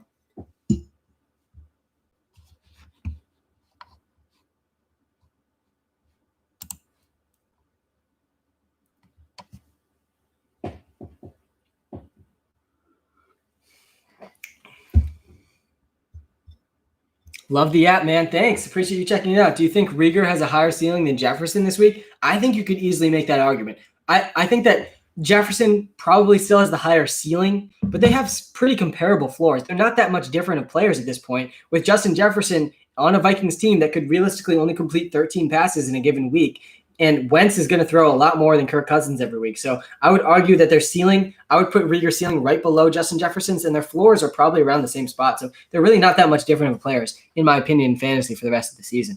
Give 5 stars. Thank you. Appreciate the 5-star review in the iOS App Store for the Walter Picks app. Definitely go check it out if you haven't checked it out yet. I would be playing Chris Godwin over DJ Chark and Will Fuller. I like Chris Godwin more than DJ Chark and Will Fuller this week. Hey, Sam, love the app. Thanks, man. AB or McKissick? I mean, I'd go AB there. I think Antonio Brown's upside outweighs J.D. McKissick's floor. I would be going Antonio Brown over McKissick. I think Antonio Brown could very easily go over 100 yards this week. I also think Michael Thomas is probably going to have his best game of the season. His first game that he's played this year, not against the Bucs. That should be a good thing for him. Boyd or Bernard? Brandon, I've seen this one a couple times. I'm still trusting Boyd over Bernard. I think Bernard probably has the safer floor, but I think Boyd is going to be fine playing in the slot with Joe Burrow in this windy game. They're going to probably have to funnel targets to the slot. I think Boyd and Juju are both setting up pretty well this week. Adam Thielen or David Montgomery? David Montgomery has been ruled out, so you got to go with Adam Thielen. Hey, Sam, Watson or Wentz, please? I would be going with Wentz over Watson. Guys, I really like Carson Wentz this week. I think the Giants-Eagles game could be the game of the week that people don't quite realize is going to be a shootout that turns into a shootout. Carson Wentz is playing with the healthiest offense he's had since week 1, and he's up against the Giants defense that's already been burned by Carson Wentz this season, not that long ago, 3 weeks ago. And that was with a worse team, worse supporting cast. And now he has Alshon Jeffrey back, Miles Sanders back, Jason Peters back, and another offensive lineman, I believe. So I do like Carson Wentz this week. Hey, dude, got another question. Need help. I got you, man. Start 1, Gibson, Chubb, Mike Davis. I'd definitely go Chubb there. I don't think that's much of a thing to be debating. Lamar or Herbert? Yes, I'm going Lamar Jackson over Justin Herbert this week. Lamar Jackson setting up in a great spot against the Patriots defense that's been overrated all season. It's been the true weakness of the Patriots. Hey, Sam, Deontay Johnson or Tyler Boyd, non-PPR? Non-PPR, I'm going Tyler Boyd there. I think he's going to get more targets than Deontay Johnson this week. How's your week been, CB Fishing? It's been a great week, man. I'm super pumped about week 10. I'm been having a lot of fun researching these storylines for this week. I'm really excited to watch Tua and Herbert. It's been a great week, man. I'm working pretty much from 4:30 till 8 p.m. every single day, and it's a lot of fun. A lot of the work I get to do is watching football, looking at football analysis. Honestly, I'm living the dream, man. So it's been a good week. Jones, Drake, or Beasley in flex? I would be going with, I'm assuming that's Marvin Jones and not Aaron Jones. But if it's Aaron Jones, absolutely Jones there. Otherwise, I'd probably go with Marvin Jones anyway. Hey, Sam, I need your opinion. Dallas or T. Higgins? I would go T. Higgins over Dallas. I don't trust DJ Dallas or Travis Homer, and I didn't trust them last week either. DJ Dallas ended up scoring a touchdown. If he didn't score a touchdown, he was going under 5 points. So that's the floor with DJ Dallas and Travis Homer, under 5 points if they don't score a touchdown. And you don't know which one of them is scoring a touchdown. Don't pretend like you know. They're splitting red zone snaps. So I would be trusting T. Higgins over him. Yo, Sam, half PPR. Yo, Sam, happy PR. Joshua Kelly or Cordero Patterson? Yeah, I like Cordero Patterson as a kind of an exciting option this week. I would be starting him over Joshua Kelly. Allen Robinson's dinged up. He's supposed to play, but David Montgomery out. And Cordero Patterson saw 4 targets last week. They clearly want to give him some touches. I like Cordero as an interesting upside play. Can you talk about your job and how you made the app? Yeah, Hen, my full-time job is as a high school stats teacher. That's my full-time job during the day. And then after that I pretty much wake up at 4:30, do that job up until 2:30. Then after 2:30 all day, I'm working on Walter Picks app and Walter Picks things. And we built this app over the last 3 months. We have a small team of about 6 or 7 of us now, and we have one developer that has been helping us develop, and that is the story of the Walter Picks app. It started in a machine learning class in my senior year of college with my partner Dylan and I building a machine learning algorithm in that class to project fantasy football points. And we then tracked it over the next few years after college and realized, wow, this thing's actually very accurate. It has been more accurate than ESPN and Yahoo. And so we started to run with it about 3 months ago and put it into an app, start to build a little brand and business around it. And that's kind of the story. And I pretty much work 2 full-time jobs at this point. My dream is to do this full-time though. So we'll see if I can get there. And YouTube subscriptions, installs of the app, they help us a ton get towards that dream. Hey, Sam, Kirk or Deontay Johnson? I like Kirk over Deontay Johnson this week. And I like Goddard over Hunter Henry as well. Hey, Sam, do you think that Brandon Ayuk will do well this week? Yeah, I do. I think Brandon Ayuk is setting up great. We saw Richie James get the Ayuk role last week. And I think that's going to be a very exciting role for Ayuk to return to this week. He could easily get 10 targets and over 100 yards. Hey, Sam, start 2, bench 2. Adam Thielen, DJ Moore, Mike Williams, or Devontae Parker. I would probably be going with DJ Moore and Devontae Parker out of those 2 guys. I'm playing Noah Fant over Jimmy Graham as well.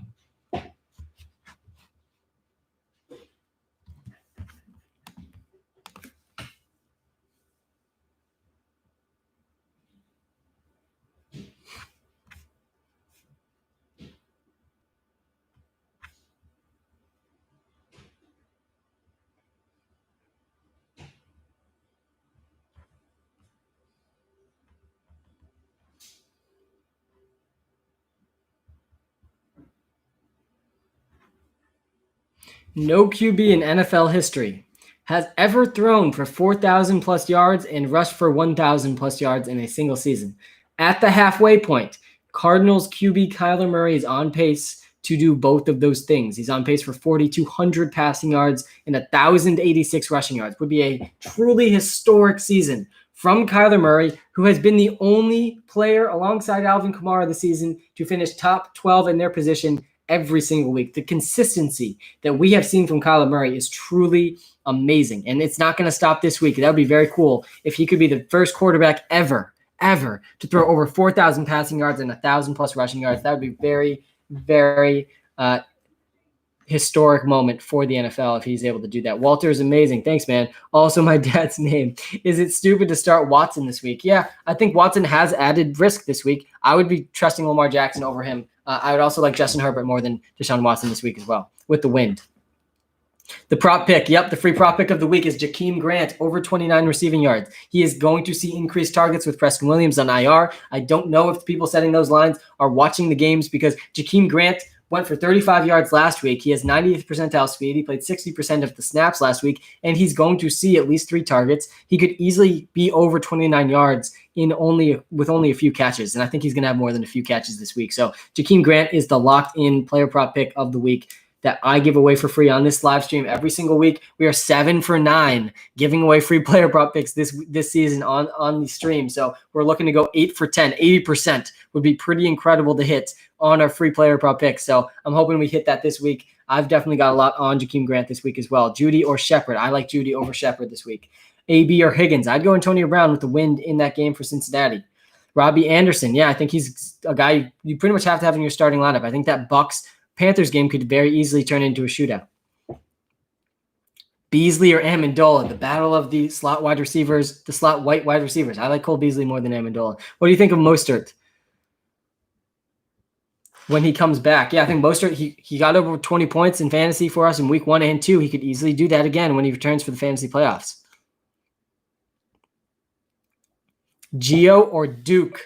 I like Duke Johnson more than Giovanni Bernard this week. I think Duke Johnson is an underrated player. He has been really since he entered the league. He set the record for rushing yards at University of Miami. He was top 5 in yards per carry last season, and he clearly is a better runner than people are realizing. So I like Duke Johnson more than Giovanni Bernard. He has a better matchup than him too. Hey, Sam, half PPR, Drake, AB, or John Brown at flex? I would go Antonio Brown. Out of those 3 guys, I think Antonio Brown's got the most intriguing upside of those 3 guys. He led the Bucs in air yards last week, and he's on the Bucs team that's throwing the most deep attempts per game in the NFL. And guys, we got about 35 minutes until football starts. I'm getting excited. We are close to week 10. We have a lot of intriguing headlines. There's a lot of wind to update you about as well. The weather this week will have an impact on the games. In the research I have done, wind over 20 miles an hour has a statistically significant impact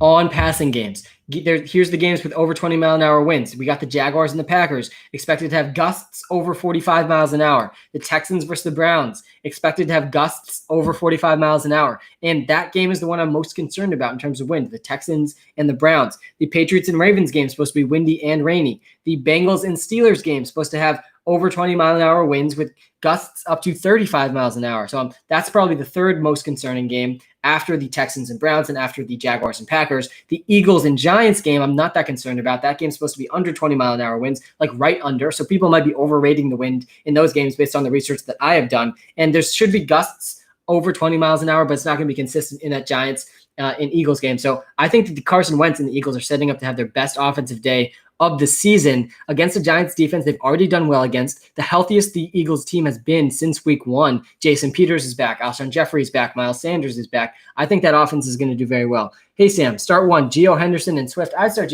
Giovanni Bernard out of those 3 guys. We know Giovanni Bernard has the higher likelihood of 15 touches out of those 3 guys, and that's why I would go with him, even in a tough matchup against the Steelers.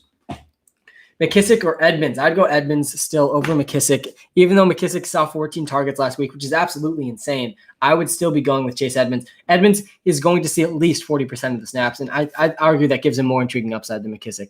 Tua or Burrow? I like Tua more than Burrow this week. I'm worried about Burrow with that wind against the Steelers, whose weakness is their secondary, but I think Burrow could struggle to throw the ball deep today.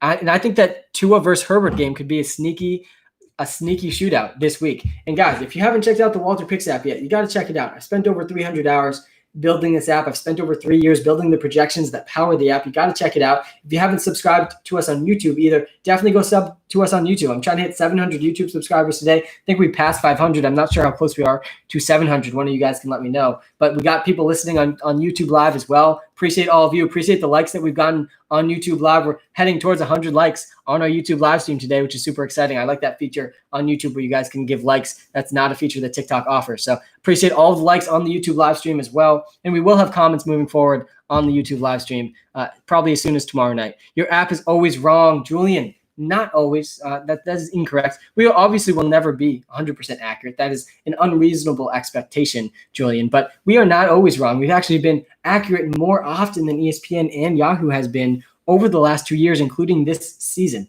So we've actually had the best accuracy in terms of what I track. Will Devontae Adams do good in the wind? Yeah, I think Devontae Adams can still do fine. He's still a beast. He's still one of the number one. He's still our number 1 fantasy football wide receiver this season. So you can't be benching him. The win might not help, but I still think he's going to be a top 5 wide receiver this week. Duke. Yeah, Brody. Duke is going to have a great day today, man. I'm excited about him. Duke or Thielen or Swift or Deontay Johnson. I'd go Duke Johnson out of all those guys. And I think Duke Johnson is an underrated rusher. I'm excited to watch him this week. Hey, Sam, Judy or AB? I'd argue Judy over AB. I think they have similar upside, and Judy's got the safer floor. But I do love Antonio Brown's ceiling this week. I think Antonio Brown has a very intriguing ceiling. And I think he could easily go over 100 yards. He led that team in air yards last week, a team that's throwing the most deep attempts per game in the NFL. So the stars are kind of aligning for Antonio Brown, but I still do really like Jerry Jeudy. And we were all over the Jerry Jeudy breakout week last week. I think he's going to continue to be the dominant wide receiver 1 for the Denver Broncos. But he won't get to play the Falcons every week, of course.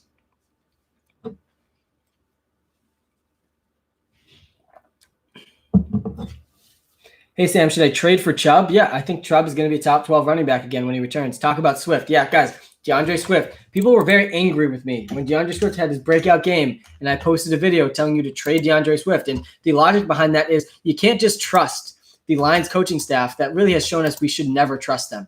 Like if you played fantasy football over the last 10 years, you know not to trust the Lions coaching staff to do the rational thing, which is to give DeAndre Swift the full workhorse back role in that offense. He's significantly better than Adrian Peterson. Adrian Peterson is like 45 years old. He is better than Kerryon Johnson. DeAndre Swift should be given the keys to the Ferrari in that Lions offense, but that's not what's happened. He's been around a 40% snap share since his blow-up week. He had 1 week where he had 65% of the snaps in week 8, but that's the only week he's been over 45%. And he had a 41% snap share against the Vikings last week. He saw 13 carries, which is encouraging, but he is not a guy that's going to be on the field for over 50% of the snaps. It lowers his floor significantly. But we know he has like a 28-point ceiling. We saw him score 28 back in week 6 against the Jaguars. He played under 40% of the snaps in that game. Swift has a ceiling. He is worth starting out of flex or out of running back 2 if you are desperate for options. But you got to be ready for the floor of DeAndre Swift as well. Antonio Brown or Kareem Hunt. I'd probably go Kareem Hunt over Antonio Brown. And guys, really do appreciate all of the 5-star reviews on the iOS App Store for the Walter Picks app. I've spent a long time building this app. I also appreciate the YouTube subscribers. Everyone watching on YouTube, I appreciate you. You guys are the original OG YouTube subscribers, so we definitely love you very much. We're aiming to pass 1,000 YouTube subscribers in the next few weeks. I'm trying to hit 700 today. It was a big, lofty goal I set for myself this morning at 4:30 in the morning, but I think we can hit it. I like to set goals that sometimes are too big to reach, because sometimes you do reach them. And so they're worth setting some big goals. Chase Edmonds or Kenyon Drake. This is one, guys, you can't confidently tell me you feel good about either of these guys this week. And anyone telling you confidently that it's Chase Edmonds or Kenyon Drake is just lying. They're just guessing. Chase Edmonds, to me, is the better player. Kenyon Drake is, to me, the guy more likely to see more snaps. He's seen more snaps than Chase Edmonds in almost every single week, despite being more inefficient than Chase Edmonds. So I see no reason why that's not going to continue and why the coaching staff isn't going to continue to do that. So I do like Kenyon Drake a little bit more than Chase Edmonds because of that reason. But it's really close. And Chase Edmonds is the better receiver and should see more of their receiving work. So if it's a PPR league, it's even closer. Personally, I'm leaning Kenyon Drake, but I'm not very confident in either of them. And I think it's probably the worst possible situation from a fantasy perspective. Duke or Lockett. I like Tyler Lockett more than Duke Johnson for sure. Guys, Duke Johnson is a guy that I like a lot, but Tyler Lockett has not had 3 bad weeks in a row since the start of the season. And it's week 3 now. It's the 3rd week of that stretch now. He's had 2 bad weeks in a row. I think he's going to have a huge blow-up game, even against a good Rams defense. Apparently, Jalen Ramsey's not going to shout out DK Metcalf. I'm not really buying that. I think at least half the snaps, Jalen Ramsey's going to be on DK Metcalf, and that's going to open up the targets for Tyler Lockett to have a huge day against the Rams. That's another game that could easily turn into a shootout. What's up, Sam? How's it going, Patrick? Good to see you, man. I can start 2 of these guys, Thielen, Boyd, or Judy. Yeah, I would be starting Judy and Boyd out of those guys. Thielen's got a really low floor. What do you do with Chark and Mike Williams? What do you think of Chark and Mike Williams for Golladay? I think it's a fair trade if you think Golladay is coming back soon. Grant or Ayuk? Definitely Ayuk. I mean, Ayuk's setting up in a much better spot than Grant. Jakeem Grant's our free player prop pick of the week, though. He is going over 29 receiving yards, but Ayuk definitely has a higher ceiling than Jakeem Grant. Ayuk is getting back his role. We saw Richie James get Ayuk's role their last game, and that was an exciting role for Richie James to get, and Ayuk should be receiving that role this week. I think he could go over 100 yards. Fournette or Gibson? I would go Fournette over Gibson. I can't believe they keep giving McKissick the receiving targets over Antonio Gibson, who is the better receiver. I mean, it's pretty obvious Antonio Gibson's better at receiving than J.D. McKissick, but McKissick saw 14 targets last week. Absolutely insane.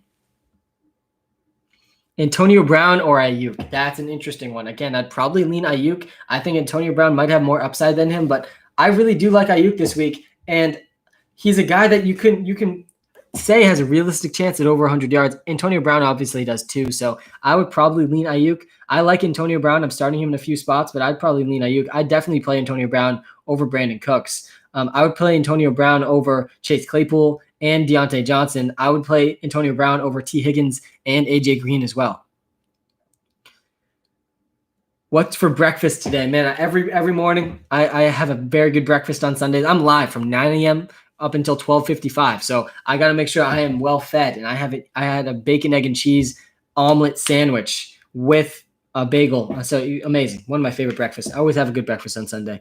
Sorry if that made you hungry. Would you play AB over Gio? I think that Giovanni Bernard is much safer than Antonio Brown. Personally, I'm someone who likes to take risks. So yeah, I would be playing Antonio Brown over Giovanni Bernard. But if you're not someone who's willing to take a calculated risk, then play Giovanni Bernard. He's got a better chance to get 10 points. Godwin or Cooks? I like Godwin more than Cooks. Guys, Cooks is in a tough spot this week. That game is going to have 25 to 30 mile an hour winds, gusts over 45 miles an hour. And that's where Cooks excels. Where Cooks excels is that deep passing attempt. And I think that Deshaun Watson is going to struggle to connect on those today. So I'm not a huge fan of Cooks today. I would definitely be playing Antonio Brown over him. Ballage or Pope, oh God, it's just such a gross decision. I mean, Kalen Ballage is not a good player. He never has been. That being said, take with a grain of salt because most of the bad games he had have been with Adam Gase, and so we got to give him a little bit of leeway with that because most people in close proximity to Adam Gase don't do well on an NFL football field. But Kalen Ballage to me is not a good running back. I think Pope is more interesting as the receiver. I don't really trust either of them though. I'd lean Pope over Ballage. Can AB be a top 5 receiver for the rest of the year? Can he be? Yes. Will he be? Probably not. I think he's got a pretty low floor competing with Mike Evans, Gronk, and Chris Godwin. I do think he's going to have top 5 weeks though, man. And I want to be ahead of them. I want to be early on the top 5 weeks from Antonio Brown, especially from a DFS perspective. I'm including Antonio Brown in a lot of my DFS lineups this week because he led the team in air yards last week, and this team is throwing the most deep attempts per game. So the big weeks are really, the stars are aligning for the big weeks for Antonio Brown. I do think Antonio Brown has a very intriguing upside. AB or Fulgham, I'd still play Fulgham. I love Carson Wentz and Fulgham against this Giants defense, so I'm still leaning Fulgham there. Duke or Gibson, guys, we're getting close. These are the decisions that are going to decide whether we make the fantasy playoffs, whether we make it to the fantasy football championship, whether we win hundreds of thousands of dollars playing DFS this week, or whether we lose and we are like, there's nothing worse than getting dominated in fantasy football. So we got to make sure we make the right start sit decisions, guys. And you can get access to the best possible numbers for your start sit decisions in the Walter Picks app. We give you boom percentage, probability of going over 25 points. We give you bust percentage, probability of that player going under 10 points. We give you the projected median points for that player based on millions of game logs in the past in similar situations. They've been more accurate than ESPN and Yahoo. We also give you the matchup rating, really everything you could possibly need. And yes, those projections and simulations do take into account the weather, which we are seeing a lot of interesting weather this week. Jaguars versus Packers, 24 to 28 mile an hour winds, gusts over 45 miles an hour. In my research, over 20 mile an hour winds has a statistically significant impact on passing attack. We also have the Texans and Browns, the games I'm most worried about. 25 to 30 mile an hour winds, gusts over 45 miles an hour. That's concerning. We also have the Eagles and Giants. I'm not as concerned about them. 15 to 20 mile an hour winds in that game. Gusts will be over 25 miles an hour, but most of the game's not going to be very statistically significant, impacting the passing attacks. I think Carson Wentz is setting up for his best game of the season. The healthiest that offense has been since week 1. The Bengals and Steelers, another one to be concerned about. Over 20 mile an hour winds, gusts up to 35 miles an hour. This is going to be stressing you out in your lineup decisions. This is something to consider when making your start to sit decisions. Again, over 20 mile an hour winds really does have an impact on being able to have deep passing attacks. And that is bad news for Deshaun Watson and the Houston Texans. It's bad news for Jake Luton and the Jacksonville Jaguars up against a Packers defense, by the way, without their top cornerback this week. We also have the Steelers up against a Bengals defense without almost all of their cornerbacks. Even John Ross practiced as a cornerback this week, guys, and he was injured playing cornerback at defense. That would have been really fun, by the way. If we got to see John Ross match up against Deontay Johnson or Chase Claypool, that would have been exciting. But John Ross injured, playing cornerback. Even he can't play cornerback for the Bengals. Big Ben was setting up really nicely this week if it wasn't for the wind. I still think he can have a good game, and I think Juju's probably going to be the best receiver this week playing in the slot. I'm still confident in Judy and Boyd this week. Edmonds or Gallman? I'd still go Edmonds. I don't really like Gallman. Take the risk and start AB. Yeah, man, I'm happy taking the calculated risk with Antonio Brown. I still think he has top 10 upside. He played over 70% of the snaps in his first game. He led the team in air yards, and that team's throwing the most deep attempts per game in the NFL, so I do like him. Start one, Fournette, Justin Jefferson, or DJ Chark. I'd start Fournette there. Start Mooney if Robinson can't play against Minnesota. Yes, absolutely. Mooney led the team in targets last week. He has upside. Hey, Sam, Fournette, Bernard, or McKinnon at flex. I personally would lean towards Giovanni Bernard out of those guys. But McKinnon is definitely in the conversation as well. Both those guys are going to be the leading rushers and receivers for their backfields this week. So, and Giovanni Bernard does have the hardest matchup, but I do think Bernard is the guy most likely to get at least 15 touches. So I'd go with Bernard. Hey, Sam, is Julio a good trade target? Yeah, he definitely is. Fournette or Thielen? I would go Fournette over Thielen. Lock it against the Rams. Yes, lock it. Lock it in your lineups against the Rams. Pun intended there. Tyler Lockett, guys. He's not had 3 bad weeks in a row this entire season. He's going to have another big week this week against a Rams defense that's going to have to. It has to. They have to have Jalen Ramsey focus on DK Metcalf. If they don't, then the Rams are going to get destroyed. And so they have to do it. They have to have Ramsey on DK Metcalf at least half the snaps. And if that happens, Tyler Lockett is going to have a great week. He's probably going to go over 20 fantasy points. Antonio Brown or Duke Johnson? I like Duke Johnson this week a lot. I think Antonio Brown's got great upside. He has more upside than Duke Johnson. But to me, Duke Johnson is a very underrated rusher. He led the university. He had the most rushing yards ever at the University of Miami. He was top 5 in yards per carry last season in the NFL. He's top 10 in yards per touch this season in the NFL. I do like Duke Johnson as an underrated running back who should see at least 80% of the snaps for the Texans today in a game that's very windy, and they're going to have to run the ball. They're going to have to pass it short this week if the Houston Texans want a chance. So I do like Duke Johnson, but again, I would say Duke Johnson has the better floor. Antonio Brown has the higher ceiling. Hey, Sam, Wentz or Watson? I like Wentz a lot more than Watson this week. Again, the wind is going to impact Deshaun Watson throwing it deep, which is the primary thing the Houston Texans do with Brandon Cooks and Will Fuller. And Carson Wentz, to me, is setting up to have his best game of the season against the Giants defense he already did well against, and playing on a team that's the healthiest it's been since week 1. Guys, Carson Wentz has Jason Peters back. He has Alshon Jeffrey back. He has Miles Sanders back. He's setting up brilliantly to have a big week. I have him in a lot of my DFS lineups this week. Guys, if you haven't checked out the Walter Picks app yet on the iOS App Store, you got to check it out. Give us a 5-star review. They help us out a ton. Really do appreciate it, especially if I get your question. Even if I don't, I really do appreciate the 5-star reviews on the iOS App Store. Also, we made a YouTube channel. Go check it out. It's linked in our TikTok account. I'm trying to hit over 700 YouTube subscribers today. We'll see if I can hit that mark. It was a lofty goal for myself to set at 4:30 in the morning when I said it this morning. But we got almost 100 likes on our YouTube live stream right now. Appreciate everyone listening on the YouTube live stream. Appreciate all of you being our original OG YouTube subscribers. Alshon or Bernard? Definitely Bernard. You can't trust Alshon Jeffrey at all near your fantasy lineups this week. Let's see what he does. I would go Giovanni Bernard over Fournette. I think that advertise so we get more free content. Kevin, I appreciate you bringing this up because this is something that we get a lot, but you'd be surprised that we actually can't make much money off the app with just advertisements. So we are not going to bring down the app experience from the premium subscribers by meddling them with ads when it really doesn't actually generate much revenue. You have to be the size of ESPN to generate revenue using advertisements. So what I would say is just subscribe, support the small business, and subscribe to the app. You'll get unlimited access to everything. So I'm sorry if the free stuff has not been enough for you, but I did give everyone 13 free comparisons in the Start Sit tool. We give free waiver wire advice every single week. And if you want to test out the subscription, you can just start the free 3-day I always mess that up. Free 3-day free trial. 3-day free trial. I'm saying 3 twice. Free 3-day trial. Yeah, there we go. In the Walter Picks app. I think it's important to get a trial before you actually officially pay. So definitely try that out too if you're interested in the premium subscription. Is Sterling Shepard a start over Godwin? No, I think I'd still start Godwin over Sterling Shepard. I would go AB over Jarvis Landry this week. And Jarvis Landry absolutely is safer. He's absolutely safer. I think Jarvis Landry is going to still get 10 targets, but Antonio Brown to me has a higher upside than Jarvis Landry. So I'm comfortable taking the calculated risk with Antonio Brown. I know Mitch is hurt, but Mitch or Foles?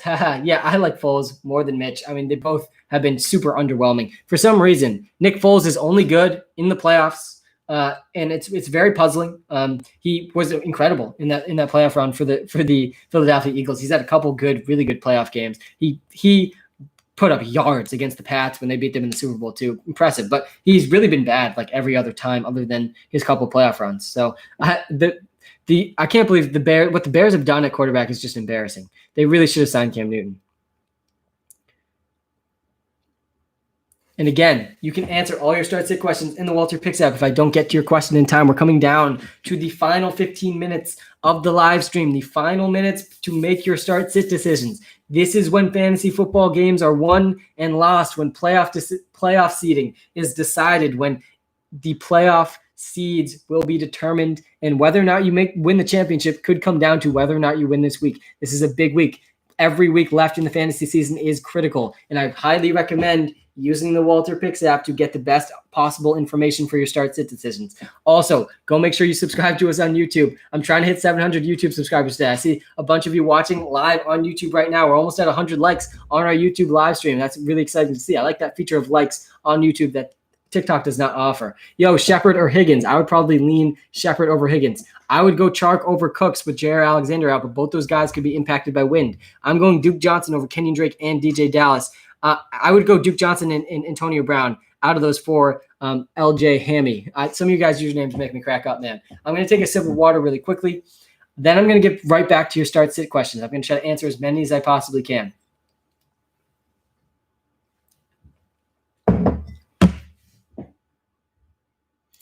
Jonathan Reyes, Sam Factor. You know my full name, man. Great. A lot of people think my name is Walter. It's a common misconception. My name's actually Sam. I built an algorithm that uses artificial intelligence and machine learning. His name is Walter. It's a classic mistake. Don't worry about it if you make that mistake. DJ Moore, Curtis Samuel, John Brown, and Brandon Cooks. I'd go DJ Moore out of those guys. DJ Moore's due for a bounce back week. I've looked more into this because Curtis Samuel looked like he was eating into DJ Moore's role, but realistically, DJ Moore he still played 100% of the snaps last week, ran a season high routes. I think he's going to have a big bounce back week. So you'd go Deontay over Fuller? Yeah, I think I would. Duke Johnson or Sterling Shepard? I would go Duke Johnson over Sterling Shepard. Will Fuller or Fulgham? I'd probably go Fulgham over Will Fuller. I would go Tua over Derek Carr. Darren Waller, by the way, is our top tight end this week. That's how bleak the tight end position is with Travis Kelce on bye.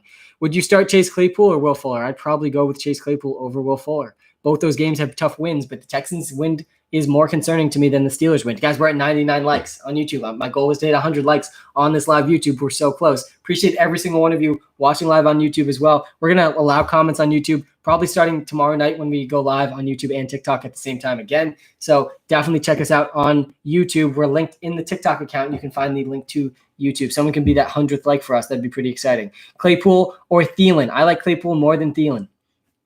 T. Higgins or Sterling Shepard? I like Sterling Shepard more. Go Browns. 101 likes. Thank you guys for getting over 100 likes on the YouTube stream. That's going to be our minimum goal now every single Sunday. So appreciate all of you for hitting that like button on YouTube. Bernard or AB? I think Bernard absolutely has the safer floor. I'd say Antonio Brown absolutely has the better ceiling. It's not going to be surprising to me at all when Antonio Brown goes over 100 yards, guys. He led that team in air yards. That team's averaging the most deep attempts per game in the NFL. The stars are aligning for a breakout Antonio Brown game. It's going to happen sooner rather than later. Might not happen this week, but personally, I'd rather be 1 week ahead than 1 week behind on the Antonio Brown breakout game, especially in DFS. He's definitely a guy to mix into your tournaments. 100th like, Jack Frelick. Thank you, man. I appreciate it, man. Fuller or Gordon, please. I would go with Melvin. God, I don't want to say Melvin Gordon over Will Fuller, but with the wind, it's something to consider. But Melvin Gordon, guys, he had a season low snap percentage last week, so I'd honestly still probably toss out Fuller over Will Gordon. Rojo or Fournette? It's Fournette over Ronald Jones this week and for the rest of the season. I've been saying it for about a month now. Curtis Samuel or Fournette? I would probably start Fournette over Curtis Samuel as well. Hey, man, love the app. Thanks, man. Yeah, definitely check out the Walter Picks app. Give it a 5-star review if you haven't yet. Would you start Josh Kelly or Amendola? I would probably start Amendola over Joshua Kelly with Kenny Galladay out.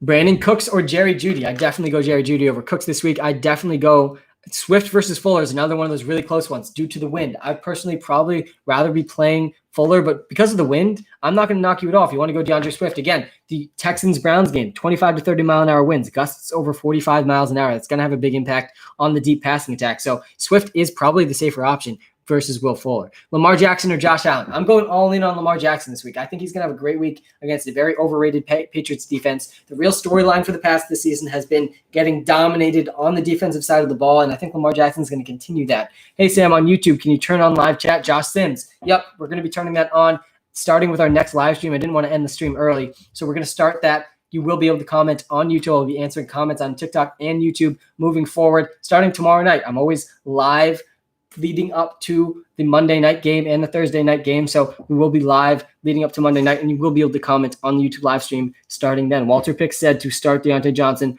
over Antonio Brown. What do I do? I personally would be playing Antonio Brown over Deontay Johnson this week. I usually do not go against Walter. Walter knows. In Walter we trust, man. But I do think Deontay Johnson is safer than Antonio Brown. He's probably going to get more targets than him. But to me, Antonio Brown has more ceiling. And for that reason, I'm okay taking the calculated risk and starting Antonio Brown over Deontay Johnson.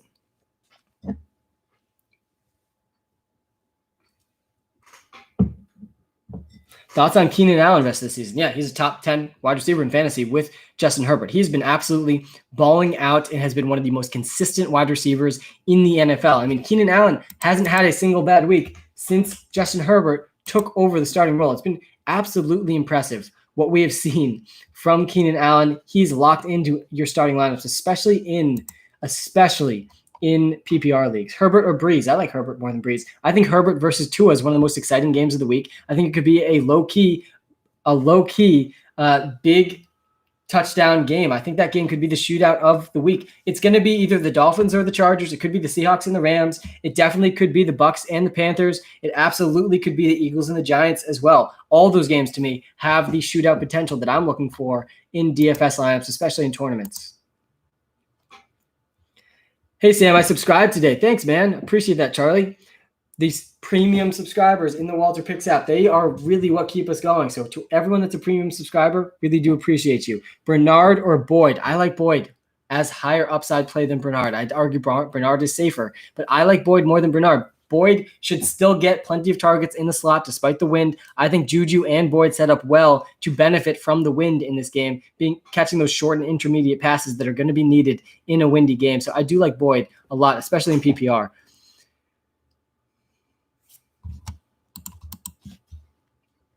And yeah, Keenan Allen, guys, he's had 3 straight weeks over 20 points. And he's probably going to have a 4th straight week this week over 20 points. He's a guy that you really can trust in your lineups. Rojo or Burkhead? Yuck, man. That's a horrible decision you got to make. I'd probably go Burkhead, though.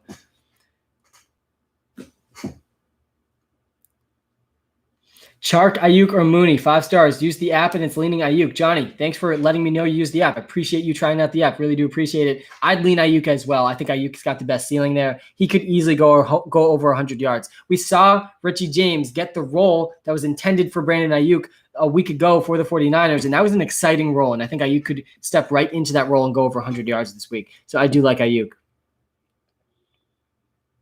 Evans or Claypool in PPR? Hey, thanks, Sam. No problem, Johnny. Thanks for trying out the app, man. Evans or Claypool? I'd go Claypool over Evans. Evans is averaging 23 receiving yards per game in games that Chris Godwin also played. 23 receiving yards per game in games that Chris Godwin also played. That is an extremely concerning sign, guys. I'm worried about him. I'm definitely worried about him. McLaren, he definitely has upside, but McLaren for MT. Yeah, I take Michael Thomas over McLaren, and McLaren's a top 10 wide receiver. So that tells you what I think about Michael Thomas, who's probably going to have his best game of the season this week. I won't be surprised at all if he gets 10 catches and 100 yards.